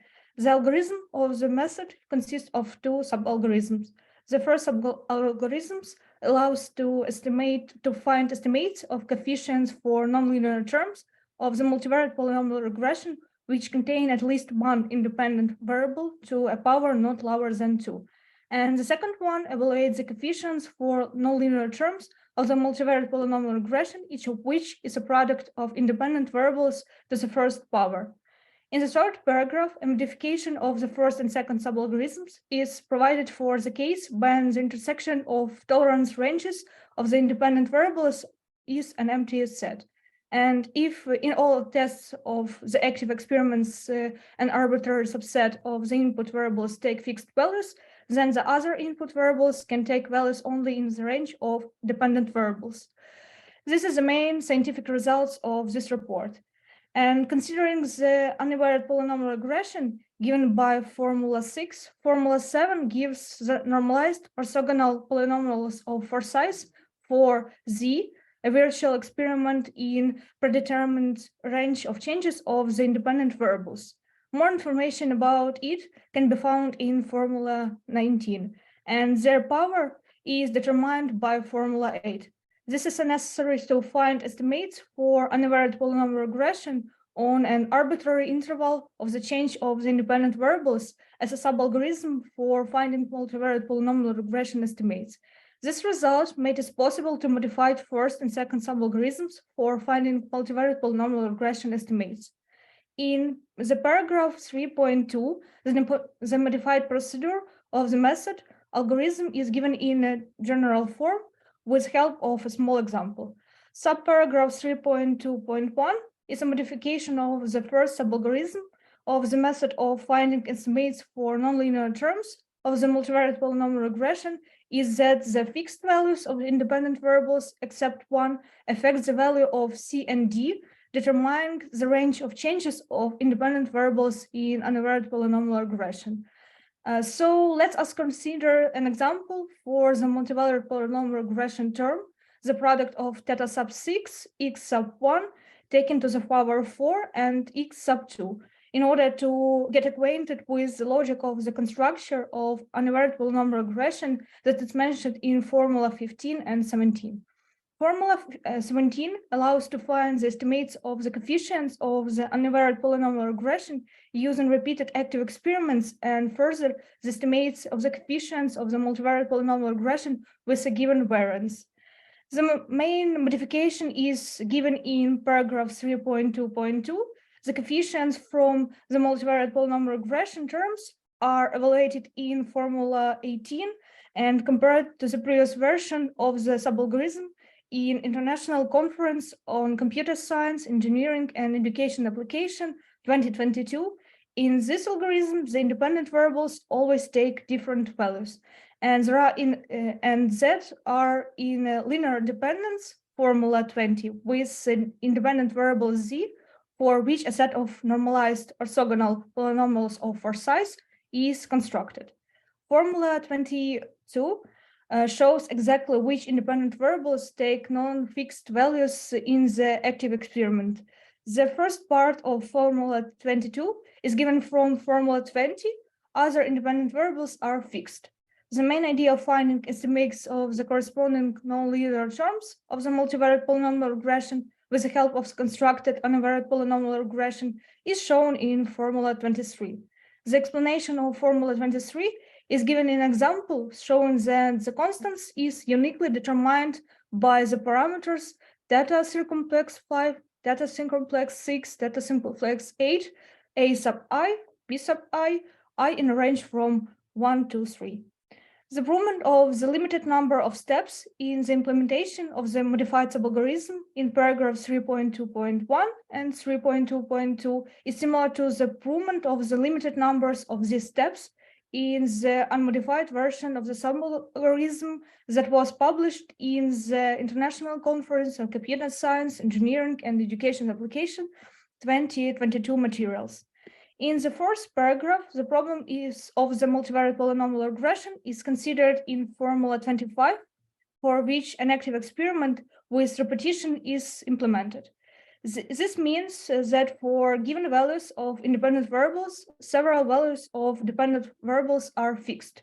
In this case, it is proven that if there is an active experiment with p repetition, the resulting variance of the multivariate polynomial regression coefficients estimates will decrease by p times. In addition, it is proven that for the method of least squares provided in formula 31, the inverse matrix can be omitted in calculation. Formula 33 allows to find the variance of the estimates of the multivariate linear regression coefficients with p repetition of the active experiment. It is necessary to divide the variance by p. The obtained results was used by Pavlov and Golovchenko to build an effective algorithm of finding estimates of multivariate linear regression coefficients that was published in Source 21. The paragraph 5 described the software architecture of the described modified algorithm of finding the estimates of the multivariate polynomial regression coefficients both for nonlinear and linear parts. The architecture of software, which implements the mathematical support for estimating the values of unknown multivariate polynomial regression coefficients, is described in this work in the form of an universal library with component-oriented top-level architecture. The library uses a set of independent components to find estimates of multivariate polynomial regression coefficients that can be used to estimate unknown coefficients of other types of regressions. For example, only multivariate linear regression. The library is implemented as a separate high-level component with the possibility of embedding in third-party software. Figure 1 shows the software architecture diagram that consists of components responsible for converting input data from real to rational, necessary for accuracy, components responsible for error processing, as well as components containing algorithms for building multivariate linear regression and univariate polynomial regression. So pay special attention to the components that implemented a modified version of algorithm that is the main purpose of this work. And finally, authors give the summary of this work. We consider the method of efficient coefficient estimation for nonlinear terms of a multivariate polynomial regression given by a redundant representation. The method reduces the problem solution to the sequential building of univariate polynomial regression and the solution of non-generated linear equations. We have extended the method to apply it to the case when the range of values of the input variables have an empty intersection and depends in the general case on the fixed values of input variables in all tests of the active experiment. Thus, the described modified method of building a multivariate polynomial regression given by a redundant representation significantly extends the scope of its application, in particular for medical diagnostic systems. We have given the theoretical properties of estimating the multivariate polynomial regression coefficients based on the results of repeated active experiments, which allowed us to implement restriction on the values of their variance and not repeatedly invert the matrix in the general formula of the least squares method and the number of repetitions not less than 2. We have used a particular case of these results in the original method of building a multivariate linear regression described in source 21. We have shown the original architecture of the software that efficiently and systematically implements the proposed method for estimating nonlinear coefficients of the multivariate polynomial regression given by a redundant representation, as well as a method in source 21 for estimating the coefficients at its linear terms. It is appropriate actually to carry out statistical studies of the integrated method of building a multivariate polynomial regression given by a redundant description that includes the above mentioned modified method of estimating the coefficients and non-linear terms of a multivariate polynomial regression given by a redundant description, as well as a method in scope 21 of estimating the coefficients at its linear terms. All materials about our searching work is described for now by Valeria Drost. Thank you for your attention. Thank you very much. So questions, please.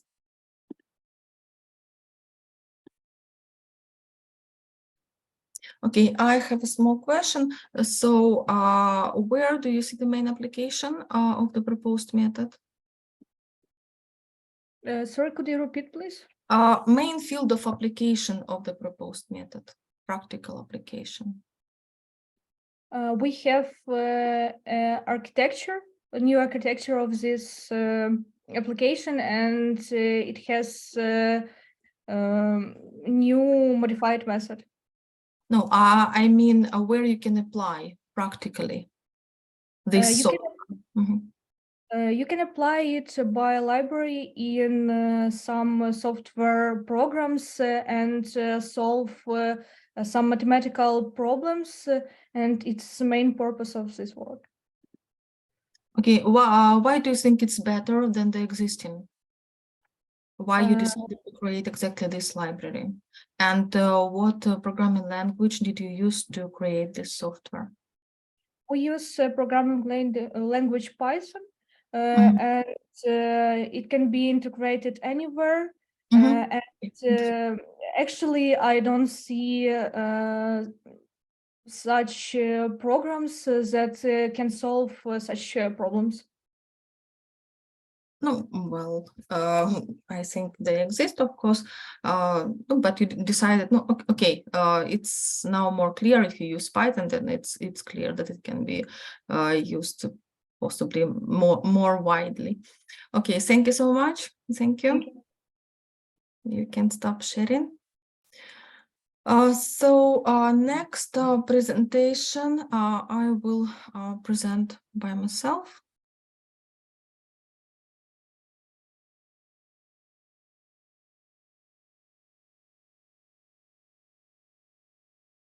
Tell me, please, do you see my screen?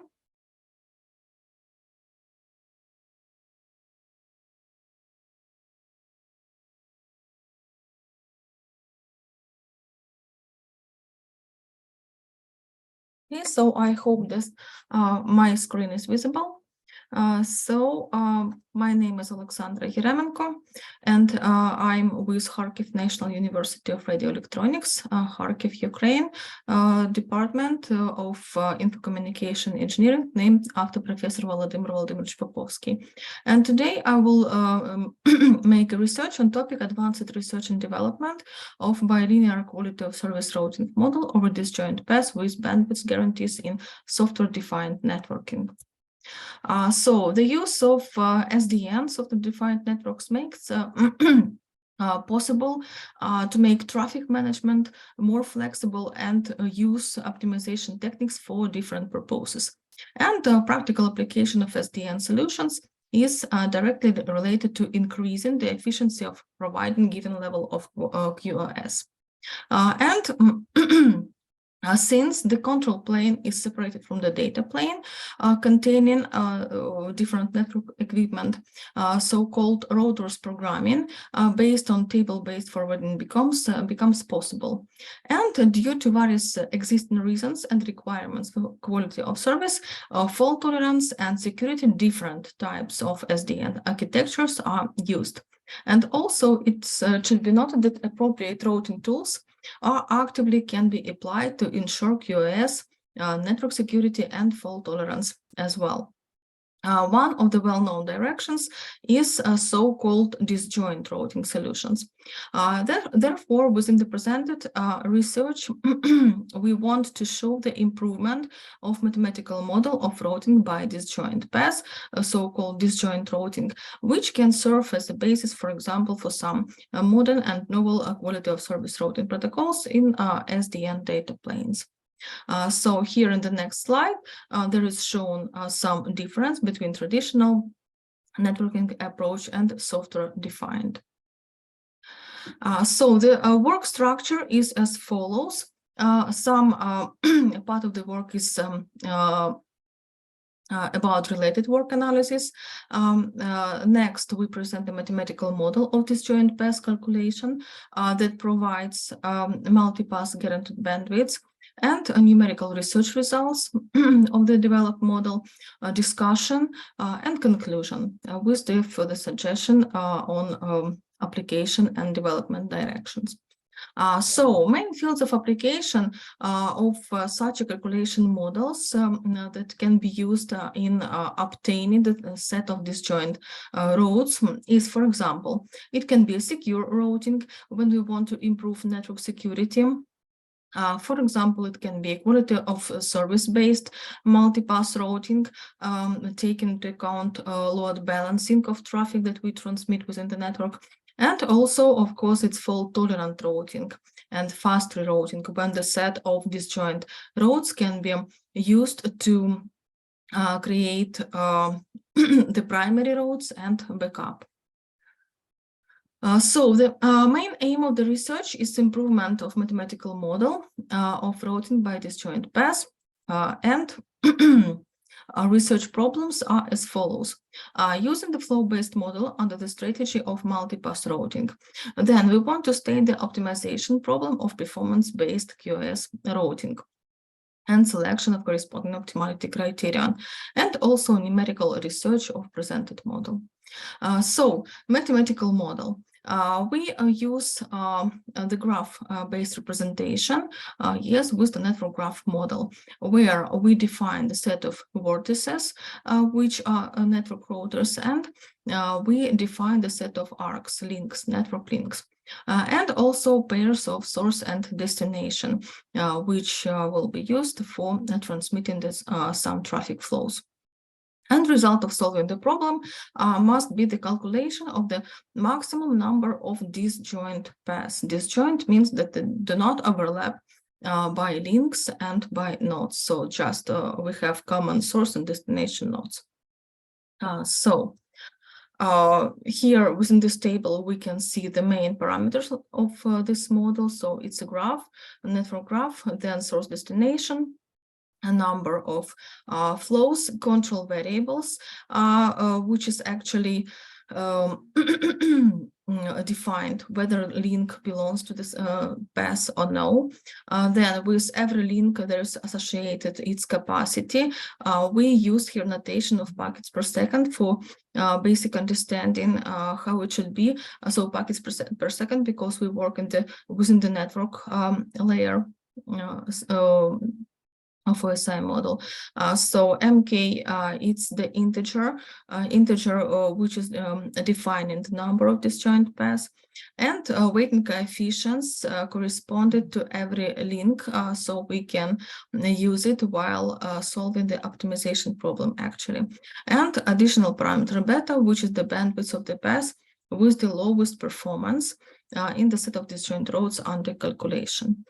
So the following constraints and conditions we use within our optimization model. So it's routing variables constraints, which can take the values just 0 and 1. So include or not include a link to the corresponding road.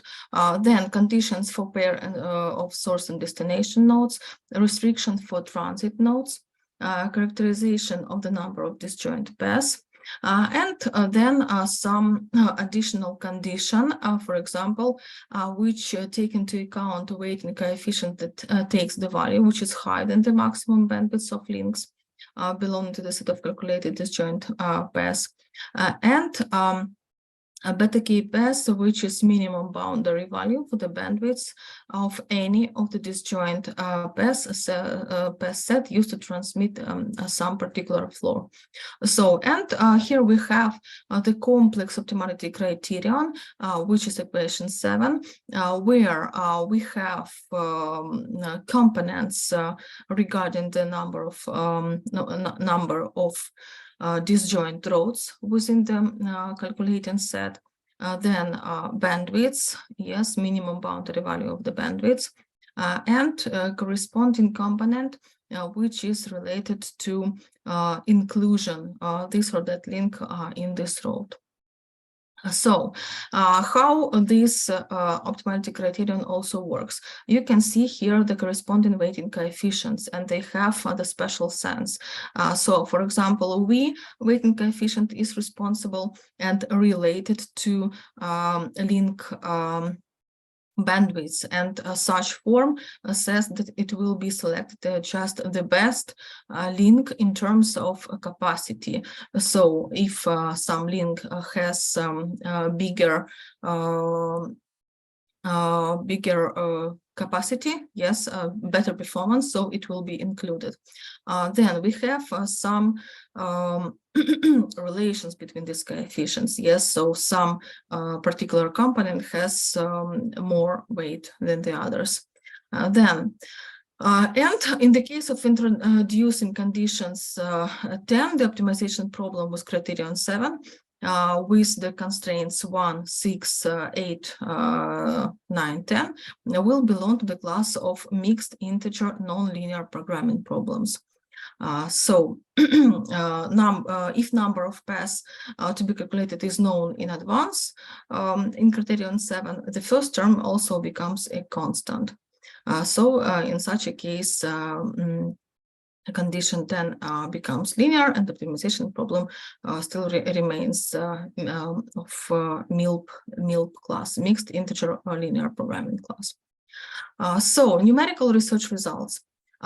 We selected some topology for investigation. The following parameters was associated with links. So we have also with links and paths accordingly. So we distinguished some non-overlapping paths within the structure. Yes, so they described here with path notations, links which they include, and corresponding bandwidths of disjoint roads. Then what we can find here within this table, we can see results of calculation to determine the set of disjoint paths and provide guarantees to their lower bound. So we have limitation on lower bound, so obtained roads must be not worse than we have this beta k parameter and corresponding results. So here there is shown some sets of obtained paths. So for example, the set of paths second, fourth, and sixth, like this, yes, calculated using equation 7 together with optimization model. A coefficient C is not equal to 0, and we see the result. So it's 3 roads, disjoint roads included. In the second picture, we can see it's 2 roads with the lower bandwidth. And here, if C, for example, is 0, so we can use here the 4 paths, that is joint paths between first and ninth nodes. Discussion. The routing problem solution allows to get us the set of disjoint roads. Model includes also the connectivity conditions. Novelty is in that bilinear conditions exist for ensuring demanding level of quality of service. So if some traffic needs the special bandwidth, it can be guaranteed within this model. Also,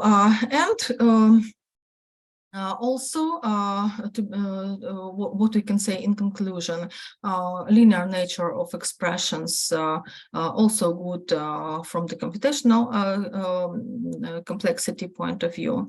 And we see the further development of an advanced performance-based disjoint path QoS routing in implementing, for example, fault-tolerant and secure routing. So to include parameters in the model related to security, network security, and also to select, for example, some primary backup if we consider fault-tolerant cases.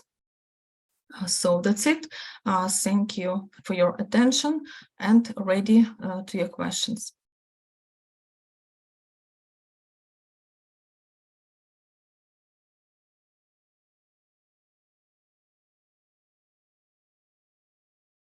So please, if you have any questions, you can ask.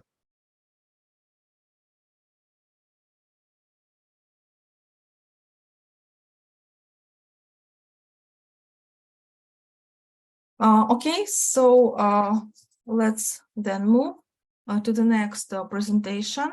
Next speaker will be about paper number 2235. Improved GL model of behavior of complex multiprocessor systems in failure flow. Hello, I will present this paper. I'm opening presentation. Yes, sure. So, can you see my screen? Yes, I can see it. Okay. Very well. Thank you. Let's start. So, dear colleagues, my name is Konstantin Morozov, and let me present you the work improved GL model of behavior of complex multiprocessor system in failure flow. My speech is slightly reduced to align the timeline. However, you can find the presentation with more full details on YouTube. The links, including shortened link, are presented on the slide.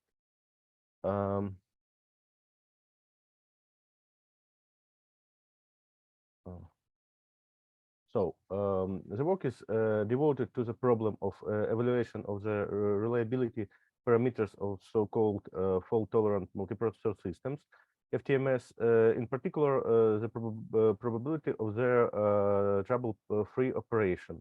The system of this type can continue full functioning in the event of failure of a certain number of or subset of its processors. And they can be built to achieve high reliability and productivity of the system. So they are good as a control systems for so-called mission critical systems, the failure of which can lead to significant material losses. For example, energetical systems or transport system and so on. This problem can be solved in different ways, which can be divided into two main categories. The first category includes approaches based on building of certain analytical expressions, for system reliability parameters. This approach is extremely accurate, but non-universal, and for complex systems, it may be a very difficult task to build such expressions. And approaches from the second category make it possible to evaluate the reliability parameters of the system with a given accuracy by performing statistical experiments with models of its behavior in the flow of failure. By applying the methods of mathematical statistics to the values obtained with help of such models on sets of random system state vectors, an estimate of its reliability parameters can be obtained with a certain accuracy. Accuracy can be increased, in particular, by increasing the number of experiments conducted, and or by specialized procedures for their formation. This category allows to obtain a universal method for any type of systems.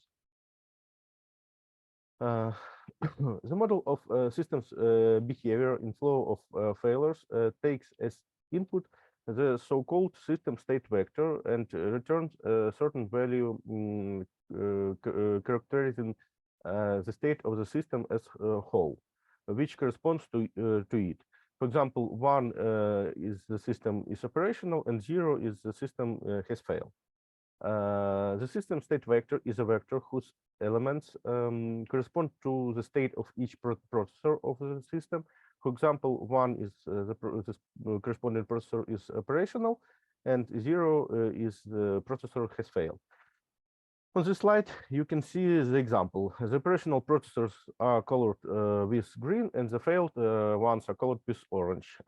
You can see that corresponding elements of system state vector are equal to 1 or 0, depending on the state of the processor. The so-called GL model combine properties of graphs and Boolean functions. They can be used as behavioral models of FTMS, a fault-tolerant multiprocessor system, in the flow of failures. Such model is based on undirected graph.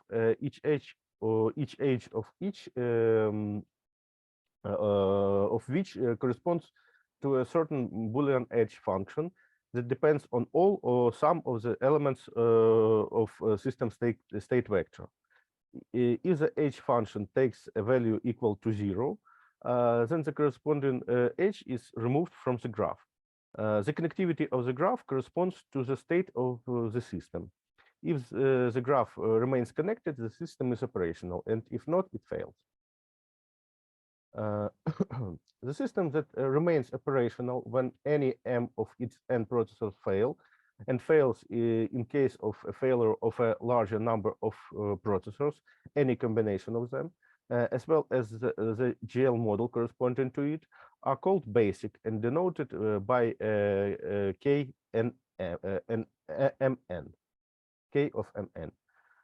All other systems, as well as their models, are called non-basic.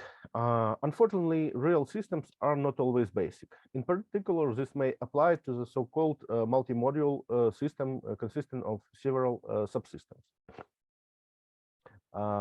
We can distinguish a special type of GL models that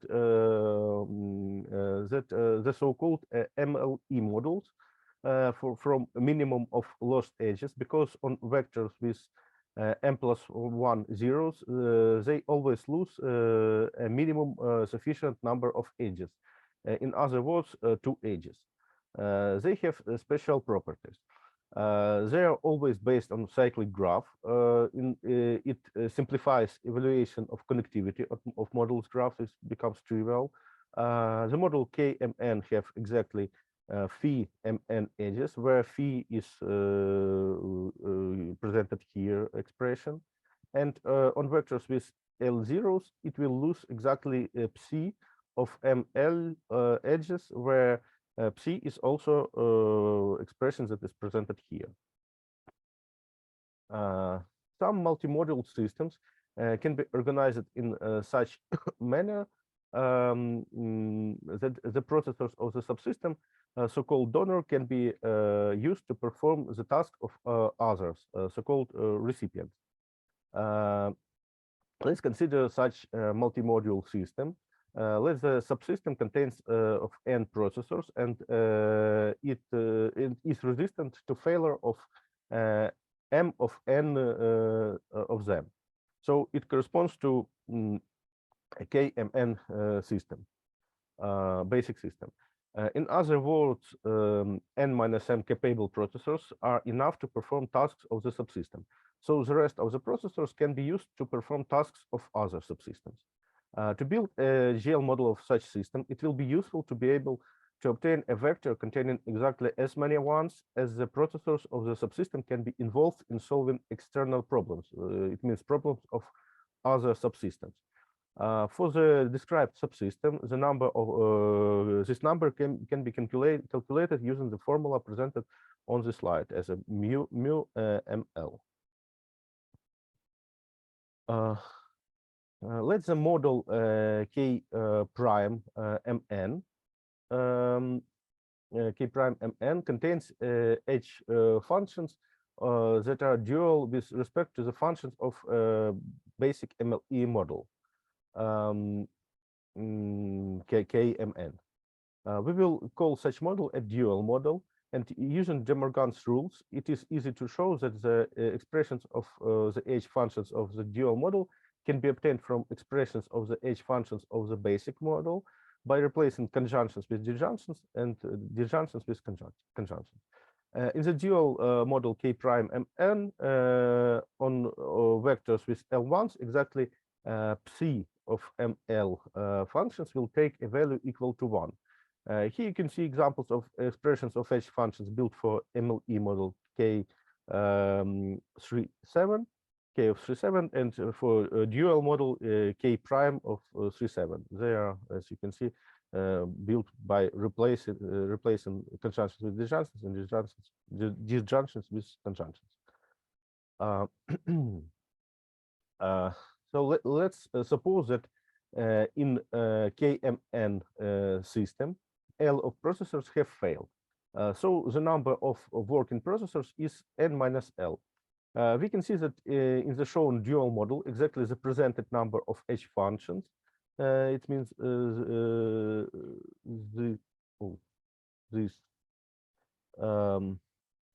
presented number of H functions will take a value equal to 1, this psi value. Since n, m, and l are integer values, it is possible to show that it is equal to mu of ml, considered before. So the vector of H functions values of this model contains exactly mu of ml once. That's exactly what we wanted to get earlier.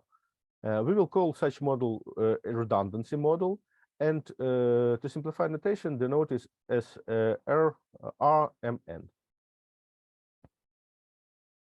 So it built in that manner. And in real system, it's the possibilities of using of excess resources of one subsystem to restore the operability of another one may be limited. For example, it may be possible that the number of processors that may be transferred from one system to other is limited by some number. So we may need to reflect it in the model. From a vector of length n containing L1s, we need to obtain a vector of length h containing minimum of L and h ones. It can be shown that the model proposed on the slide, it means this model, it is not dual, it's ordinary model. So this model has exactly h ages, and on vector with L1s will have exactly row of LH functions that are equal to 1, where row is represented as following expression. And take into account that L and H are integer values, we can see that row of L is exactly a minimum of L and H that we needed to obtain. So we will call such model as a constraint model and denote it as L of H and N. Now let's formulate recommendations for building models of system like donor recipient. The model that represents behavior of donor subsystem is an ordinary basic MLE model that is built with appropriate parameters of this subsystem, number of processors and fault tolerance rate. The elements of the system vector corresponding to the processors of the donor subsystem are also used as an input to this model. In addition, there may be built a dual redundancy model representing transfer of available redundant resources, it means processors, and the input is the same as for the previous model. If it is necessary to limit the number of processors that can be transferred, an appropriate constraint model can be applied to the vector constructed from the values of the edge functions of the redundancy model. The model of recipient subsystem is an ordinary basic MLE model. However, as input, it uses the element of the system vector corresponding to the processors of this subsystem, combined with the values of edge functions of the corresponding redundancy or constraint model. Thus, both model parameters have to be increased in T, where T is the number of these edge functions. And let's move to examples. We will review them briefly. In the first example, we have one donor model and one recipient model with no limits, with no constraints. So we can see the model for donor subsystem is just basic model, and we can see the recipient model. So we built the redundancy model, is dual model, and then its output is combined with a vector for recipient model, and with ordinary MLE model, we built the model of recipient. The second example is similar to previous, but in this case, we have symmetric transfer possibility. So both of subsystems can be represented as donor or recipient, depending on number of operational processors or number of redundant resources. So in this case, we just doing the same for the first subsystem. We also built a redundancy dual model. Combine this its output with input vector for first subsystem and build corresponding MLE model as an output.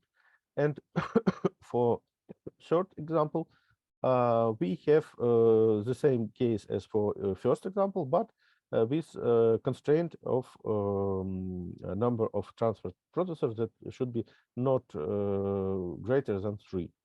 So here we just add a corresponding constraint model. Here is ordinary MLE model with appropriate parameters, and it limits number of processors that can be transferred from 5 to 3, and all other is the same.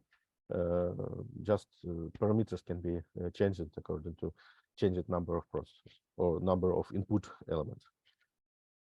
So here you can see the conclusions. To save time, I propose to skip reading them. So it's just they just repeat all that I said on the previous slides. So thank you for your attention, and your questions are welcome. Thank you very much for your speech. So questions?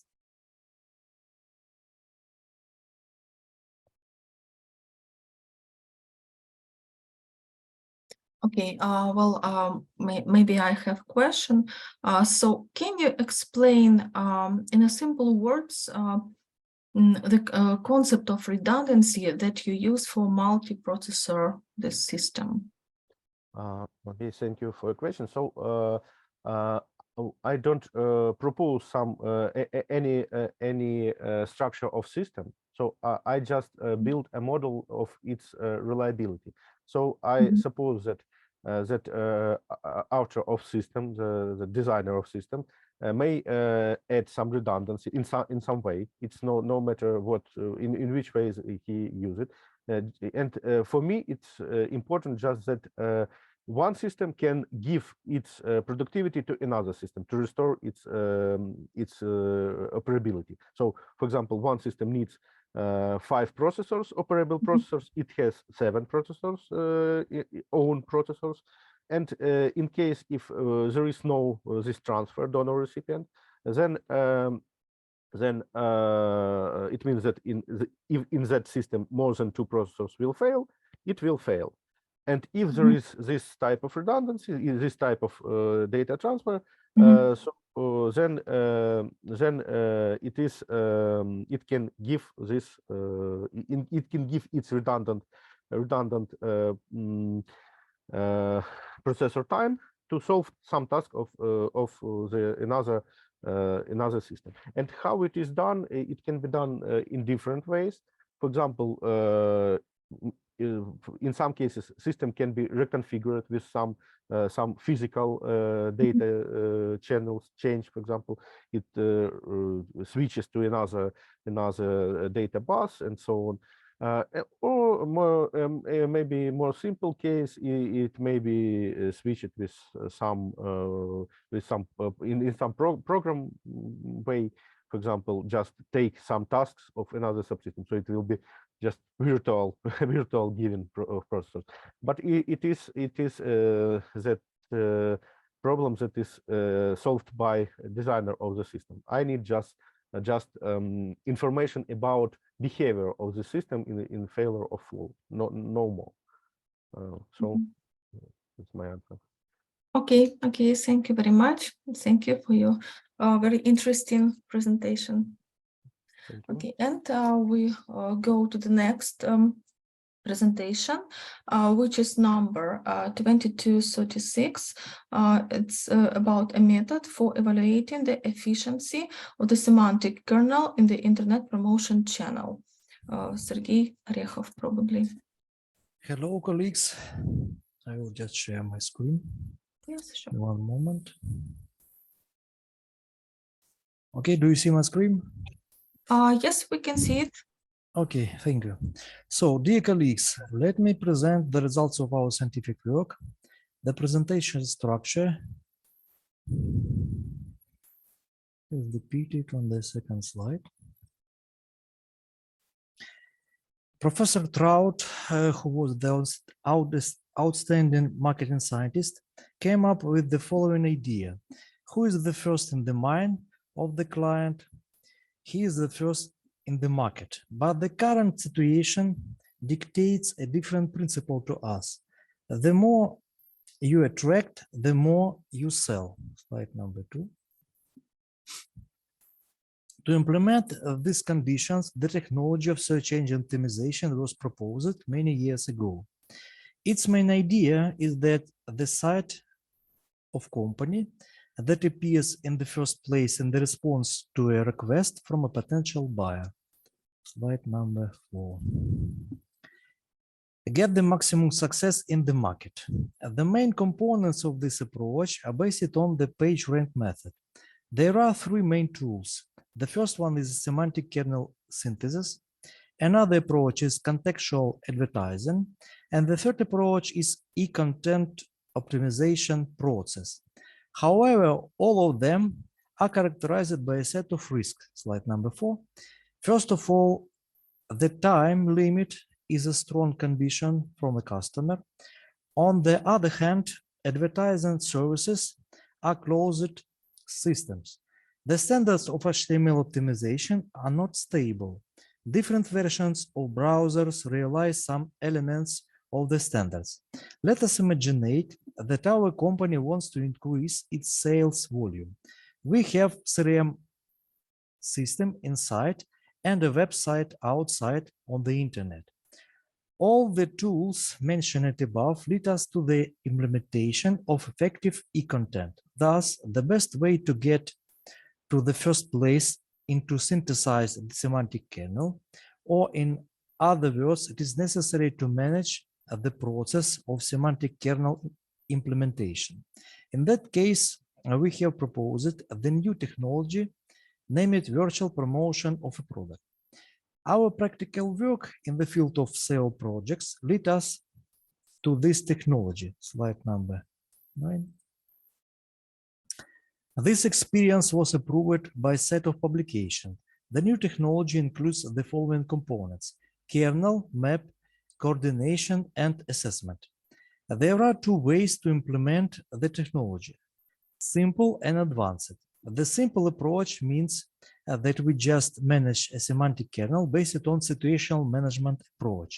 The second way hides the more complicated set of actions: kernel, map, coordination, and assessment. In both cases, the assessment stage is presented. Exactly the assessment problem is the goal of our current research. Let us consider the first way. Slide number 6. As we see, it includes three elements. The final stage is the evaluation of the semantic kernel. Thus, in order to get the first place on the internet, we must evaluate a set of possible kernels. The overview of current publication in that area shows that the main problem is the selection of appropriate metrics. There are two types of metrics. The first one comes from the marketing theory. Slide number 7. The second one comes from the web statistics or page rank paradigm. We have proposed alternative metrics, and we have tried to combine all of them. Slide number 7. But the structure of a virtual promotion process requires a little bit complicated metrics. Slide number 8.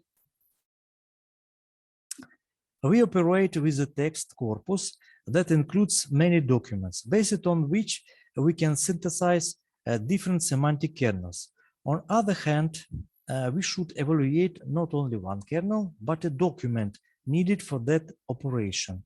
The literature overview tells us about C-value metric as the best solution for the analysis of a text in a text corpus. Thus, we formulate the research problem as follows. It is necessary to evaluate the text corpus simultaneously or step by step, and semantic kernel retrieve it based on it. On the other hand, as first we evaluate the documents and find the best of them. After that, we check the set of kernels found inside selected documents. Based on this idea, the final version of an algorithm was proposed on the slide number 9. It includes 3 steps. At first, we collect the documents and evaluate them. 5 metrics were used for this work. These metrics operate according to the grammar of language. Based on the values, we can understand which document contains the most important market information. Then selected document we can use for the synthesis of semantic kernel. On the other hand, kernel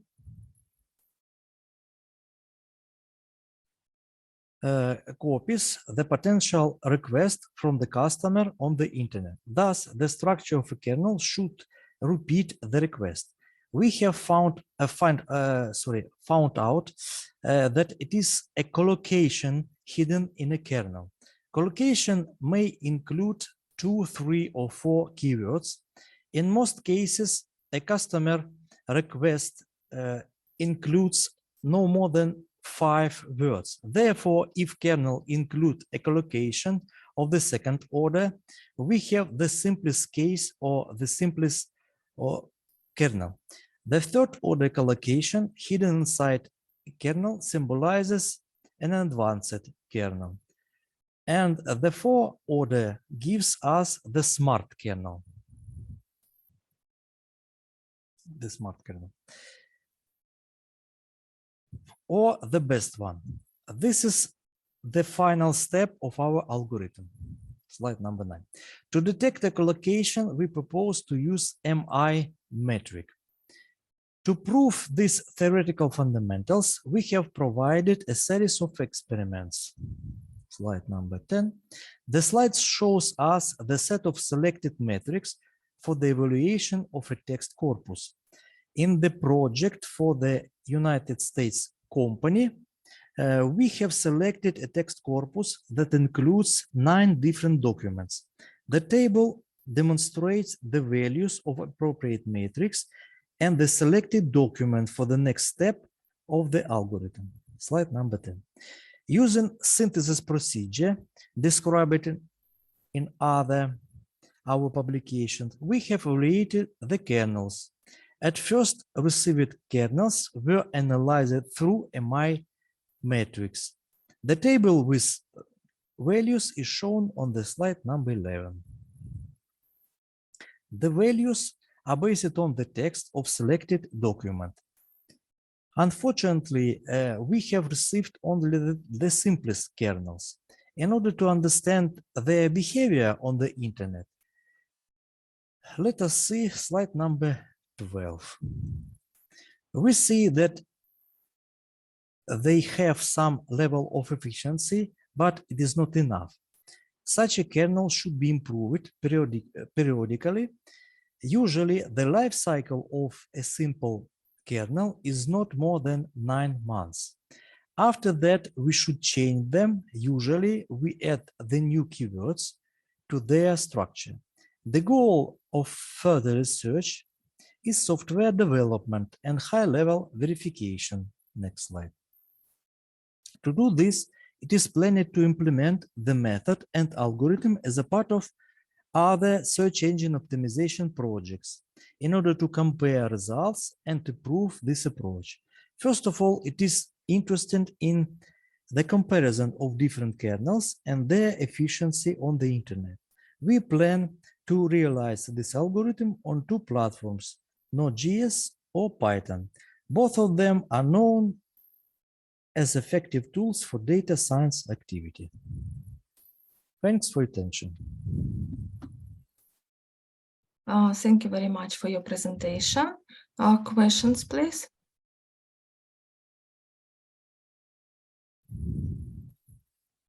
I have a little question, do you have some market research, whether your research is, for example, applicable or needed to some product companies, something like EPAM or SoftServe? Yes, you're right, but all these results was published in another, how to say, scientific papers. There we have considered really interesting projects in the United States, in Ukraine, and compare all of them. But here in this paper, I just present only part of this research work. But you're right, marketing information, full marketing information was done in other papers.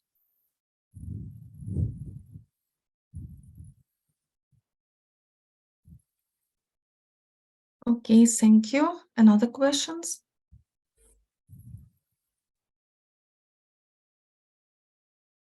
So if no questions, then thank you, Serhiy. And let's move to next speech. It will be the speech number 2262 about automated dating of Galaktion Topidze's handwritten texts. Do we have a presenter?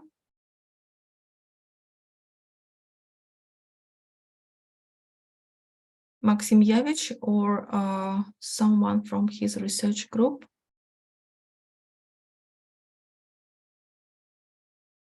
Okay, no answer. So if no, then let's move further to paper number 2265, artificial neural network and random forest machine learning algorithm based on TCSC controllers for mitigating power problems. Nigarika Agrawal, please.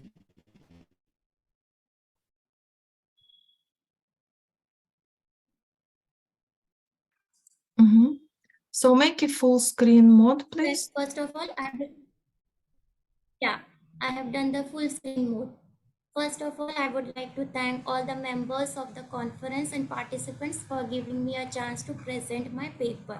So the paper is Artificial Neural Network Based Design of TCSC Controller for Mitigating Power Problems. I am a research scholar in Department of EEE, Gaucha College of Engineering, Ramnagar, Karnataka. My supervisors are Dr. Fahim Ahmad Khan and Dr. Mamta Gowda from Bangalore. So the power demand is continuously increasing. In order to meet the rising power demand, there is a need for installation of new power stations and transmission lines. But this is a costly matter. So in order to meet the rising power demand, I have developed this project and this simulation model. The conventional sources of energy are fast depleting. The coal-based power plant released harmful gases. So it is desired to increase the power transmission capacity of the present power system and the transmission line. So this is the objective of my work. The fixed capacitors were used in earlier times, but there were problems with fixed capacitors like wear and tear. They were slow and they were mechanical devices. So in my work, I have used power electronics based FACS device, which is fast, quick and very effective device, that is thyristor controlled series capacitor. It is very economical device and it does not require interfacing with high voltage transformer. So I have used this device for my project. The TCSE is able to meet the seventh goal of affordable and clean energy from the 17 sustainable development goals of the United Nations General Assembly, that is affordable and clean energy, because it increases the transmission line capacity and there is no need for installation of new power stations and lines, and it does not require interfacing with transformer. Thus in this way indirectly it helps in meeting the goal of affordable and clean energy, which is the 7th goal of sustainable development goal formulated by United Nations General Assembly. The TCSE earlier has been designed using proportional integral controller. In my project, I have used artificial intelligence based controller, which is ANN, and random forest machine learning algorithm I have chosen for designing my TCSE for increasing the power transmission capacity of the system. So for implementing my system, I have chosen the Kanpur-Ballabgarh transmission line in India. The different parameters of the system I have chosen as compensation is 75%. The inductance of the line is 1.004 millihenry per kilometer. These are the various parameters which I have chosen for the simulation and designing the model. The TCSE capacitor, inductor, the resonance factor. This is all the technical design of the TCSE, which is in the simulation model. The TCSE can work in the capacitive mode as well as in the inductive mode. In the capacitive mode, the power flow increases. So in the present work, I have worked the TCSE in the capacitive mode to increase the power flow capacity of the existing system.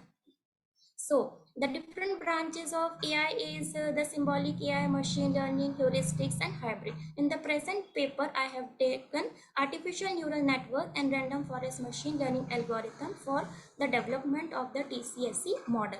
This is the flowchart of the methodology which will be discussed in the models. So this is the simulation model without any controller. This is the transmission line, this is the source, this is the load, and this is the power, active and reactive power measurement block. These are the display, and this is the for and go to blocks. This is the display for collecting the power. This is the scope for the display of the waveform, and this is the simulation model for the system with PI, ANN and random forest machine learning based TCSE. This is the TCSE block. This is the firing unit for generating the TCR pulses. This is the control system, and these are the various blocks for and go to, and this is the power which is collected at the receiving end. This is the control system. The three systems, which is PI, traditional one, and the artificial intelligence based ANN and random forest machine learning based TCSE, the design is inside this control system. Then the design will generate the appropriate firing angle. This firing angle is then passed to the firing unit, and then it generates TCR pulses. The TCR pulses is passed to the TCSE block. This TCSE block will adjust the impedance of the transmission line, and the power at the receiving end is improved, and this power is collected with the help of these scopes at the receiving end. So this, in the next presentation slides, these different controllers are discussed. The first one is the traditional PI based controllers, The PID controllers have been already used in the power system. Here I am using PI based controller for the improving the transmission line capacity.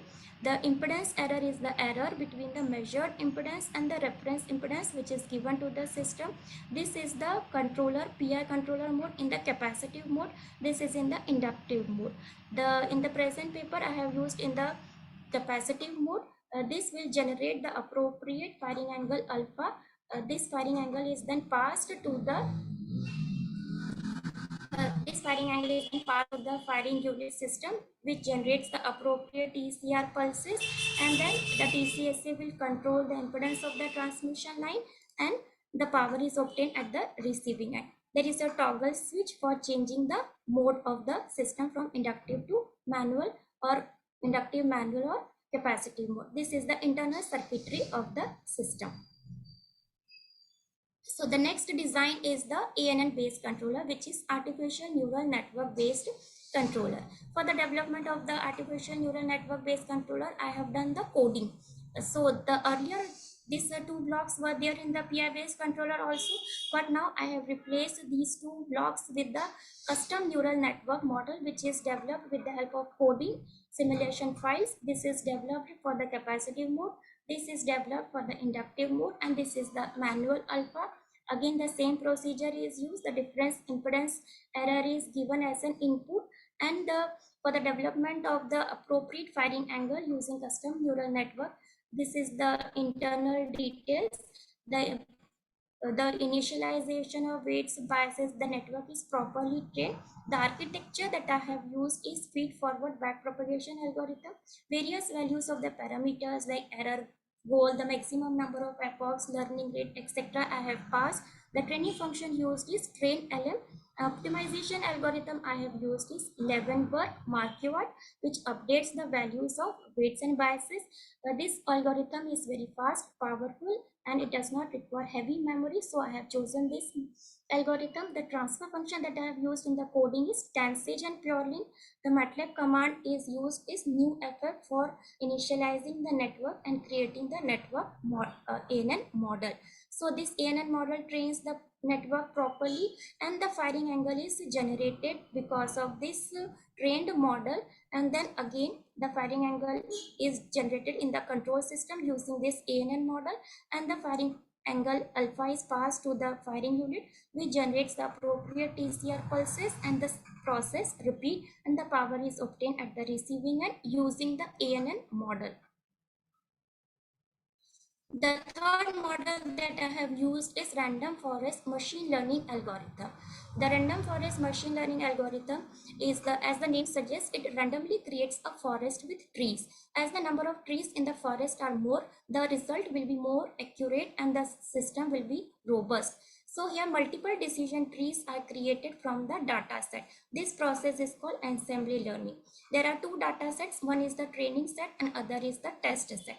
First of all, the data is trained, and then based on the trained data set, the model is trained, and then in the trained model I am passing the test data, and based on the test data, the final value of firing angle is generated with the help of this machine learning algorithm, and then with the help of the trained model using the training data set and the coding, this new set of data, which is the input power and the output firing angle, is produced. The benefits of random forest machine learning algorithm is that it predicts the output with high accuracy, and it also maintains accuracy when the large proportion of data is missing. So the network is properly trained using the training set of data. So this is the simulation model for the random forest machine learning algorithm. This is inside the control system block. So for this I have created a two variable. One is the variable x, other is variable y, that is power and output firing angle is generated by this model simulation model. The classification method I have chosen, and the tree bagger class is used, that is the coding part, and the bagged assembly command, these are the various commands and coding part which is done inside the function and inside the workspace. In the workspace, So samples are taken from the dataset, multiple decision trees are created, and the final value of the firing angle generated is 60 degrees by this random forest machine learning algorithm. This angle is passed to the simulation model, and there is a function which uses evaluate and assign commands, and this function finally further improves the firing angle, and this firing angle is then passed to the firing unit, which again generates the TCR pulses, and then appropriate TCR pulses is generated to the TCSC block, which further improves the power obtained at the receiving end, because the TCSC, by varying the impedance of the transmission line, TCSC is able to improve the power at the receiving end. So in this way, the TCSC is helpful in obtaining the power at the receiving end, which is better than the PI controller.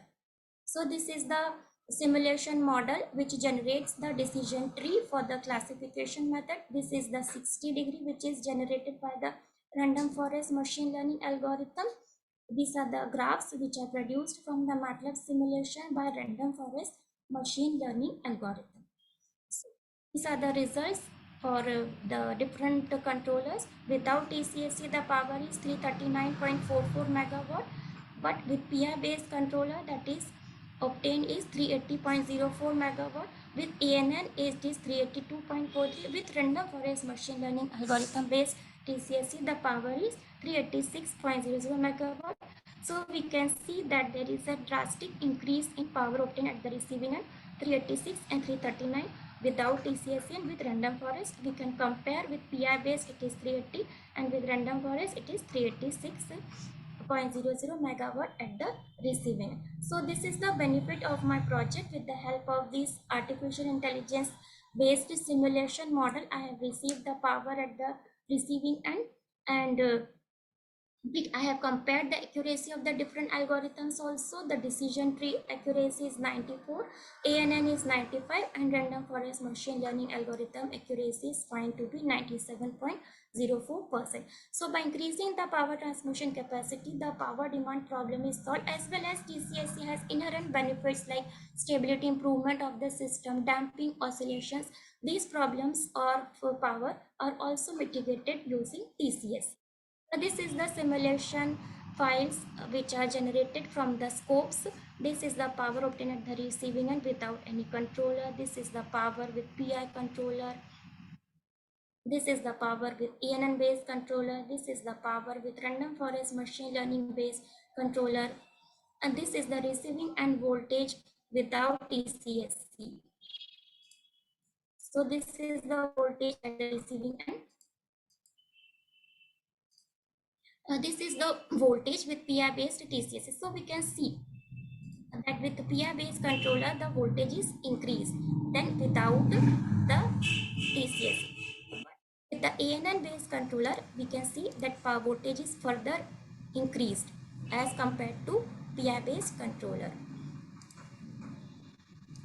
With random forest algorithm we can see that voltage at the receiving end is further increased, which is helpful in increasing the power transmission capacity of the receiving end. Then I have plotted the various errors with the simulation model for the capacitive mode and for the inductive mode. For the capacitive mode, I have shown the results. The mean square error with the number of grown trees is found to be decreasing. The out of whack classification error is also found to be decreasing with the number of grown trees. The out of whack mean square error is also found to be decreasing, and out of whack feature importance means that is which variable is going out of the scope, that is also shown in the present graph. So in this way the TCSC is able to meet the rising power demand problem. This is the main result of my paper, that 386.00 megawatt power is obtained at the receiving end with the accuracy of random forest machine learning algorithm is found to be best. So in this way TCSC, thyristor control series capacitor, is able to solve the rising power demand problem. Power is very important, and the installation of new power stations and lines, these are costly and time consuming matter also. So the existing system is improved using these AI based techniques using TCSC. So this is my work. That is all for my work. Thank you. In this way, artificial and intelligence-enabled TCSE is successful in meeting the challenges and problems of power demand. Thanks. Thank you very much for your presentation. Questions, please? Okay, then my small question, could you shortly express the perspective of a practical implementation of your solution?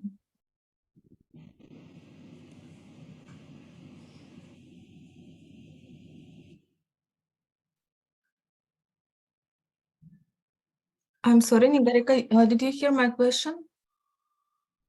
What is the question? Shortly, what about the practical implementation of your approach? Yeah, so the practical implementation. So in this, I will have to work with the CPRF Bangalore, and with the help of that company, I will set with them, and with the simulation model, I will develop with them, and then practically I will implement with them, because they have worked with the RTD's model also. So I have to do the practical implementation part. I have to join and work with the company with the CPRI model. So that part I have to do. First of all, I have simulated. Thank you very much. Okay, and then let's go to the next speech.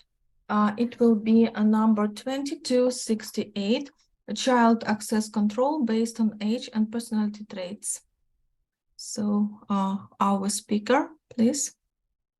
And Nigarika, you can stop sharing your screen. Okay, ma'am. Thanks. Welcome.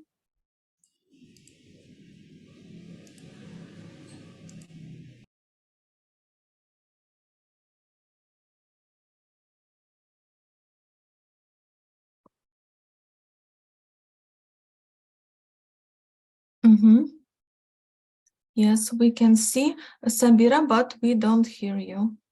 We can see your screen, but we need also your voice.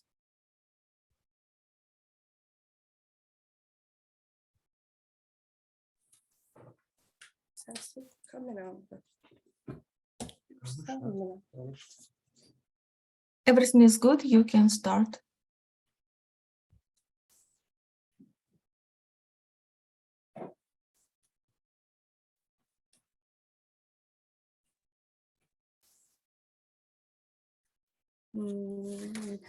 I'm sorry. Good day, dear researchers. My name is Sabira Ocakverdieva, and today I am going to make a presentation about child access control based on age and personality traits. Here you introduction, purpose of the work, the architecture of proposal system, application of the multi-phase inference system, the structure list of topics are going to cover. The growth rate of the internet service also affects the number of users. Children's part of the internet users. Today, children use digital devices from a young age, and digital technology has become an essential part of their lives. Various educational programs, network, games, social network, resources in children's interested in the online environment. This often leads to the theater directed at children themselves. The safety of children in the internet environment is one of the most current problems of the last decades as part of the cybersecurity problem. As the growth rate of the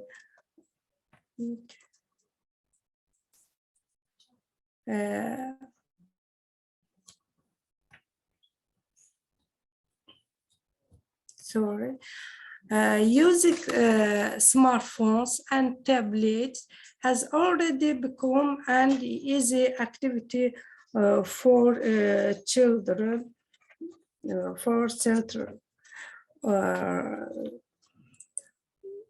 The content posted on the internet page affects children's intellectual levels, emotional state, mental and psychic development, personality formation, and in short, their sociology. Their factors highlight serious concerns for children's online safety and call the effective solution to protect them in cyberspace. In addition,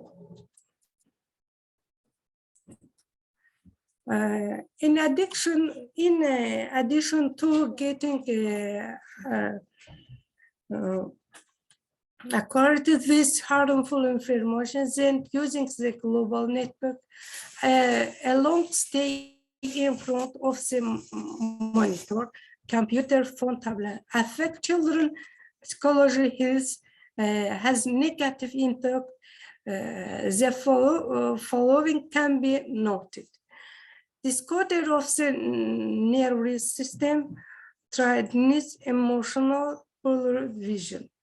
It should be noted that there are currently no official rules or standards to protect children from the internet or digital device.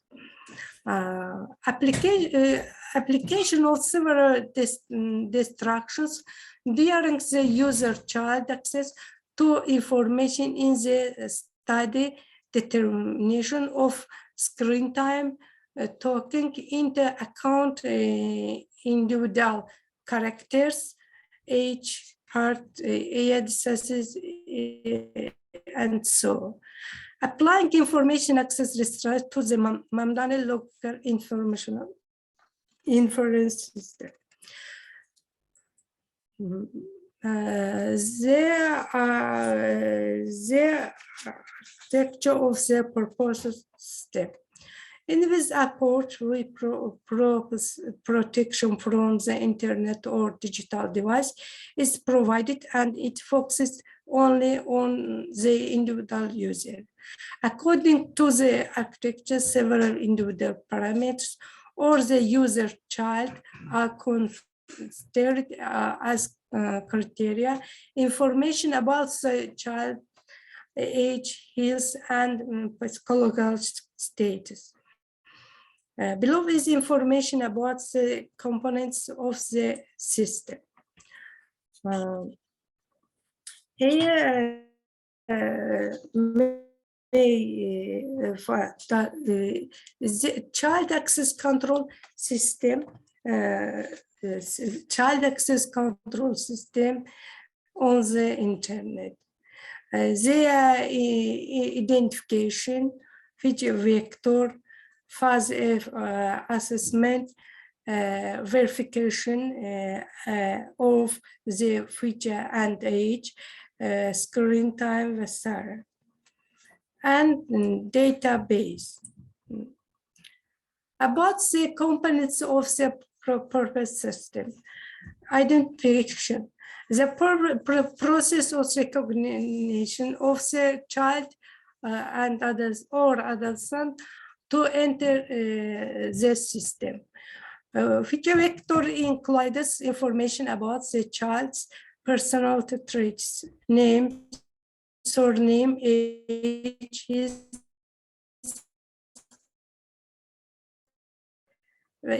and so on. Database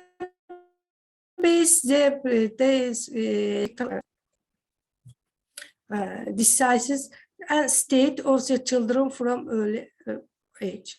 Further assessment in section, the knowledge base is formed that determining the conditions for access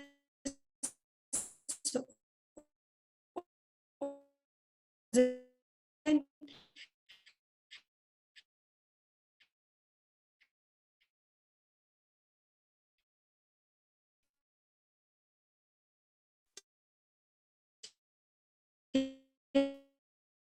taking into account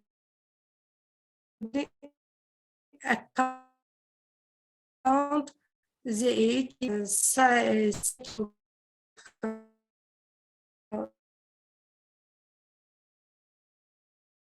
can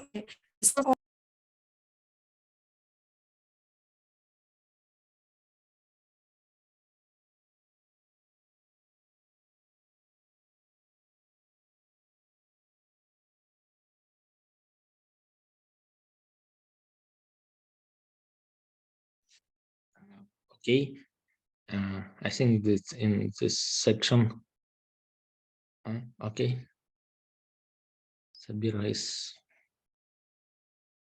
ongoing report.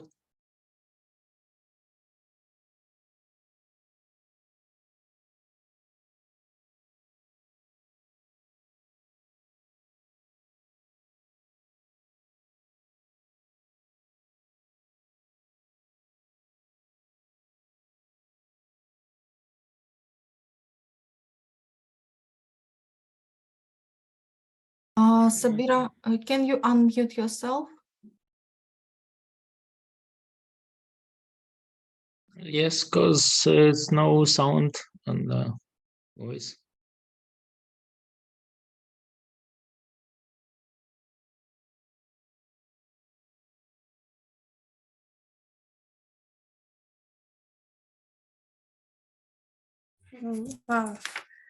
I am sorry. And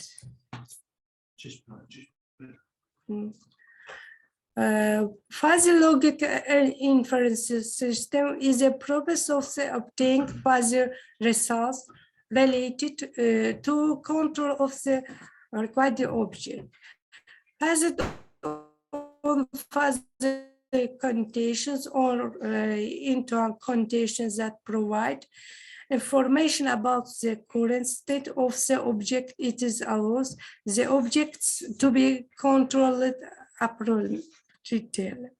The knowledge and experience of the expert is used in the condition of the system rules based of the if-then. Conditions are given between the input of the output data of the process. The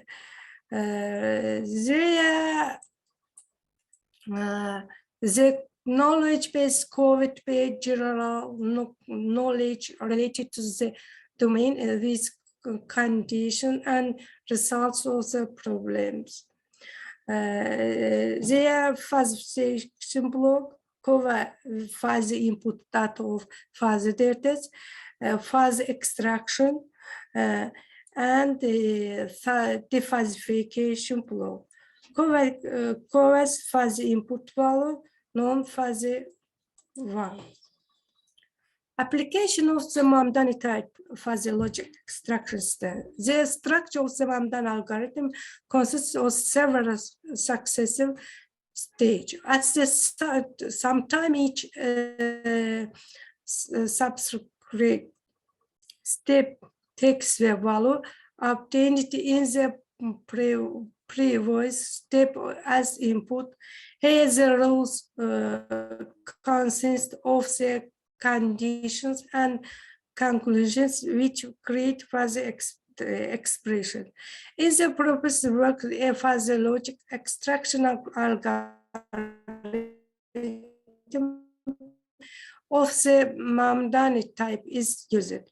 In this model, the evaluation stage consists of the following steps. Format represents emotional knowledge of experience in particular subject array in the form of fuzzy extraction rules. In this study, a knowledge base on the topic is established first to determine security and screen time. Fuzzification evaluation is coded out on basis of 6 rules. In the implementation of this tag, each of rules with depends whether in belong to different linguist fuzzy set. The step shows the basic parameters needed to determine security. And of each parameters, they are given in linguistic terms and converted to the corresponding fuzzy number.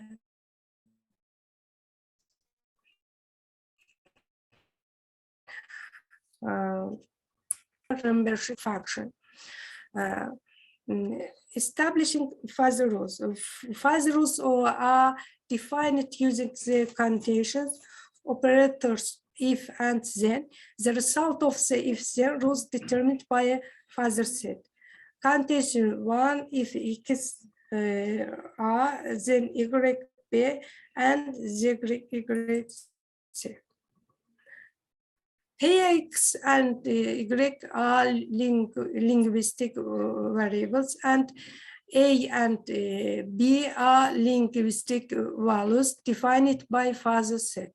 The values of the input parameters, the logic, fuzzy logic extraction system, and designed by five fuzzy set: very low, medium, high, and very high. 3 parameters taken as input parameters: the user age, health condition, psychological condition. The fuzzy set defines the forum state membership function. Design table B1 and table 2 shows values of the internet content extraction. Very low, medium, high, and so. Child age and right. Extraction at this stage, the discussions are made on the basis of the fuzzy rules. The output parameters are calculated for the set rules. Sum these rules, the structure as follows. Conditions, the step uses the values of the function updated the fuzzy state. For each of fuzzy extraction system rules, the condition of the fuzzy extraction system and the situation of the validator of the conditions are calculated.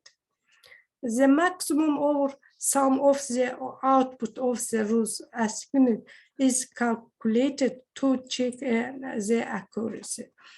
The fuzzification. Is this step, the fuzzy number is converted to non-fuzzy values using the fuzzification method. Here, discussion algorithm implemented that selected the best non-fuzzy value based on a fuzzy set. Results. The presentation of graphic data in the proposed expert system is processed in the fuzzy extraction system of the MATLAB program. As one of the surface model based on certain dependencies is presented in the following state.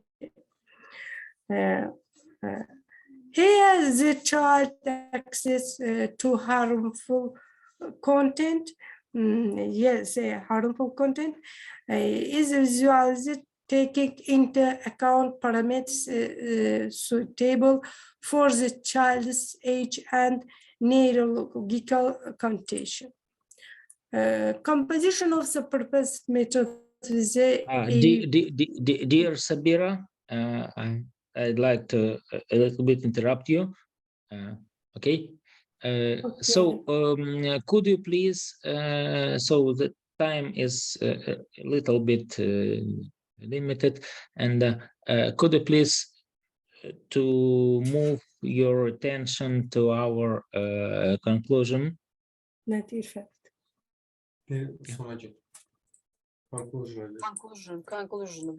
Conclusion and discussion. Experiments Yeah, showed the exactly. different surface model. Third models were obtained the various parameters of this surface model and intermittent and visuality different. As the parameters were choose change, so does the conversity of the model visible. In today, it's need for children and adolescents to have computer skills and development digital. But protecting their health is more important. There are technical proposed an approach to protect children for harmful content, to ensure a proper use of digital device without harming their health and Mamdani type fuzzy logic extraction in this approach. A fuzzy output method was developed in the MATLAB software package. The results obtained in the output of the fuzzy logic inference system were satisfactory. Thank you for your attention. Thank you. Oh, yes, may I be the first question? Yeah, okay. I think that from in this conference, it is one of the most important report from my side. And Sabira raised the question about really our next generation people, our child, and it is a really important questions. And Sabira, I'd like to ask you, how do you see the implementation of this strategy in the future work, some advertisement, I don't know, TV, and so on, please.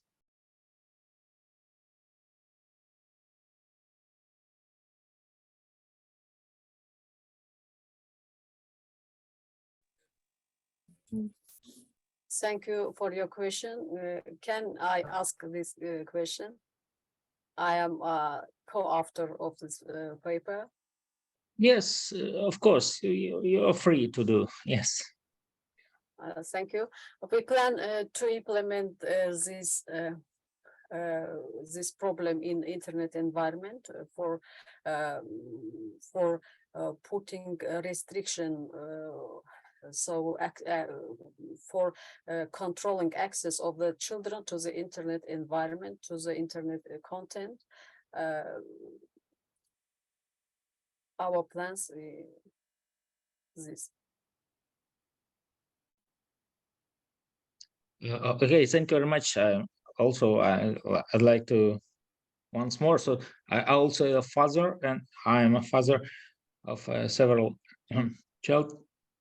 So it is also important. This work is also important, very important. Yes, for me. I agree with you. It's a very important problem of our society. Thank you. Yeah, thank you.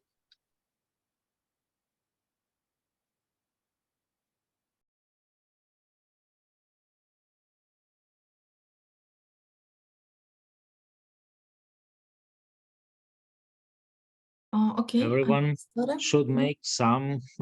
Everyone should make some self-conscious. Okay. Thank you very much for your speech and for presentation, for highlighting such an important things. So let's move to the next paper. It will be 2274. But one moment, we have a presenter from another section, and I propose him to make his speech in the end of the current section. 2274, identifying the application of process mining technique to visualize and manage in the healthcare systems.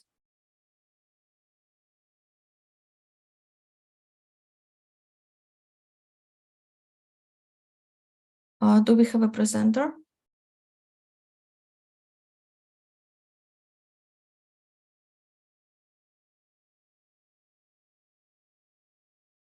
Uh, 2274. Okay, then if no, the next one is 2297, a study of implementing a blockchain-based forensic model integration for IoT devices in digital forensics.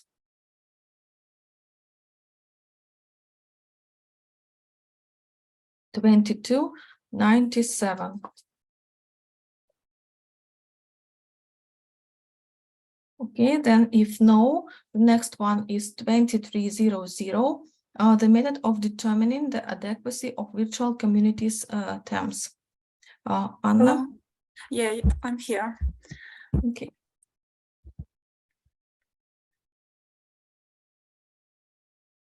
Do you see my screen? Yes, we can see it. Please make full screen. Okay, hello everyone. My name is Anna Simko. I'm from the Lviv Polytechnic National University in Ukraine. I would like to present my research, the method of determining the adequacy of virtual communities themes. Due to the large amount of available data on the internet, there is a need to check sources that may contain valuable and useful information. Social networks are one of the platforms where users can share knowledge. Today, virtual communities are the most visited sites. It's known that social networks contain virtual communities on various themes. There are thematics communities and communities containing many themes. Virtual communities become a good source of data because it contains data not only published by product manufacturers, but also customer feedback. The purpose of the work is to develop the method for determining the adequacy of the theme for downloaded discussions from them. The software industry was selected to display this operation of this method because the rate of development of the world market of IT and systems is more than 12% per year.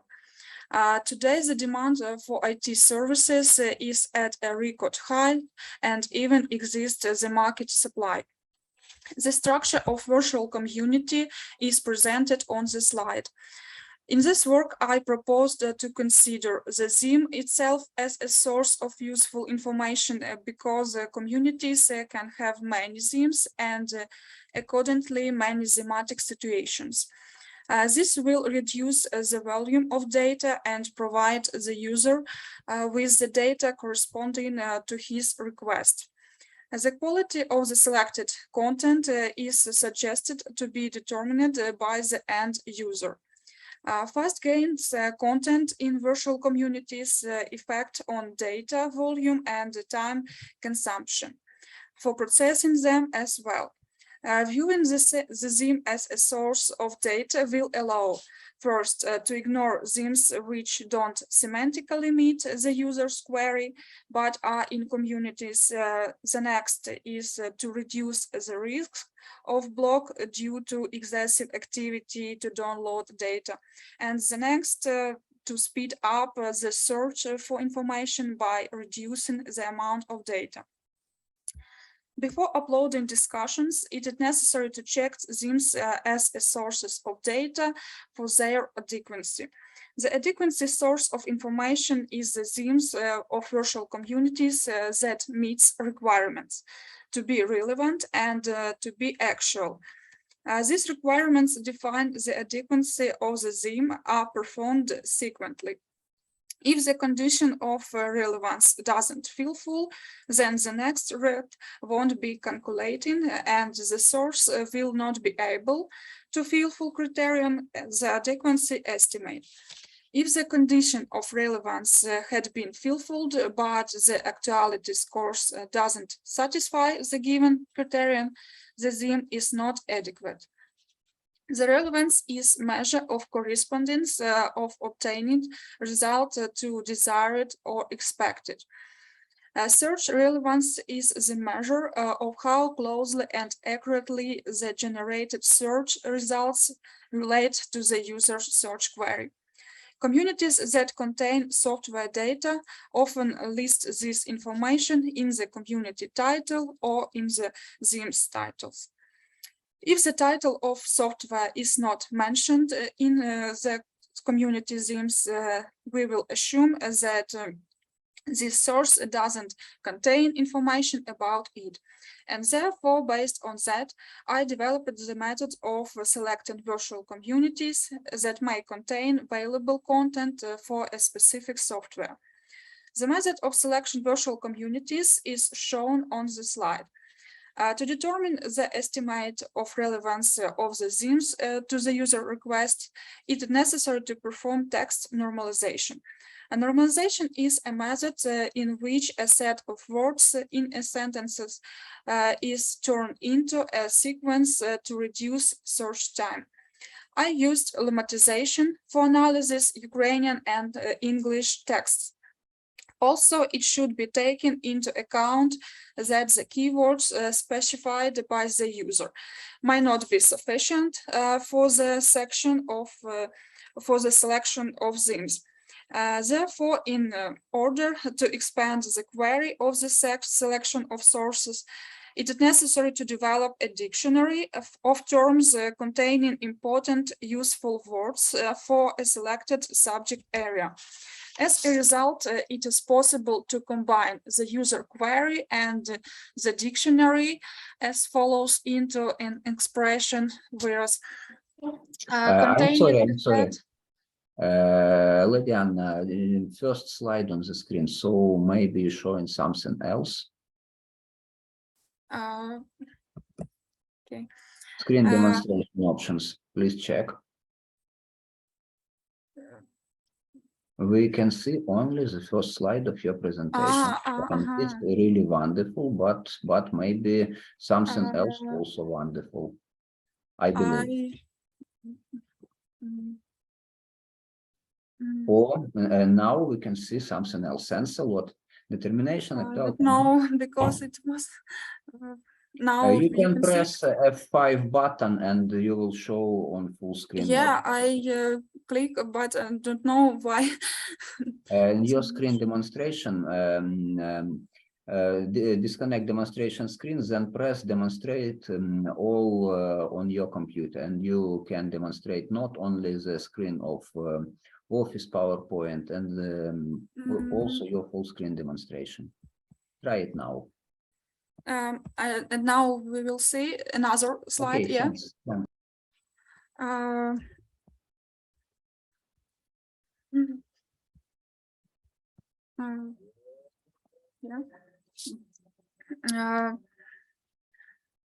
After that, we will calculate the degree of correspondence of the theme of the virtual communities of the chosen subject area based on the word frequency formula using TF-IDF methods. The text normalization process according to a user request is depicted using the UML sequence diagram. The result of passing this algorithm is the normalization of the words contained in the text using lemmatization methods. The consistent application of several methods allowed to eliminate the shortcomings of each and make the normalization method universal for any words. The next slide, yeah, visual. Do you show another slide now? Anna, everything is okay. Please proceed with your report. Yes, okay. The next don't listen to any. So we are here, and you should proceed with your report, please. Okay, the next we need to determine the actuality requirement of virtual community themes. The actuality of data is a property that reflects their significance in today's reality. To measure the value of relevance, I introduced the concept of the level of actuality, which is determined by the number of relevant posts in the theme as a source of data. It allows the following statement. The more posts that have been created in a certain period of time in a certain theme, the greater the importance of the actuality level. The formula for calculating the activity of the theme using the binary logarithm you can see on the slide. Therefore, using this method, we will allow to eliminate insignificant themes that have a small increase in the number of posts over a certain period of time, as well as get rid of sources that have no posts. It can be new theme or have only one discussion. An experimental study was conducted to determine the adequacies of themes as a source of valuable information. A parsing process was applied to automatically collect data from the virtual communities. User request was development of web application in Java. Accordingly, it was necessary to find exactly those themes that will contain actual and relevant information for this request. 5 communities was chosen for information selection. It is do.ua, replace.org, senior.ua, project.com, and cyberforum.ru. These communities contain themes on various subjects. Each theme has a source calculated according to the following estimate relevance. Threshold of relevance is 0.75. As can be seen from the research, among 29 themes, only 6 turn out to be relevant source of data. The next step is to check relevant themes about the activity of creating posts for certain periods. The last 6 months was chosen. The next step is Anna, please proceed with your conclusions and some recommendations. So. As a result of research, it was established that only 17% of themes are adequate for user. These results are compatible with the Pareto principle, which states that roughly 80% of consequences come from 20% of causes. Based on this, it can be argued that 20% of themes contain data that provide 80% of the necessary data to the end user. Yep, this is. Yeah, it's all. Yes, you done it, and yeah. I'm sorry for Alexandra. There is some time to make some questions to. Oh, I think we have to Anna, Anya. Speed up. Okay, only one short question to Anna. Do we have? Yes, I have question. Okay, so Anya, please, how do you see the implementation of this? So only every work you are, I don't know, you're a master student or a bachelor student or a doctoral student. So how are you planning to implement this one results we are heard to real life. Yeah. Now I write my dissertation about forming software documentation from virtual communities, and I collect data from virtual communities, and virtual communities, it is not simple data. It is a heterogeneous source, and I work this data to structurize, to contain valuable and useful data, and I analyzed this field. And adequate themes can help me to take useful information and actuality information. And practice in the conferences like this one. Yeah. Thank you. Thank you very much for your speech, for your presentation. Yes, so let's listen to the next speech. Next report is about the paper number 2197, implementation of optical logic gates based on color filters. Do we have a presenter? Good afternoon, dear colleagues. I am speaker. My name is Viktor Timchenko. Now, previous presentation. Anna, can you please stop sharing your screen?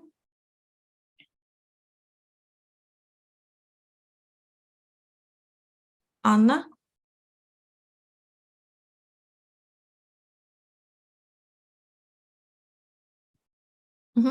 Thank you. Victor, please, you can start sharing.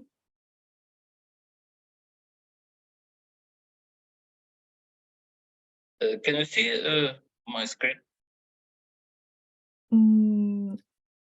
Yes, we can see it. Is okay. You can enter the full Okay, thank you very much. I am speaker. My name is Viktor Timchenko, professor, Admiral Makarov, National University of Shipbuilding. My co-authors are Yuri Kondratenko, Professor Petro Mohela Black Sea, National University of Ukraine, and Professor Vladi Krainovich, Professor of University Texas El Paso University. The development of optoelectric technologies over the last 2-3 decades has aroused interest in the design of computing devices capable of performing binary operations and becomes an alternative to fully electric semiconductor gates.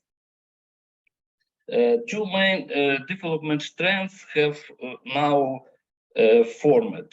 The first is optoelectric logic gates, which sought to combine the advantages of optical semiconductor components using the capabilities of optical system for parallel processing of large amounts of information, but at the same time using semiconductor switches for binary encoding and calculation. The second direction focused on building all optical logic gates. The physical principles of creating optical switching devices are based on the following properties. Interference, the combination interference fringes of use Mach sender interferometer, etc. Polarization in coherence light beam based on semiconductor optical amplifiers, diffraction gradients, and photonic crystal. Optical fuzzy inference systems are known for parallel processing, for example, many fuzzy rules based on the principles of using spatial modulator Gaussian laser light source and microprismatic system. Spatial light modulator with implementation of various functions optical system with color filter for Boolean operation and splittable memory. An analysis of developments of colorimetry shows that color carries an independent information load that does not require direct digital transformation. A certain positive on negative color can be evaluated. For example, negative color evaluation: red, a clear danger; yellow, probably danger; and other. Green, near absence of danger; cyan, very probably absence of danger; blue, absence of danger. Basically, the white color determines a positive evaluation, such as having a decision as black, a negative one, for example, the absence of decision. The use of color as a carrier of logical information can allow the creation of high-speed devices with performance based on calculation that use the speed of light to form an area of logical solution.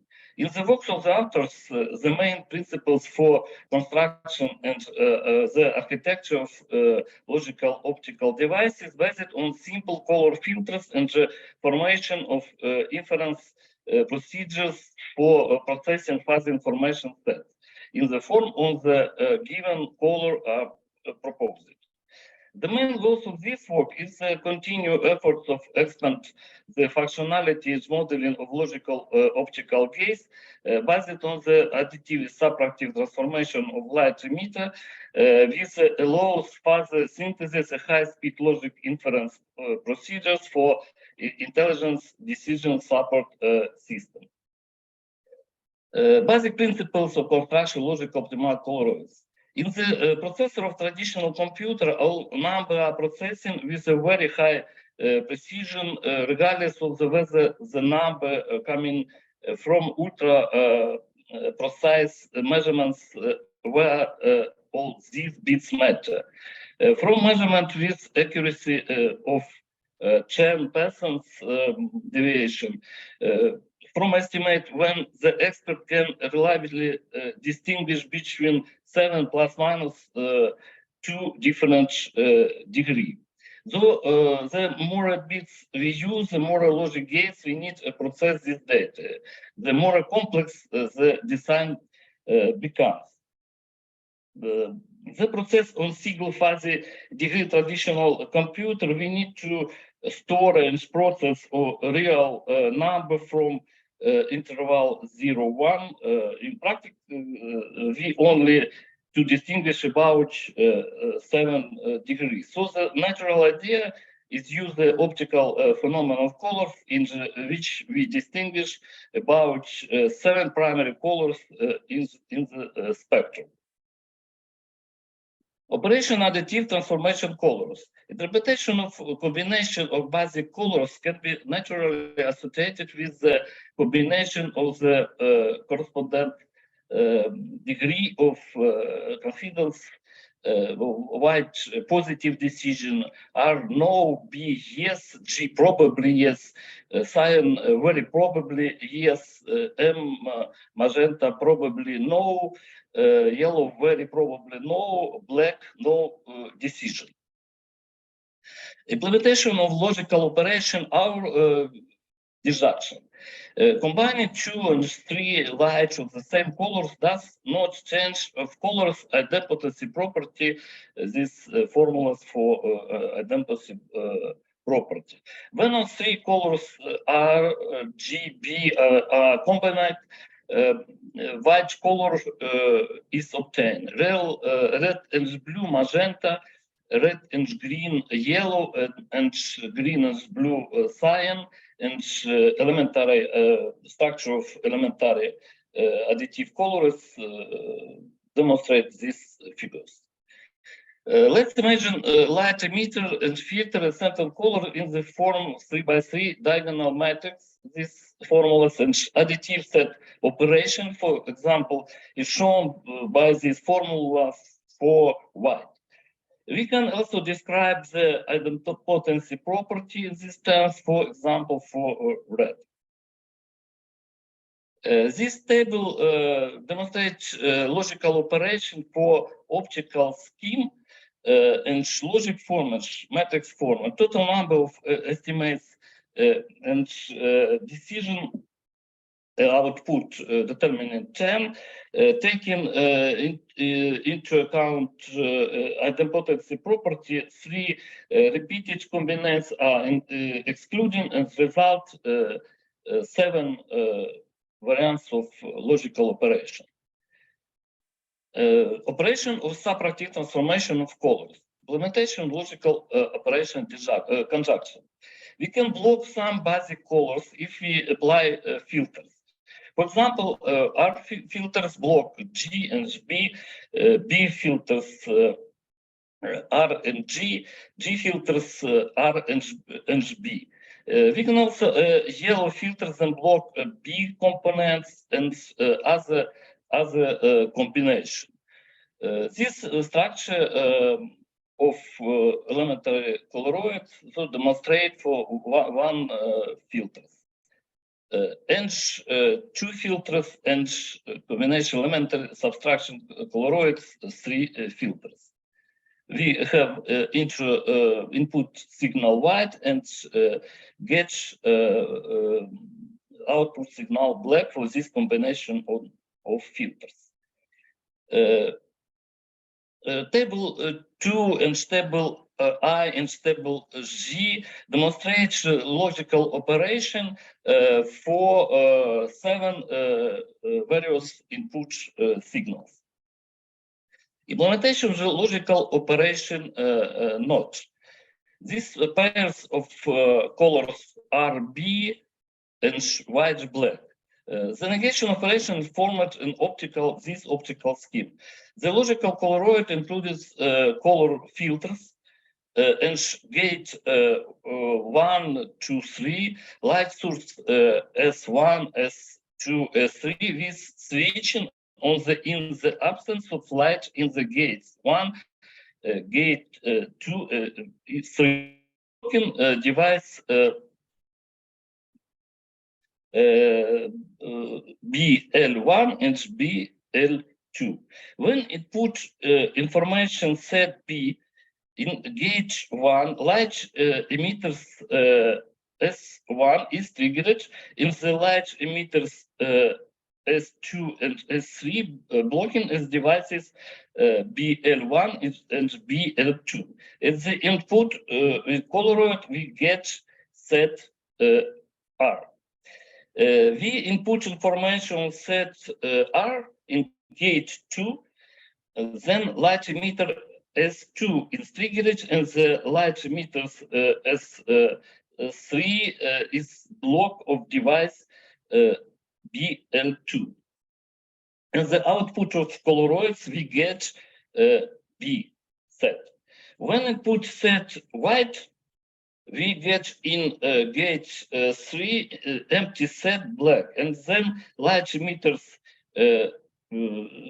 S3 is triggered, and the output of coloroid we get white set for new decision.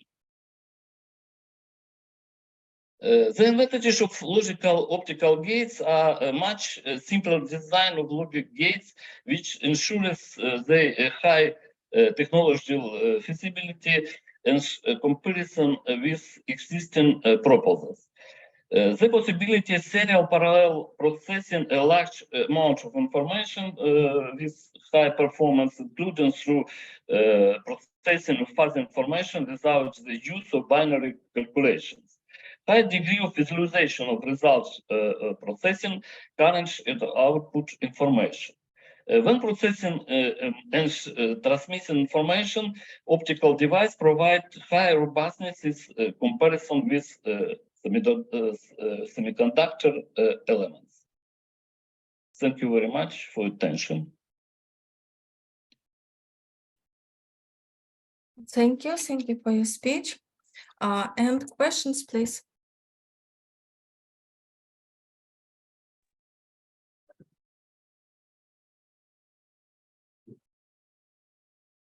I have one question.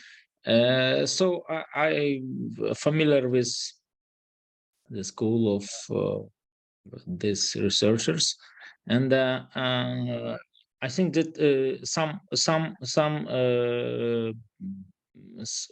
solved problems are implemented, and what is the future implementation of some? What is the future plan to do to implement these moments in the in industry? Thank you very much. The proposition of optical logic gates are quite simple to implement and can be used as the basis intelligence decision support system for objects with large amounts of processing information. For example, when control the flight of large airports, our traffic of ships in condition of high navigation intensity and other objects. Yeah, thanks. And I think in some potential, strong potential in the military industry and so on. So yes. Yes. Thank you very much for interesting presentation and your research. We wish you a fruitful future work. So we have a speaker with the paper 2274, identifying the application of process mining technique to visualize and manage in the healthcare system. Farhad, please.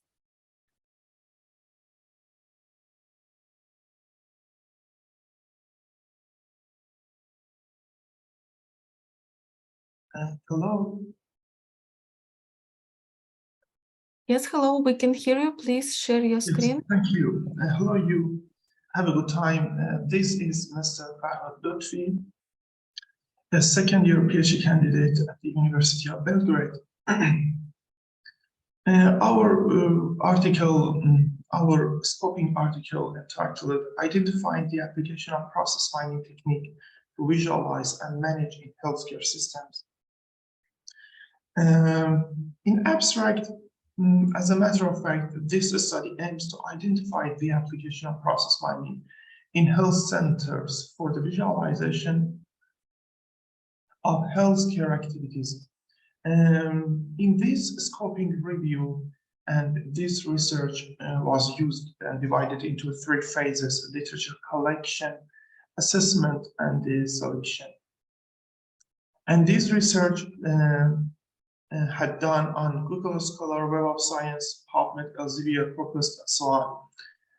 Our keywords have been addressed as follows: the process mining, visualizing, mapping, workflow discovery, process discovery, performance mining, healthcare, and so on. And the findings showed that process mining can be used to analyze different activities in the field of healthcare, clinical and administrative processes, and related. As the significance of this research, it has been argued that the use of process mining in healthcare allows health professionals to understand actual implementation of the process. In fact, in discovering the correlation, modeling, controlling infection, and emergency response are including some parts of the process mining technique. You know, in healthcare, in smart healthcare, actually, the real-time responsiveness is playing as a main parts of this puzzle.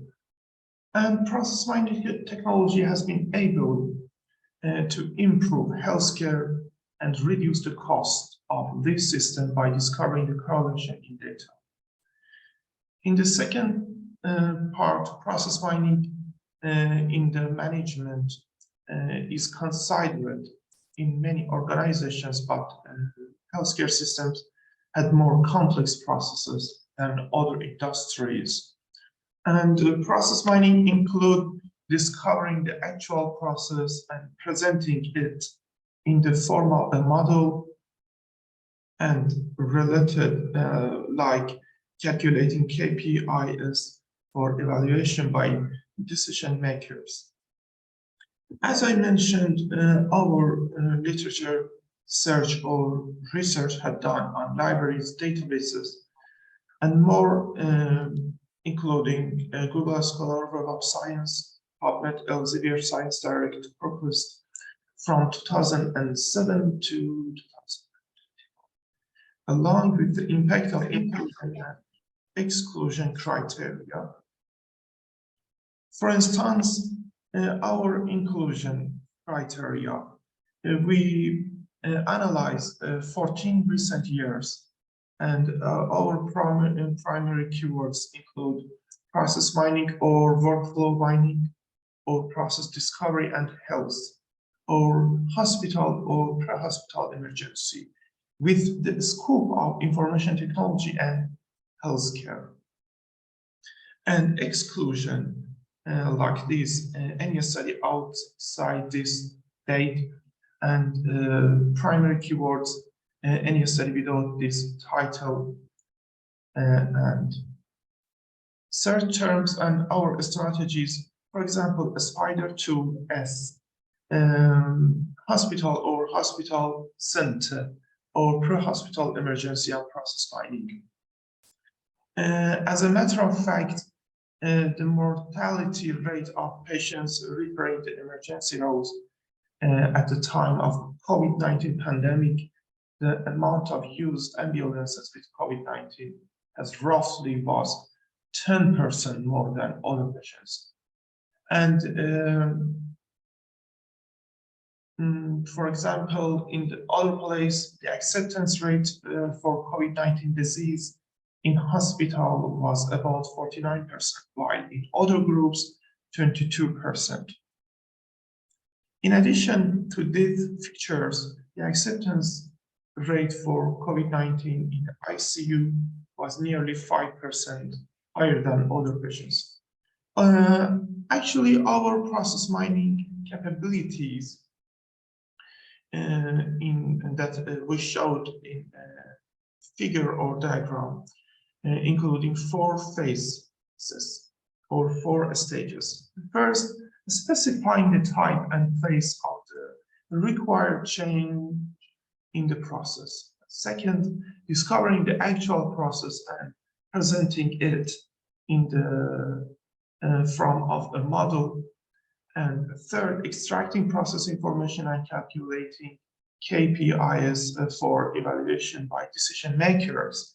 And finally, achieve complete transparency and identifying possible subjects before occurrence.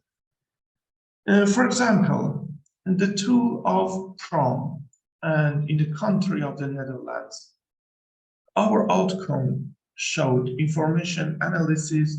The production of a model can be obtained by tools and techniques of process mining for using less structured, flexible, and multidisciplinary process.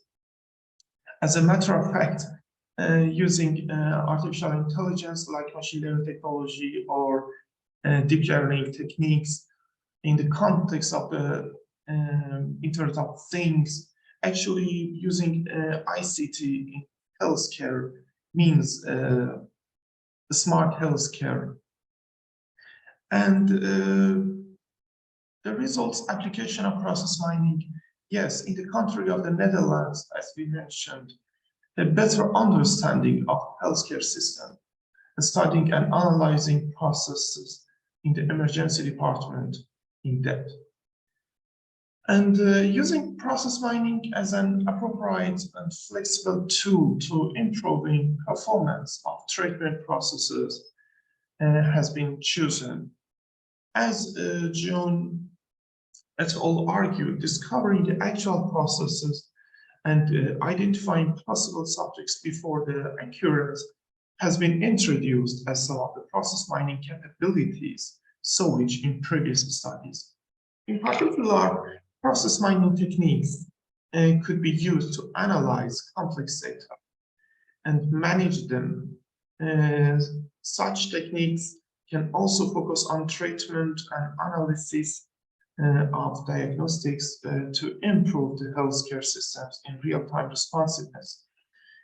In conclusion, the goal of this research was to improve healthcare systems by using process mining technique.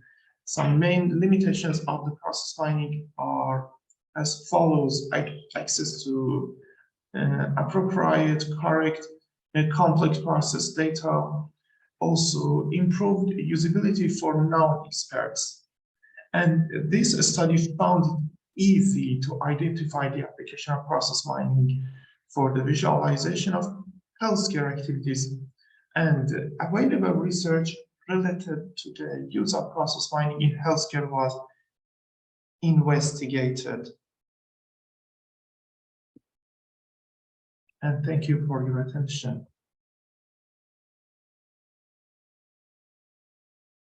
Thank you. Thank you. Thank you for your presentation. So, do we have any questions?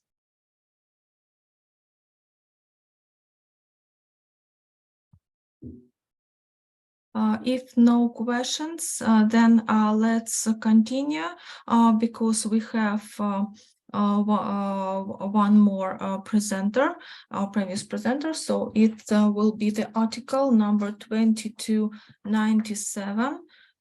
Please, Chintan Singh, are you with us?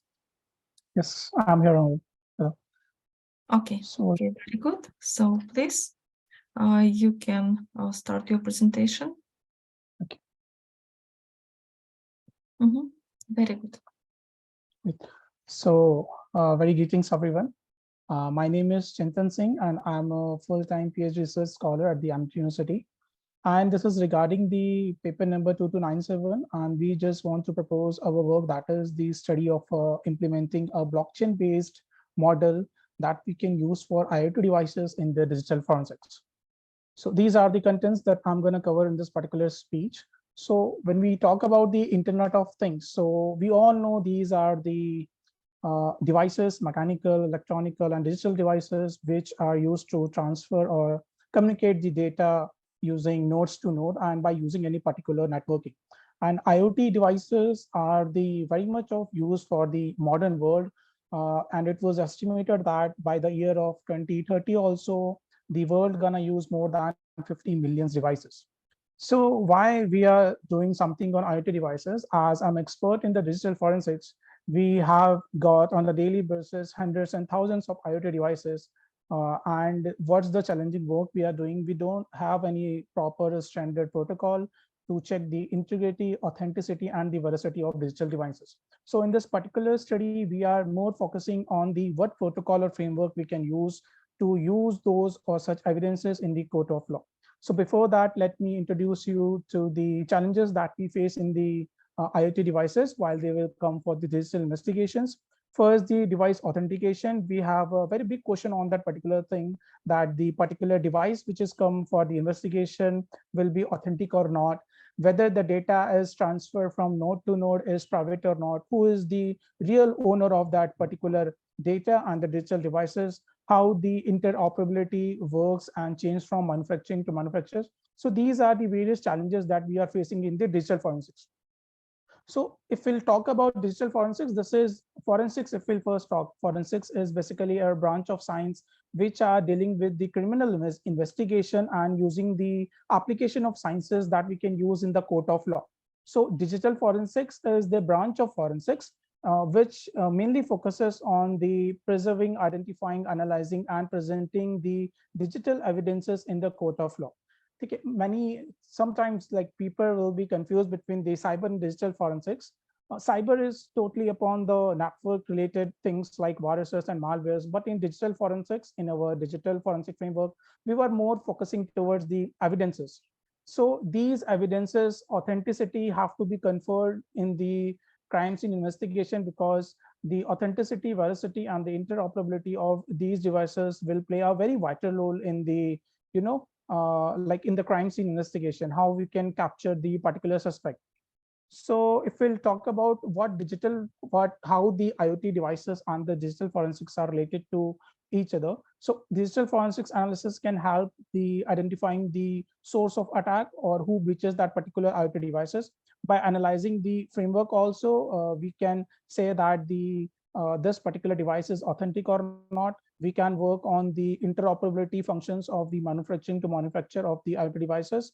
And it can also help us to recover the data and provide us the authentic way to make a standardized protocol. So many of the researchers worked on this particular thing. Someone makes the gateway based framework, and many people's work on the AI based framework. So here we are proposing a blockchain based framework. If we'll talk about blockchain in a very easiest form, so it is a kind of recording the information, and it is as that much secure. If someone wants to alter anything in that particular piece of information, the whole transaction value gets changed.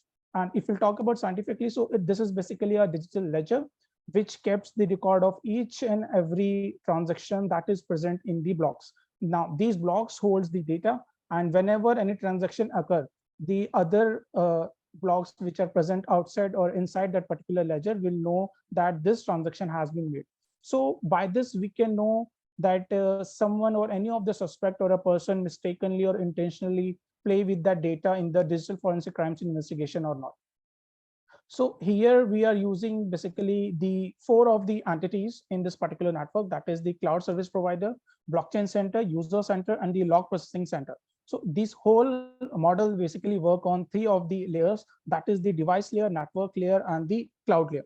So whenever data will be transferred from the device layer to the network layer, we have implanted there the log processing center, which basically transfer each and every part of logs in a sequential order to the blockchain center. And that blockchain center then finally will be connected through by using again a log processing key to the cloud service providers. Now, if we can see in this particular framework, see the court and the forensic investigator have access to that particular cloud. Here are our IoT devices. As we can see, all these devices will be now connected through by using a log processor, which sequentially transfer the data from the blockchain network. And now this blockchain network, we can see again transferring the data to the cloud. Now, this cloud, we have the authentication and permission for the court and investigator, so that they will know any of the hash value or transaction value changed or not. So to endorse this particular framework, as we can see, if we got anything IoT devices generated logs, and if it will get checked and we'll apply a blockchain network onto this particular model, if the hash value or the algorithm matched, then it will go to the investigator. Other than that, the reject particular evidence will be rejected, because it will again questioning the authenticity of that particular evidence. Now, after the investigator applying or analyzing the process and architecture of that digital evidences and then present in the court of law. Now, court has the power to again confirm the authenticity by matching it with the previous hash, and again send it to the for the final court order. If that particular hash get matched, then it was accepted by court. Other than that, it will be get rejected. So by using these particular frameworks, we can put the IoT devices which we will use in digital forensic settings in a very sequential and the standard manner, so that each and every changes that any of the investigator or any of the hacktivists or any of the ransomware attack trying to convert the data present in those IoT devices will be easily get captured. So this model have to be implemented and in the many of the digital forensic organizations to make a very standard things for us. So how potential it is that for the digital forensics? So this proposed model is based upon the blockchain and making it totally decentralized in the nature, and to the centralized manner described in the previous works. Because of this architecture decentralized, it is feasible to audit the log and see about their authenticity. Additionally, it prevents the forensic analysis and the service providers to do not alter these particular logs. And our approach also makes the use of blockchain immutability property to ensure that the accuracy of log collected in the IoT environment. So I just want to conclude that the IoT is changing and driven the world now, and in future, many of the crimes still now also were using these type of devices. When these devices come into the digital forensic settings, we have faced many of the issues regarding the authenticity. So while showing these particular evidence to the court of law, the court should know that whether that particular evidence is authentic or admissible in the court or not. So this particular framework was providing authenticity framework to these IoT devices, which comes under the digital forensics settings. Thank you.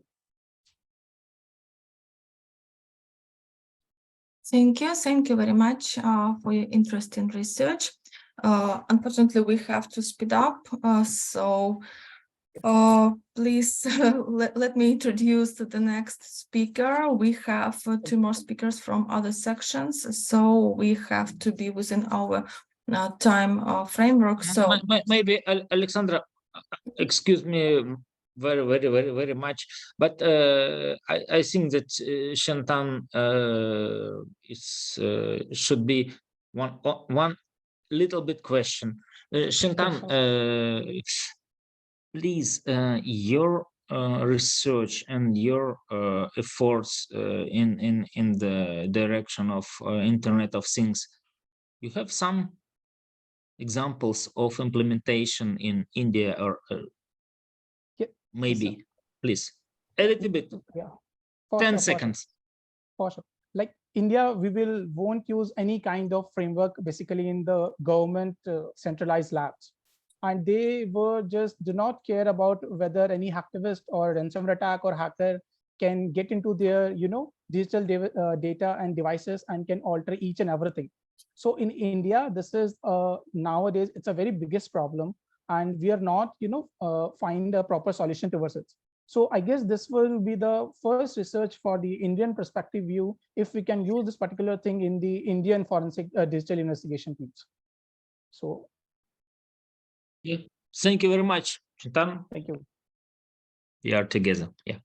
Thank you very much. Sorry, Alexandra. So please. Okay.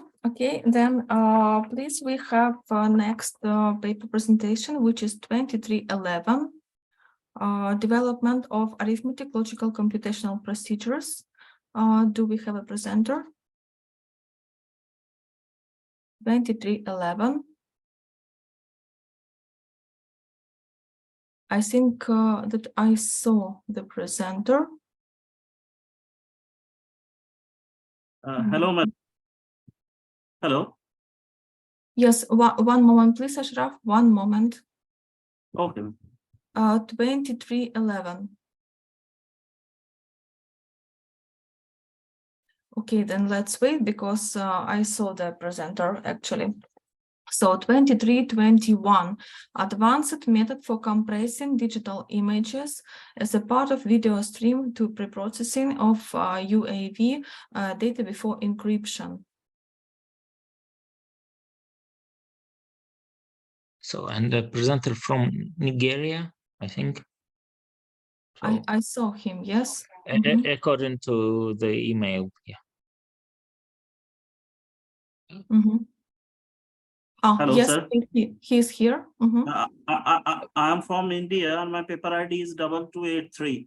So whenever my turn will come, please inform me. Yes, Ashraf, we remember. So after our schedule, okay, we will invite you for your speech. Okay. Okay, I'm waiting now. Okay. But Alexandra, Dr. Zubair from Nigeria here with us. So okay. And maybe yeah. Yes. So please. Yeah, good afternoon. Good afternoon. Good afternoon. I will This share is a my very screen now. Yes. Can you share? Can you see my screen? Yes, we can see it very well. So clear, please. Thank you. The title of our paper is Development of Arithmetic Logical Computational Procedures. Digital filter design with bilinear transformation. I'm Abdulrazak Zubair from Electrical and Electronic Engineering Department, University of Ibadan. My colleague is Adeolu Johnson Olawale.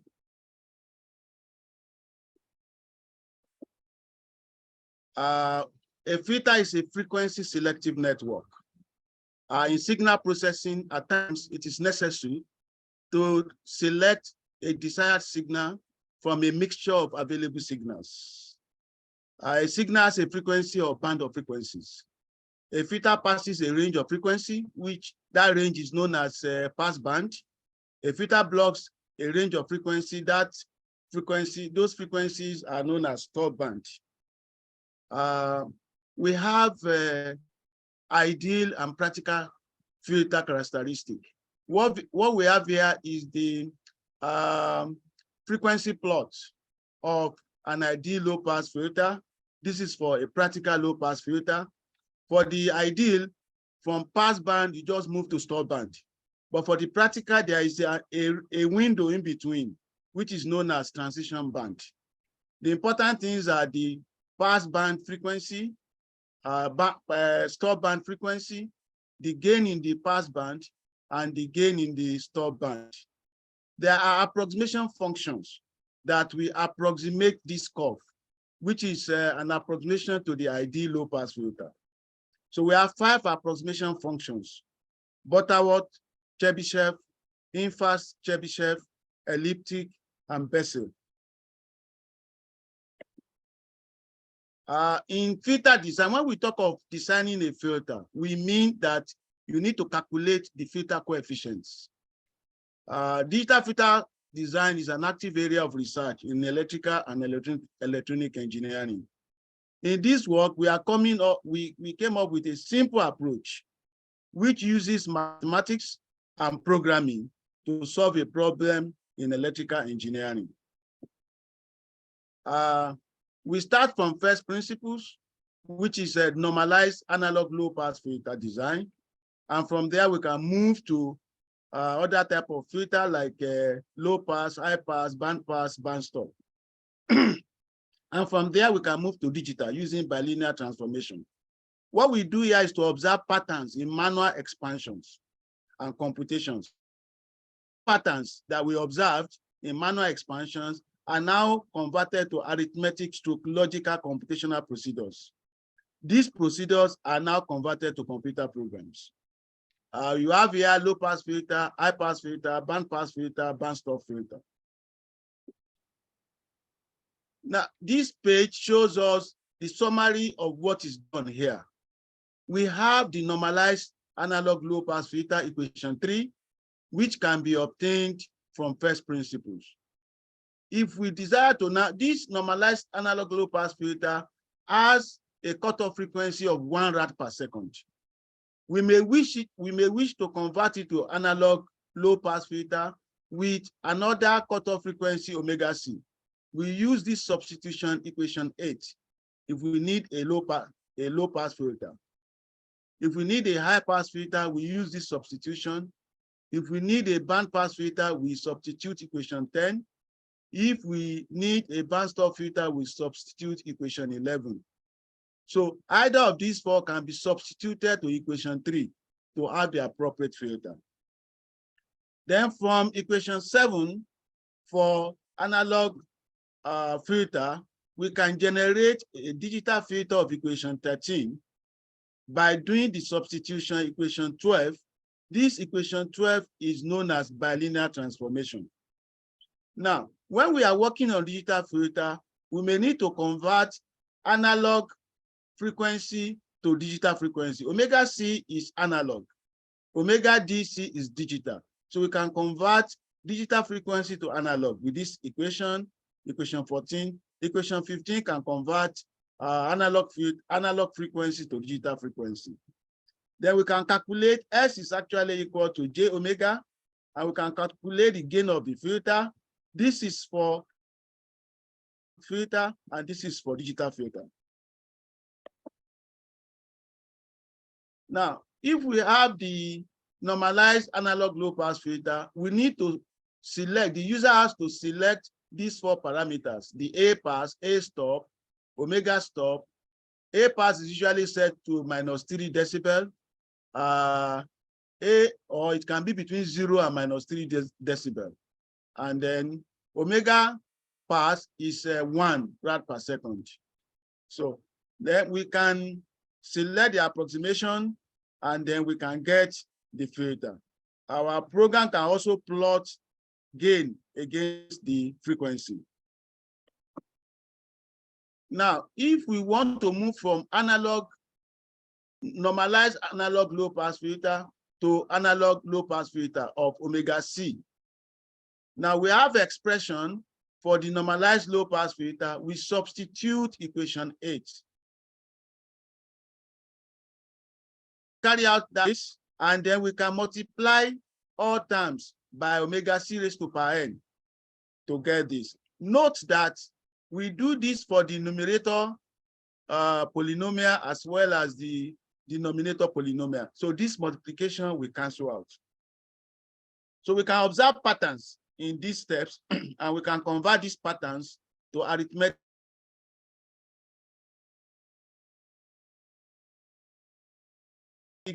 logical computational procedures, and I repeat the same process for high pass filter using equation 9.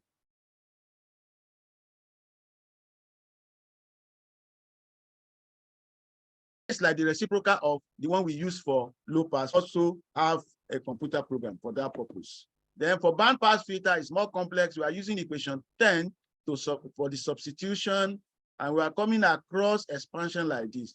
We have to do expansion, this binomial expansion.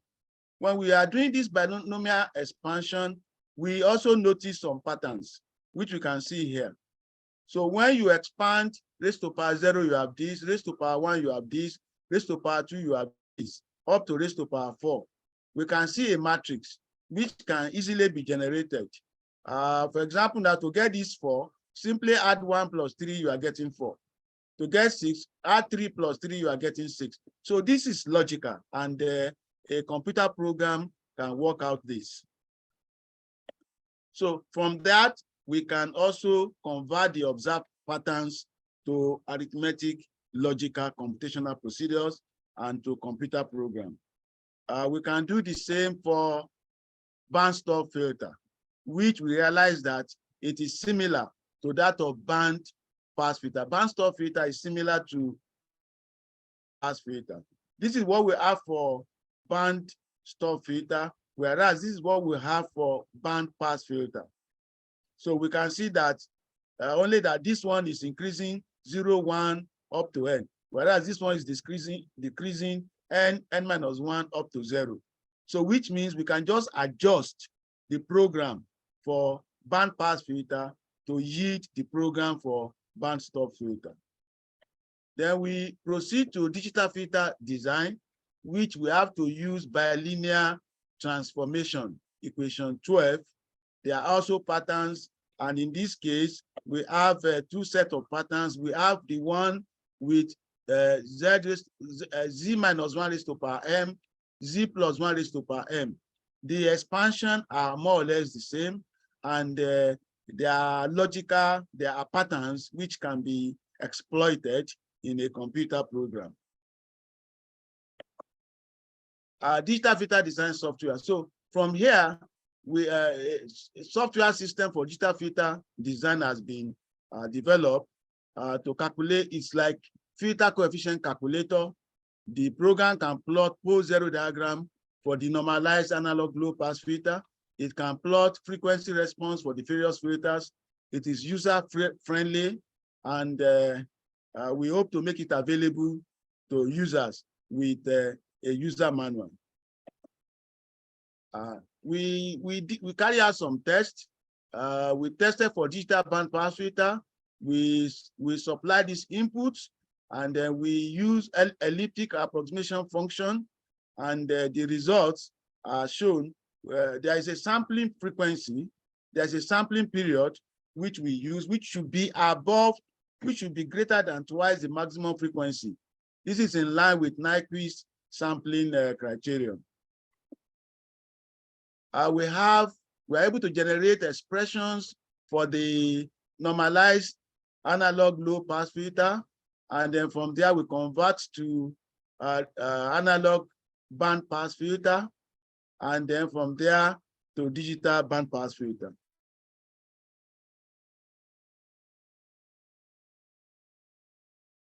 And we have the plots. This is the plot for the normalized low pass filter analog. This is the frequency response for the analog filter, band pass filter, and this is the frequency response for the digital filter.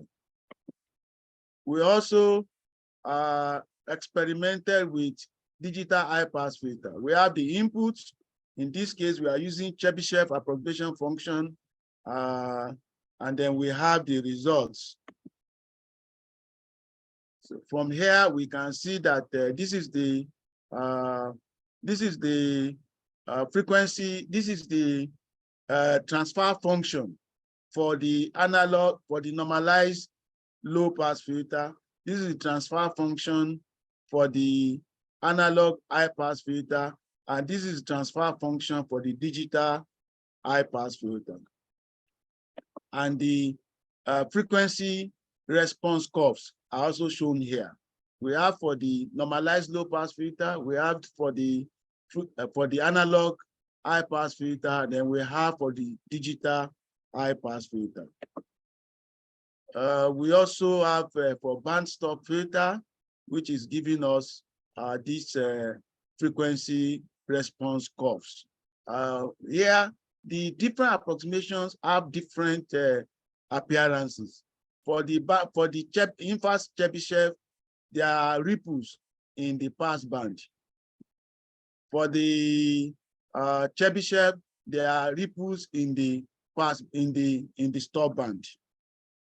Discussion: manual calculation is easily handled for order 1 and 2, but when we're having more than order 3, it is becoming not convenient, and it is prone to human error. With this software, calculation for higher order is made easy and error-free. Conclusion: the development of a software system for the computation of filter coefficients has been presented and tested. Analog and digital filter design has been made simple. Test results and frequency response plots confirm the accuracy of the arithmetic logical computational procedures deduced from the patterns in manual computations. The software is recommended for use in electrical and electronic engineering practice. References. Thank you for listening. Thank you. Thank you for your presentation. Questions, please.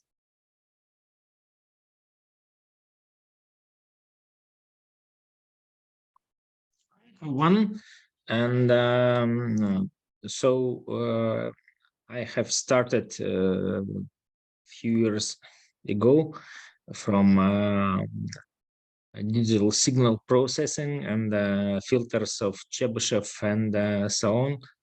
That Professor and Dr. Zobar mentioned.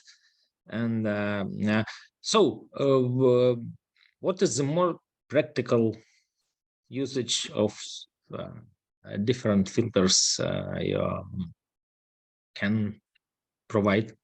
So yes, the filter is a discriminatory network. For example, your radio receiver, there are a lot of radio stations that are broadcasting.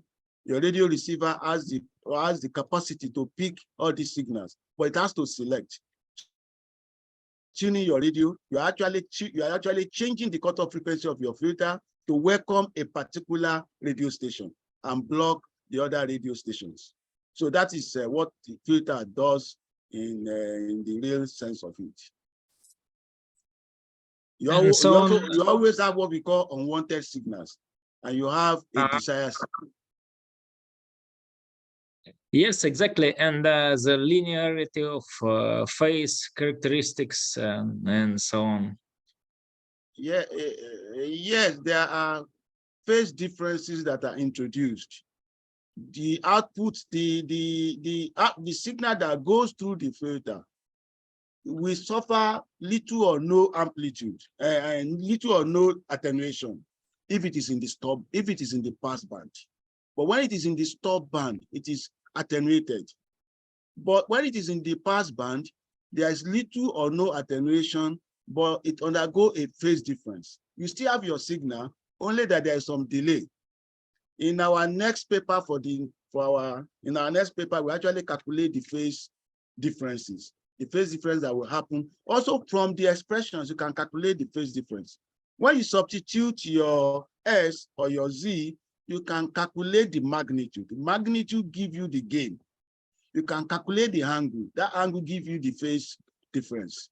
So, but the phase difference is not a problem. You still have your signal, only that there is a little bit delay, a little phase difference. So at least it has done the job, only that there's a phase difference, which will not affect your information, since your signal carries information. If not, you as a human being will not even know that there's a phase difference. Yeah, thank you. Thank you very much for your questions and for your interest. I'm grateful. Thank you for your speech. Thank you for your presentation. So you can stop sharing and let's go further. 2321, advanced method for compressing digital images by our schedule. Do we have the presenter or no?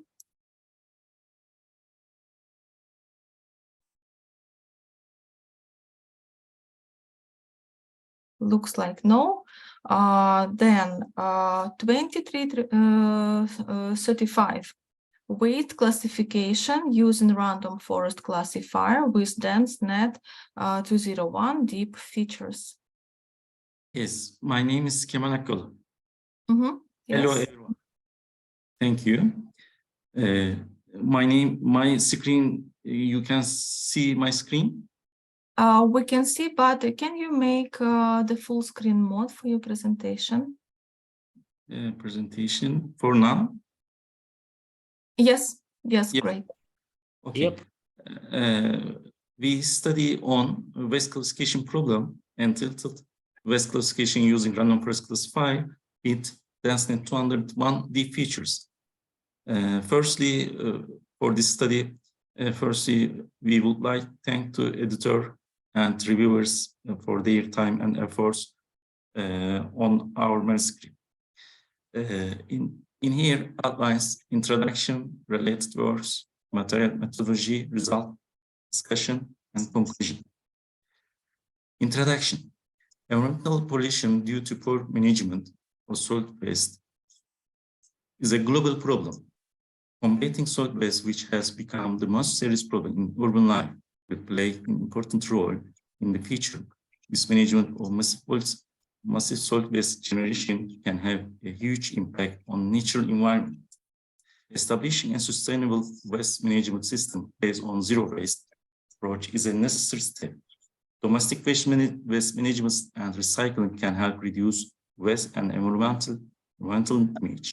Waste classification can help with waste disposal and recycling, and so contributing to better resource use and conservation. Recycling is the best way to reduce waste production, mitigate environmental impacts, and contribute to country's economy. Smart garbage classification solutions will play an important role in future for the growing population. The main aim of this study is to classify solid waste with high performance. For this, hybrid models are conducted. Random forest classifier is trained on the features extracted by transformer models and Siena models. In this context, numerous experimental studies are carried out. Contribution of these studies can be summarized as follows. Classified solid-based a hybrid model called DenseNet 201 plus random forest is proposed. DenseNet 201 plus random forest is a two-stage model that uses DenseNet 201 to extract feature maps from solid-based images and also random forest to classify them. Then, compared to pre-trained models, the proposed model performs significantly better classification. It is also more successful than previous studies. Related works. Many studies based on CNN models have been conducted so far. For example, Yang and Tang use support vector machine and CNN on TraceNet dataset. Mao et al. Trained YOLO version 3 model on the TraceNet dataset and detected domestic base in Taiwan region. Zhang et al. Proposed a ResNet 18-based self-monitoring model for recycled waste images. The others also provide the integration of their proposed model into mobile terminals. Zhang et al. In other study report that DenseNet 169 presented 82.8% value of accuracy. Ma et al. Proposed an optimized DenseNet 121 to improve classification accuracy on the TraceNet dataset. Lastly, Wang et al. Proposed a deep learning model and cloud computing techniques for this problem. Material and methodology. Excuse me. Material and methodology. This section presents a brief overview of the dataset used in the experiments, also CNN and transformers. Dataset. In this study, the TraceNet waste image dataset, which contains a total of 2,527 images, was used. This dataset is a public benchmark dataset published by Yang and Tong. This dataset, which can be downloaded from Kaggle website, considered a general criterion for waste classification and includes 6 classes consist of cardboard, glass, metal, paper, plastic, and trash. Sample images for each class seen in figure 1. Convolutional networks and transformers. Excuse me. Convolutional networks have made tremendous advances in computer vision. CNNs are built with multiple building blocks, including convolution, pooling, and full connected layers. CNN employs a convolution layer to distinguish important parts of the image. About image presents feature maps. The transformer architecture, which has high computational efficiency and is scalable, was first proposed to solve natural language processing tasks. This method can capture local and global long-range dependency using a self-attention mechanism, which goes far beyond the receptive part of traditional convolution filters. Material and methodology, model training and testing. First, the deep feature set were composed of transformers and CNN models. Then randomly 80% and 20% of each deep feature set are reserved for model training and model testing, respectively. Figure 2 presents the overall block diagram of the study. In here, you can see that the features extracted from pre-trained models and transformer models and sent to random forest classifier. As can be seen in this figure, DenseNet 201 model was first retrained with Adam optimizer, category cross and tribal loss function, 0.001 value of learning rate, 32 value of base size, and 300 epochs. The random forest with its default parameters was trained and tested using DenseNet 201 features. In addition, the ResNet 15 retrained model was retrained same parameter values as DenseNet 201 and presented 2,048 features. Also, each transform model gave 1,000 features. Each value in this feature vector represents the probability of belonging to the relevant class. Overall training and testing procedures were carried out with random forest classifier using these deep features extracted from models. In this context, the model's performance measured by several metrics, accuracy, their accuracy and sensitivity. For this, true positive, true negative, false positive, and false negative basic criteria were used to measure the correct classification success of the models. These metrics are based on confusion matrix. Here, true positive and true negative indicate the correctly classified best class and the number of other best samples for each class, respectively. False positive represent false number of instances assigned to relevant class from other class, and lastly, false negative represent the false number of instances assigned to other classes from the relevant class. Result and discussion. Transformer and CNN models were implemented using TensorFlow and Keras libraries in Python programming language. Training and testing of each model were carried out on Google Colab environment. Furthermore, scikit-learn library was included for the random forest classifier. Table 1 presents accuracy and sensitivity metrics in the experiments. According to these metrics, random forest fed the DenseNet 201 features yield best classification performance. This model offered 96.4 classification accuracy. Random forest fed with Wolframmer had the second best classification performance with 81.8%. The models fed with features extracted by ResNet transformer and also ResNet 15 model, CNN model, gave very low classification accuracy. Furthermore, it was observed that the features extracted using CNN models retrained were more meaningful compared to the deep features extracted using ways frozen of them. Table 1 experimental results. Table 1 shows experimental results for this dataset. Excuse me. Excuse me. Yes. In here you can see that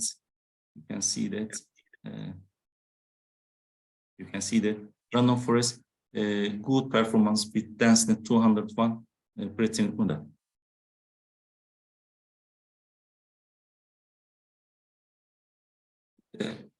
Result and discussion section continue. Figure 3 presents the confusion matrix of the models. DenseNet 201 plus random forest model correctly classified all samples of cardboard class. On the other hand, this model misclassified 5 samples from the glass class, 3 from the metal class, 4 from paper class, and also plastic class, and lastly 2 from the trash class. In right side, red arrows shows the false classification for each class. For DenseNet 201 and plus random forest model, hybrid model. Also, table 2 compares this study and previous studies that use same dataset. According to this table, the classification performance obtained in the study is superior to other works in literature. Young and Tang, for example, Young and Tang achieved a very low classification accuracy of 63%. The others used support vector machine and CNN methods in their study and state that support vector machine had a better classification performance than CNN. In other study, Aral et al. Obtained 95% classification accuracy with DenseNet 169 and 121 fine-tuned pretrained models. The DenseNet 201 and random forest-based hybrid model proposed in the study gave very high classification accuracy. Conclusion. In the study, 60% base types were classified well with proposed models. The random forest classifier was used for classification tasks. Various experiments were carried out with this classifier, feeding the features extracted by transformer and pretrained CNN models. The random forest model fed with DenseNet 201D features yielded the highest accuracy ratio of 96.4%. Moreover, deep features extracted from retrained CNN models are more meaningful compared to transformers. In addition, the features extracted from the Wolframmer transformer are more meaningful than the ResNet transformer for the random forest classifier. Furthermore, DARSnet 201 plus random forest hybrid model is higher than previous studies using the same data in the literature. In the future, it's planned to perform real-time classification on a large data set and use more different deep learning models. Thank you for your attention. Thank you. Thank you for your presentation. Questions, please?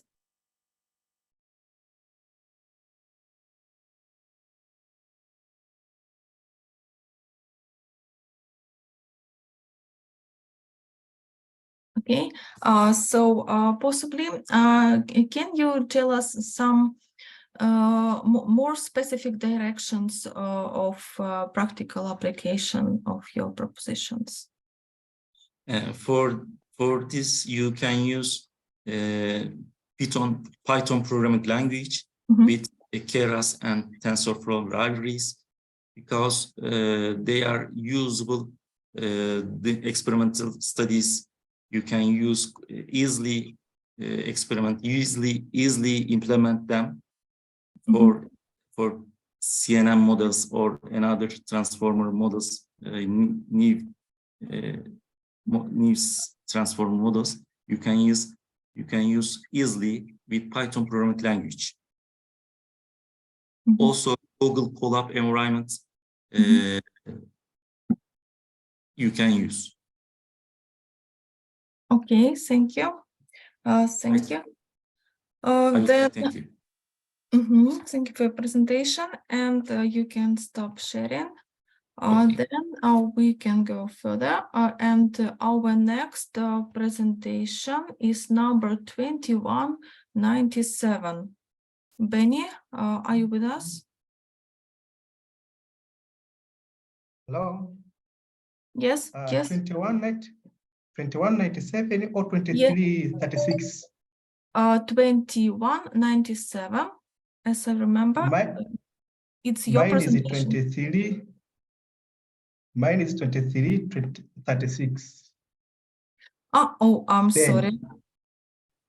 Okay. Okay. Sorry. Okay, Benny. Yes, it's your turn now.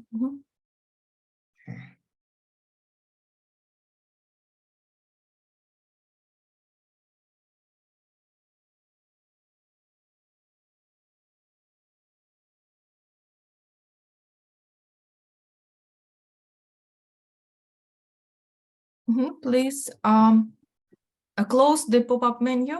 Yes, and enter the full screen mode. Now can you see the full screen? No, it's not full screen, so you can click to close the message that you have.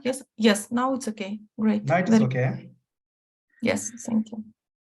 My name is Ben Mbwile. I'm a PhD student at the African Center of Excellence and Innovative Teaching and Learning Mathematics and Science, which is based at the University of Rwanda.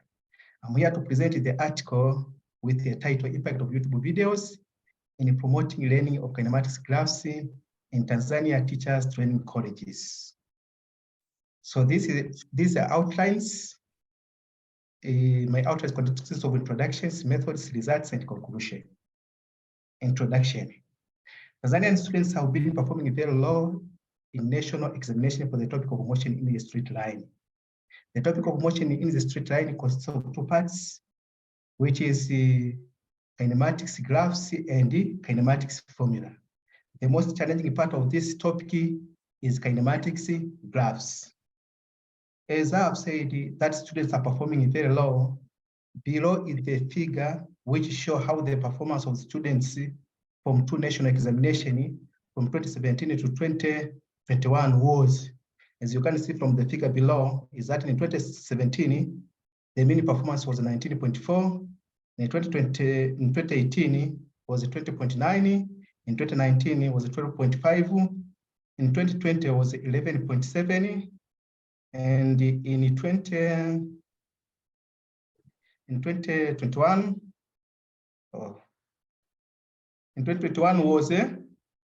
was 18.4. So this mean performance, according to the National Examination Council of Tanzania, is regarded as a weak performance because any performance below 29% is a weak or poor performance.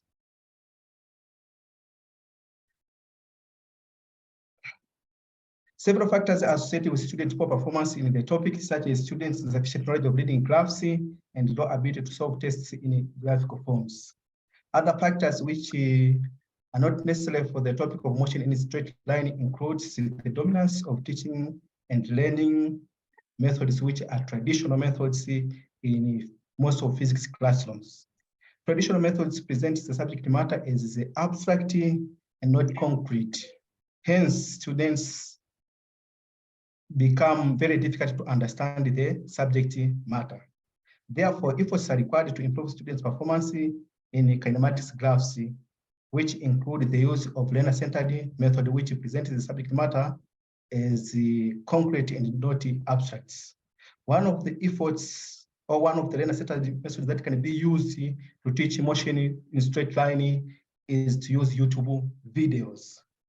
YouTube videos can be used in two ways. First is a teaching tool, whereby students can go into the YouTube and watch a video directly relating to the subject matter. And the other can be used as a teacher resource, where a teacher can go to the YouTube and view videos relating to the subject matter and copy some notes or come up with a useful materials for teaching and learning. Therefore, this study aimed to investigate the impact of YouTube videos in promoting learning of kinematics graphs in Tanzania teachers training colleges. We plan to have two classes, one class with the YouTube videos for teaching and another class with lecture method. Therefore, we formulated the hypothesis, which the narrow hypothesis, which states that there is no statistical significant difference in the performance between pre-service teachers in YouTube video and the lecture classes. The study adopted the quantitative research approach with an experimental design having both control and experimental group. Actually, we had two groups. The control group where pre-service teachers were taught by using lectures, methods, and the experimental group where they were taught by using YouTube videos. Each group had 75 participants. Data in this case were generated by using kinematics graphs, conceptual questions by administering the test before and after interventions. Data were analyzed by using a simple descriptive analysis and facial statistics by using SPSS Vision 22 and Microsoft Excel. We also compared the average normalized learning gain scores according to the vision that were given for each group. Results. Pre-service teachers' performance for two interventions indicated that YouTube videos intervention significantly improved pre-service teachers' performance with a mean difference between the pre and post-test of 14.38 as compared to lecture method with a mean difference between the pre and post-test of 0.96. As you can see from the figure here, which summarizes all what happened, is that during pre-test in YouTube video, the mean performance was 37.12, and during post-test was 51.5. The mean difference between post-test and pre-test was 14.38. This 14.38 mean difference is equivalent to normalized gain of 22.87. While for the lecture class, during the pre-test, the mean performance was 36.69. During the post-test, it was 37.65. This gives us the mean difference of 0.96. This mean difference is equivalent to the normalized gain or gain of 1.454. So as you can see from this figure, it is obvious that YouTube videos performance of pre-service teachers was improved with higher normalized learning gain as compared to lecture class. Also, we performed the independent testing during pre-testing and during post-testing. The result was as follows: that during pre-testing, there was no statistical significance difference between pre-service teachers in the YouTube class, in the YouTube video class, and pre-service teachers in the lecture method class. Why during post-testing, there was statistical significance difference between pre-service teachers who were in the YouTube class and those who were in the lecture class. As you can see here, this is just the table which shows that during pre-testing, pre-service teacher in a control group and experimental group, the significance difference between them, p-value was 0.776. This value is greater than 0.05, indicating that there is no difference between the participants in the control group and the experimental group during pre-testing, which means all of the participants were at the same level. Also, it indicates that the null hypothesis for this case, which states that there is no statistical significant difference, was accepted.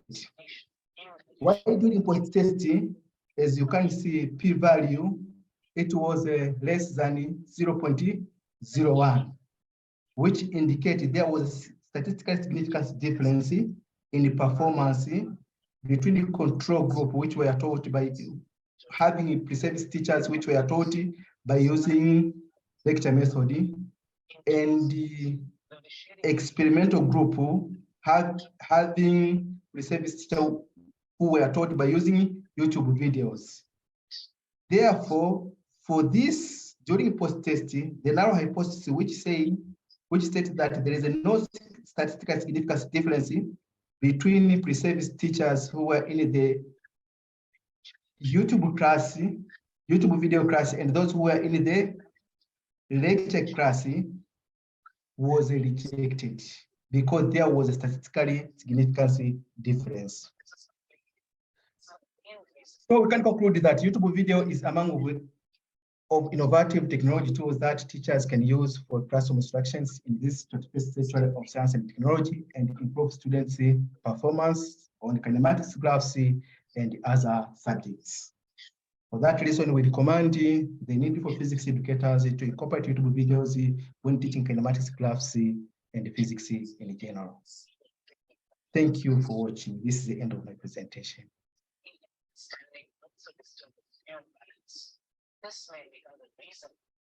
Thank you. Thank you very much for your good, interesting presentation. And do we have any questions?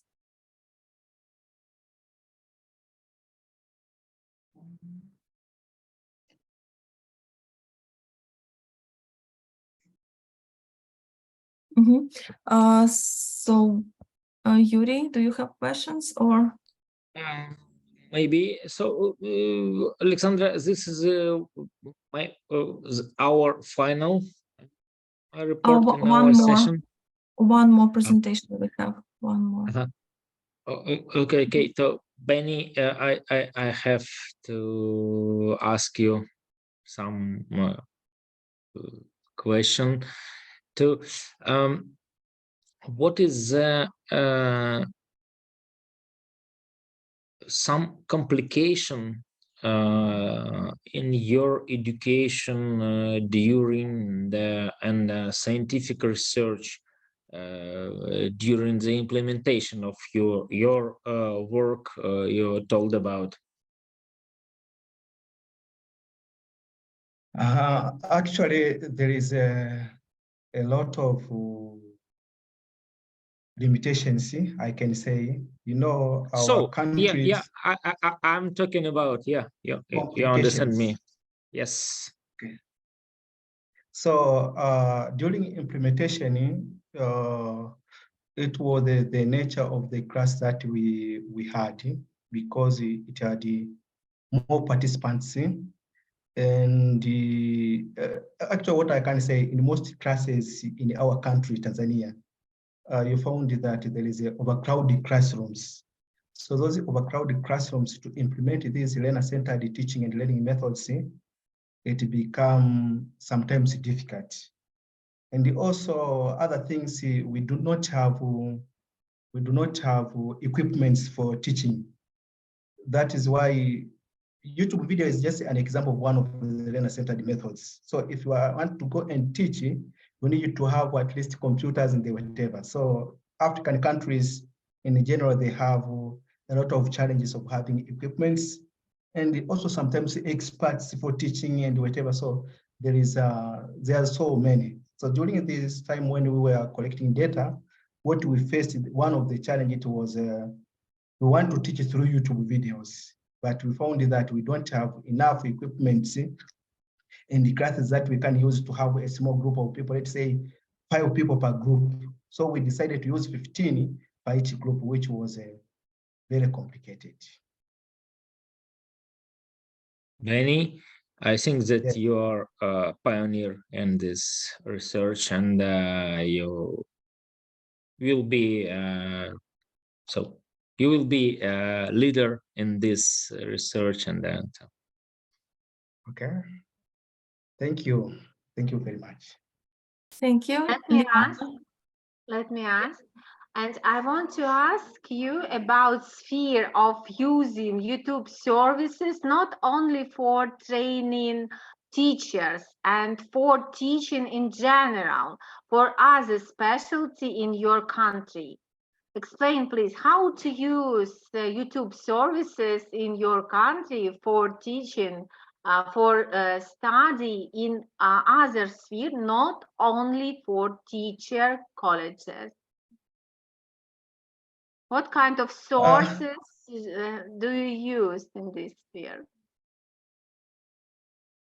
You mean other sources apart from YouTube? Not only for training college. What kind of sources do you use? Okay. Anyway, what I can say, YouTube videos is one of the instructional tools. Actually, is not being much used by many of participants because of difficult of having these computers and whatever. And you know, most of our schools are located in remote areas where to access sometimes even power, it become a challenge. So what actually it is possible only for those schools which are well equipped with teaching and learning materials. I'm not sure if I'm answering your question. Hello? Thank you. Okay. I'm satisfied of your answer. Thank you. I Okay, guess thank you. this service is expensive in Tanzania or not? Yeah, it's very Internet expensive. is very expensive, I guess. Yeah, exactly. Thank you. Thank you very much. Thank you. Thank you, Benny, for your presentation. Thank you, Liana, Yuri, for your questions. And we have, I think, the last hour presentation. Ashraf, are you with us? Ashraf, it's presentation number 2283. Yes. Benny, you can stop sharing. Okay. Just a minute, madam. Is it visible, madam? Yes. Full screen, please. Just a minute.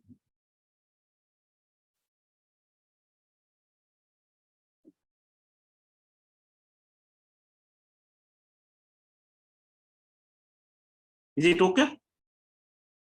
Not yet. Click F5. F5.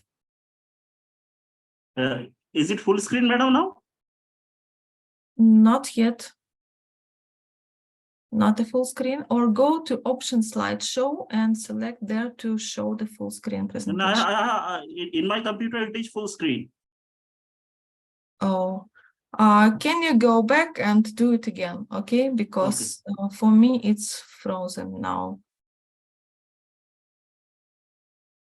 Check it now, please. The same thing. Yuri, do you see the full screen mode or no? Just wait, it will come up since you have clicked that button. Not full screen. Okay, let me do it again. Yeah. Is it okay, madam? Not Hello? yet. Not yet. Maybe try to double click. If single click is not doing it, double click. No. I have full screen in my computer and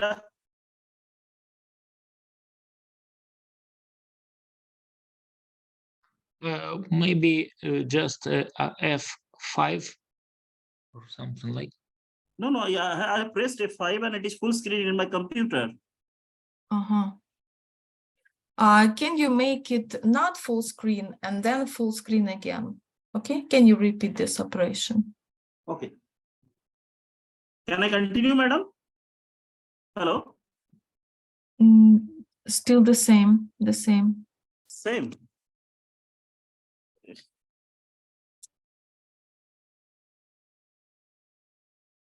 Okay, possibly just start your presentation. It's okay, but don't forget to click different slides. Okay. Oh. Okay. It is full screen now, madam? Okay. Not really. Is it visible to you? I think it was. Look at that 24%. There is a cup before the 25%. Click on it.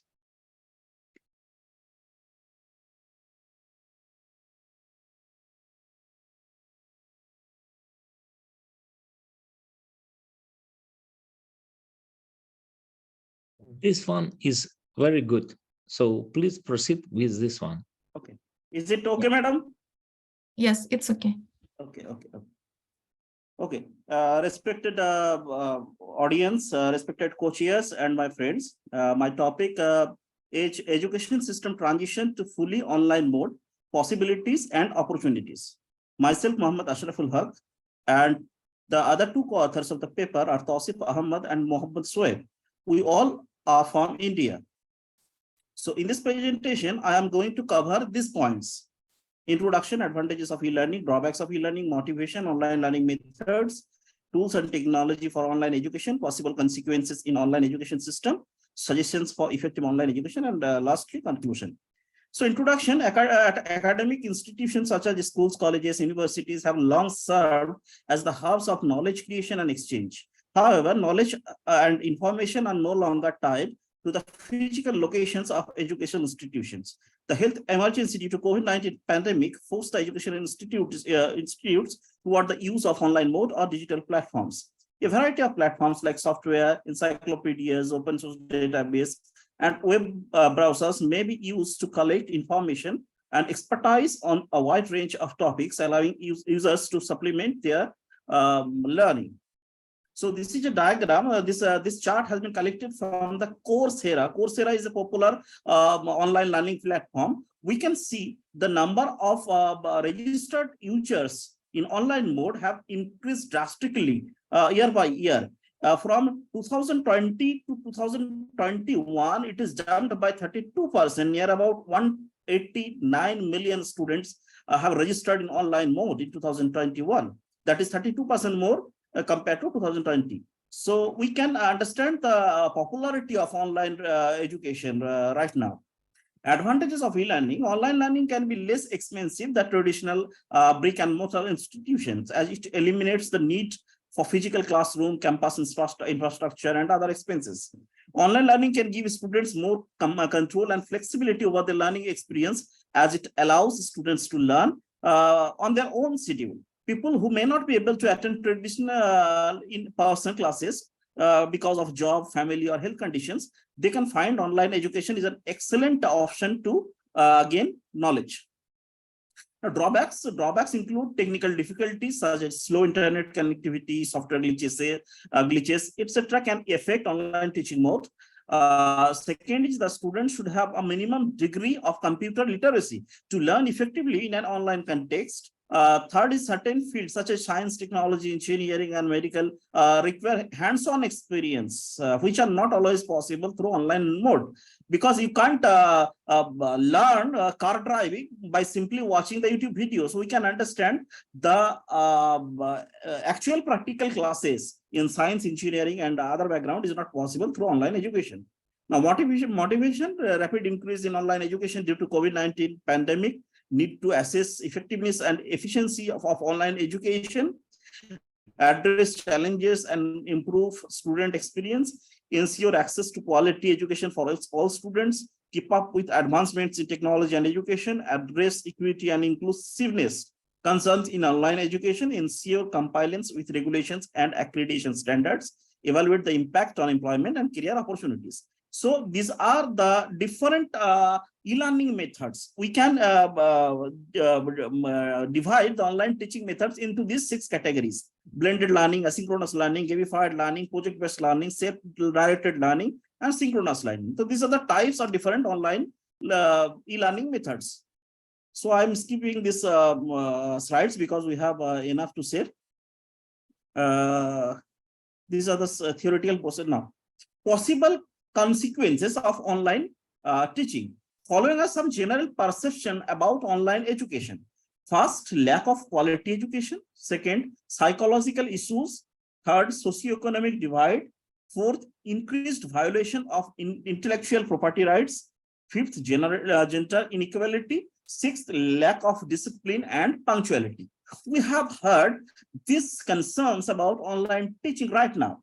So we conducted a survey to determine what are the actual concerns or major concerns for our future of online education. We have gathered feedback from 200 teachers and 500 students in the age range from 18 to 25. All are from India and are proficient with computers and the internet. 6 questions made up the survey's foundation. The participants were asked to respond with yes or no, or whatever applicable. And they also have the options to pass any commands or to write any commands. It is optional. So this is the result of the survey. We have kept these 6 questions. First, will e-learning lead to a drop in educational quality? Out of 500 students, 329 said yes, 171 said no. From the 200 teachers, 155 teachers said yes and 45 teachers said no. So overall, 69.14% participants agreed that online educations lacks in quality. Now, my second question was, will a student face a lot of psychological problems? 84.86% said yes. So this is a major concern. Third, will e-learning increase socioeconomic divide? 75.86% participants said yes. So it is also a major concern. Next question was, will e-learning lead to further gender inequality? 10.29% said yes. So obviously we can ignore this concern. Next, our question was, will the flexibility of e-learning lead to a lack of discipline among students?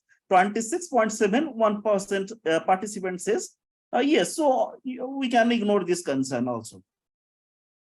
Our next question was, will the violations of IPR increase? 63.71% participant says yes. So this is a major concern. So we have further discussed only about the major concerns. The major concerns we have decided the above 50% participants when agree, then we have considered it as a major concern. So as per table 1, we can understand that our major concern is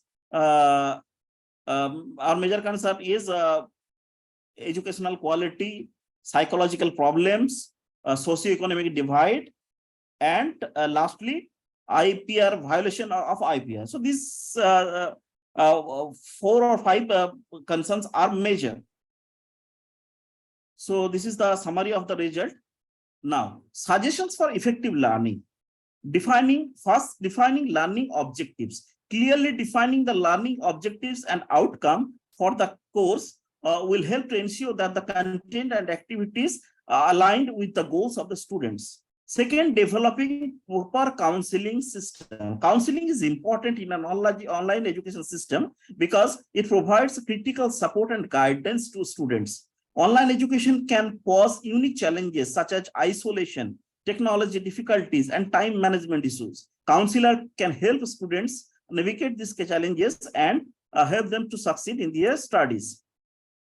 Third, facilitating communication and collaboration, creating a sense of community and connection such as through virtual meetings, student clubs, and group projects will help students to feel connected to the class and to the instructor, even though they are learning from different locations. Fourth is designing interactive and engaging content. So online teaching should not be boring. It should be supported by different games, different multimedia, different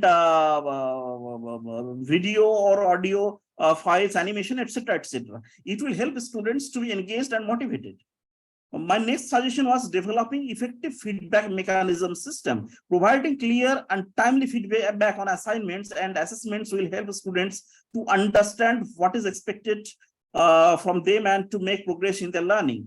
Regularly review and assess the online learning system and make changes as necessary to improve the experience of students and instructors. So these are the suggestions. Next one is very important, that is implementing an IPR management policy. It is important for online education institutes and an educator to have a clear understanding of IPR laws and to have policies in place to prevent and address these threats. Some standard practices that combine both technical and legal safeguards to intellectual property rights that include copyright registration, watermarking, digital rights management, licensing, and legal action. So we have suggested 2-layer actions for IPR violation. First one is copyright registration, licensing, watermarking. This is the first level layer that is common for. This is the responsibility of the organization. And second, if this barrier are not enough to protect your intellectual content, then comes the legal actions. Now, legal actions, a different country has different policy to tackle these issues. So there should be a uniformity all over around the world to protect IPR contents.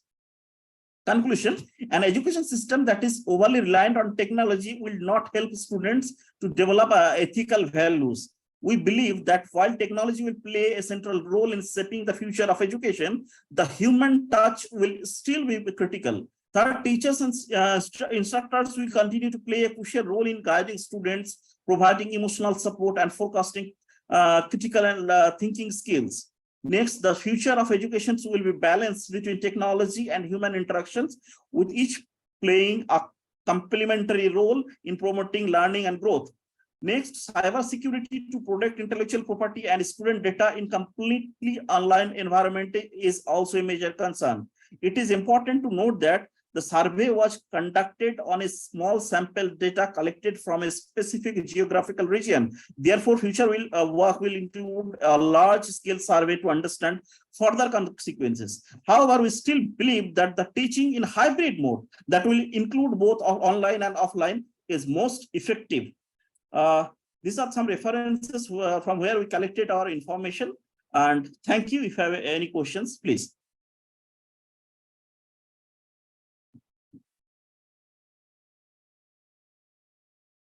Thank you. Thank you.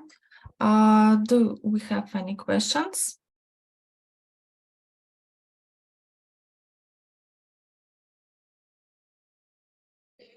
Education system should be educational as much as possible. I think that Ashraf.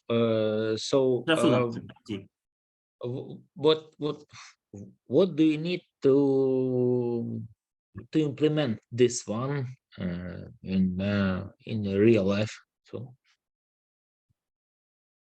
pardon me, sir.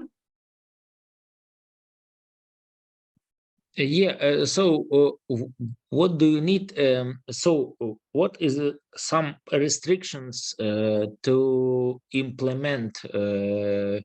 You need you told about in real life, for example, in your university, college, or something like that. The online education method, it is gaining popularity day by day because due to the emergency of COVID, and it also gains popularity from different organizations because it is easy to monitor, control the whole organization. It is also cost effective for any organization. So they are also trending to the online mode. This is the problem. Actually, we have to understand the goal of education. It is mainly to provide knowledge to the students, and we have to take care the mental health of the students. So it is profitable for the organization, it is okay. But from the students' perspective, it has some drawbacks. From the teachers' perspective, it has some concerns. So that's why we have conducted this survey actually, sir.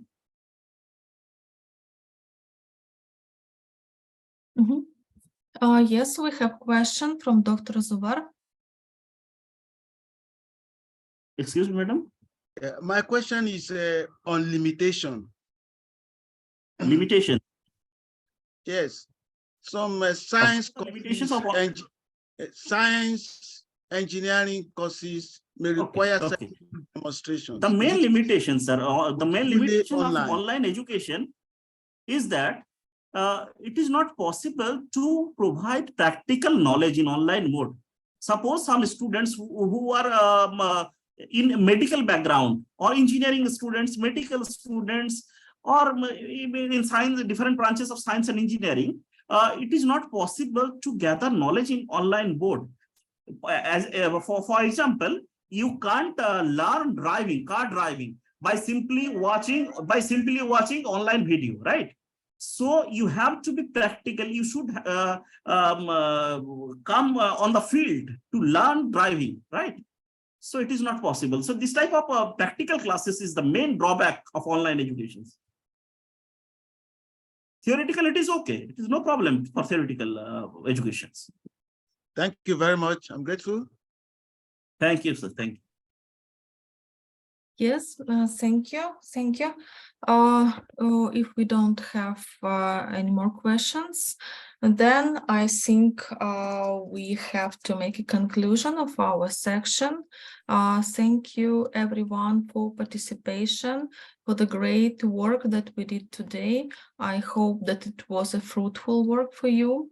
Thank you for all the discussions, and maybe someone also wants to say something to us. Anna? Hello, I have a question. Maybe you know when will the journal of this conference be published? Please repeat. Do you know when will the journal of this conference be published? I think, Anna, you have to write this question for the organizers, for the main organizers. Yes. Understand. Thank you. I'm not getting the questions actually, madam. So. It was a question about organization. We have some message. Yes, thank you, Dr. Zubar. Okay. So, Yuri, maybe you want to say something? Yes, and colleagues, and this is my great pleasure without any restrictions to thank you very much for your attention, to Professor Zubar, to Professor Asraf, Dr. Kemal, and Benny, and Luba, Konstantin, and Sasha, and so on. So this one it was a very interesting conference, and the main aim of this conference is to interconnect Katie and so interconnect between us and with different digitalization process and so on, but this one and not only. So thank you very much to take in part in this conference, and thank you very much from Ukraine and from Chernivtsi, and I think that you are welcome to participate in our conference. Welcome in Chernivtsi, because our building it's a UNESCO taking part building and so on. So, but the quality of the conference is quite higher. Thank you very much. Bye. Thank you. Goodbye. Goodbye. Thank you all. Thank you, chairs. Thank you. Thank you. Thank you too. Thank Yes. you. We wish you all the best. Okay. Thank you. Thank you.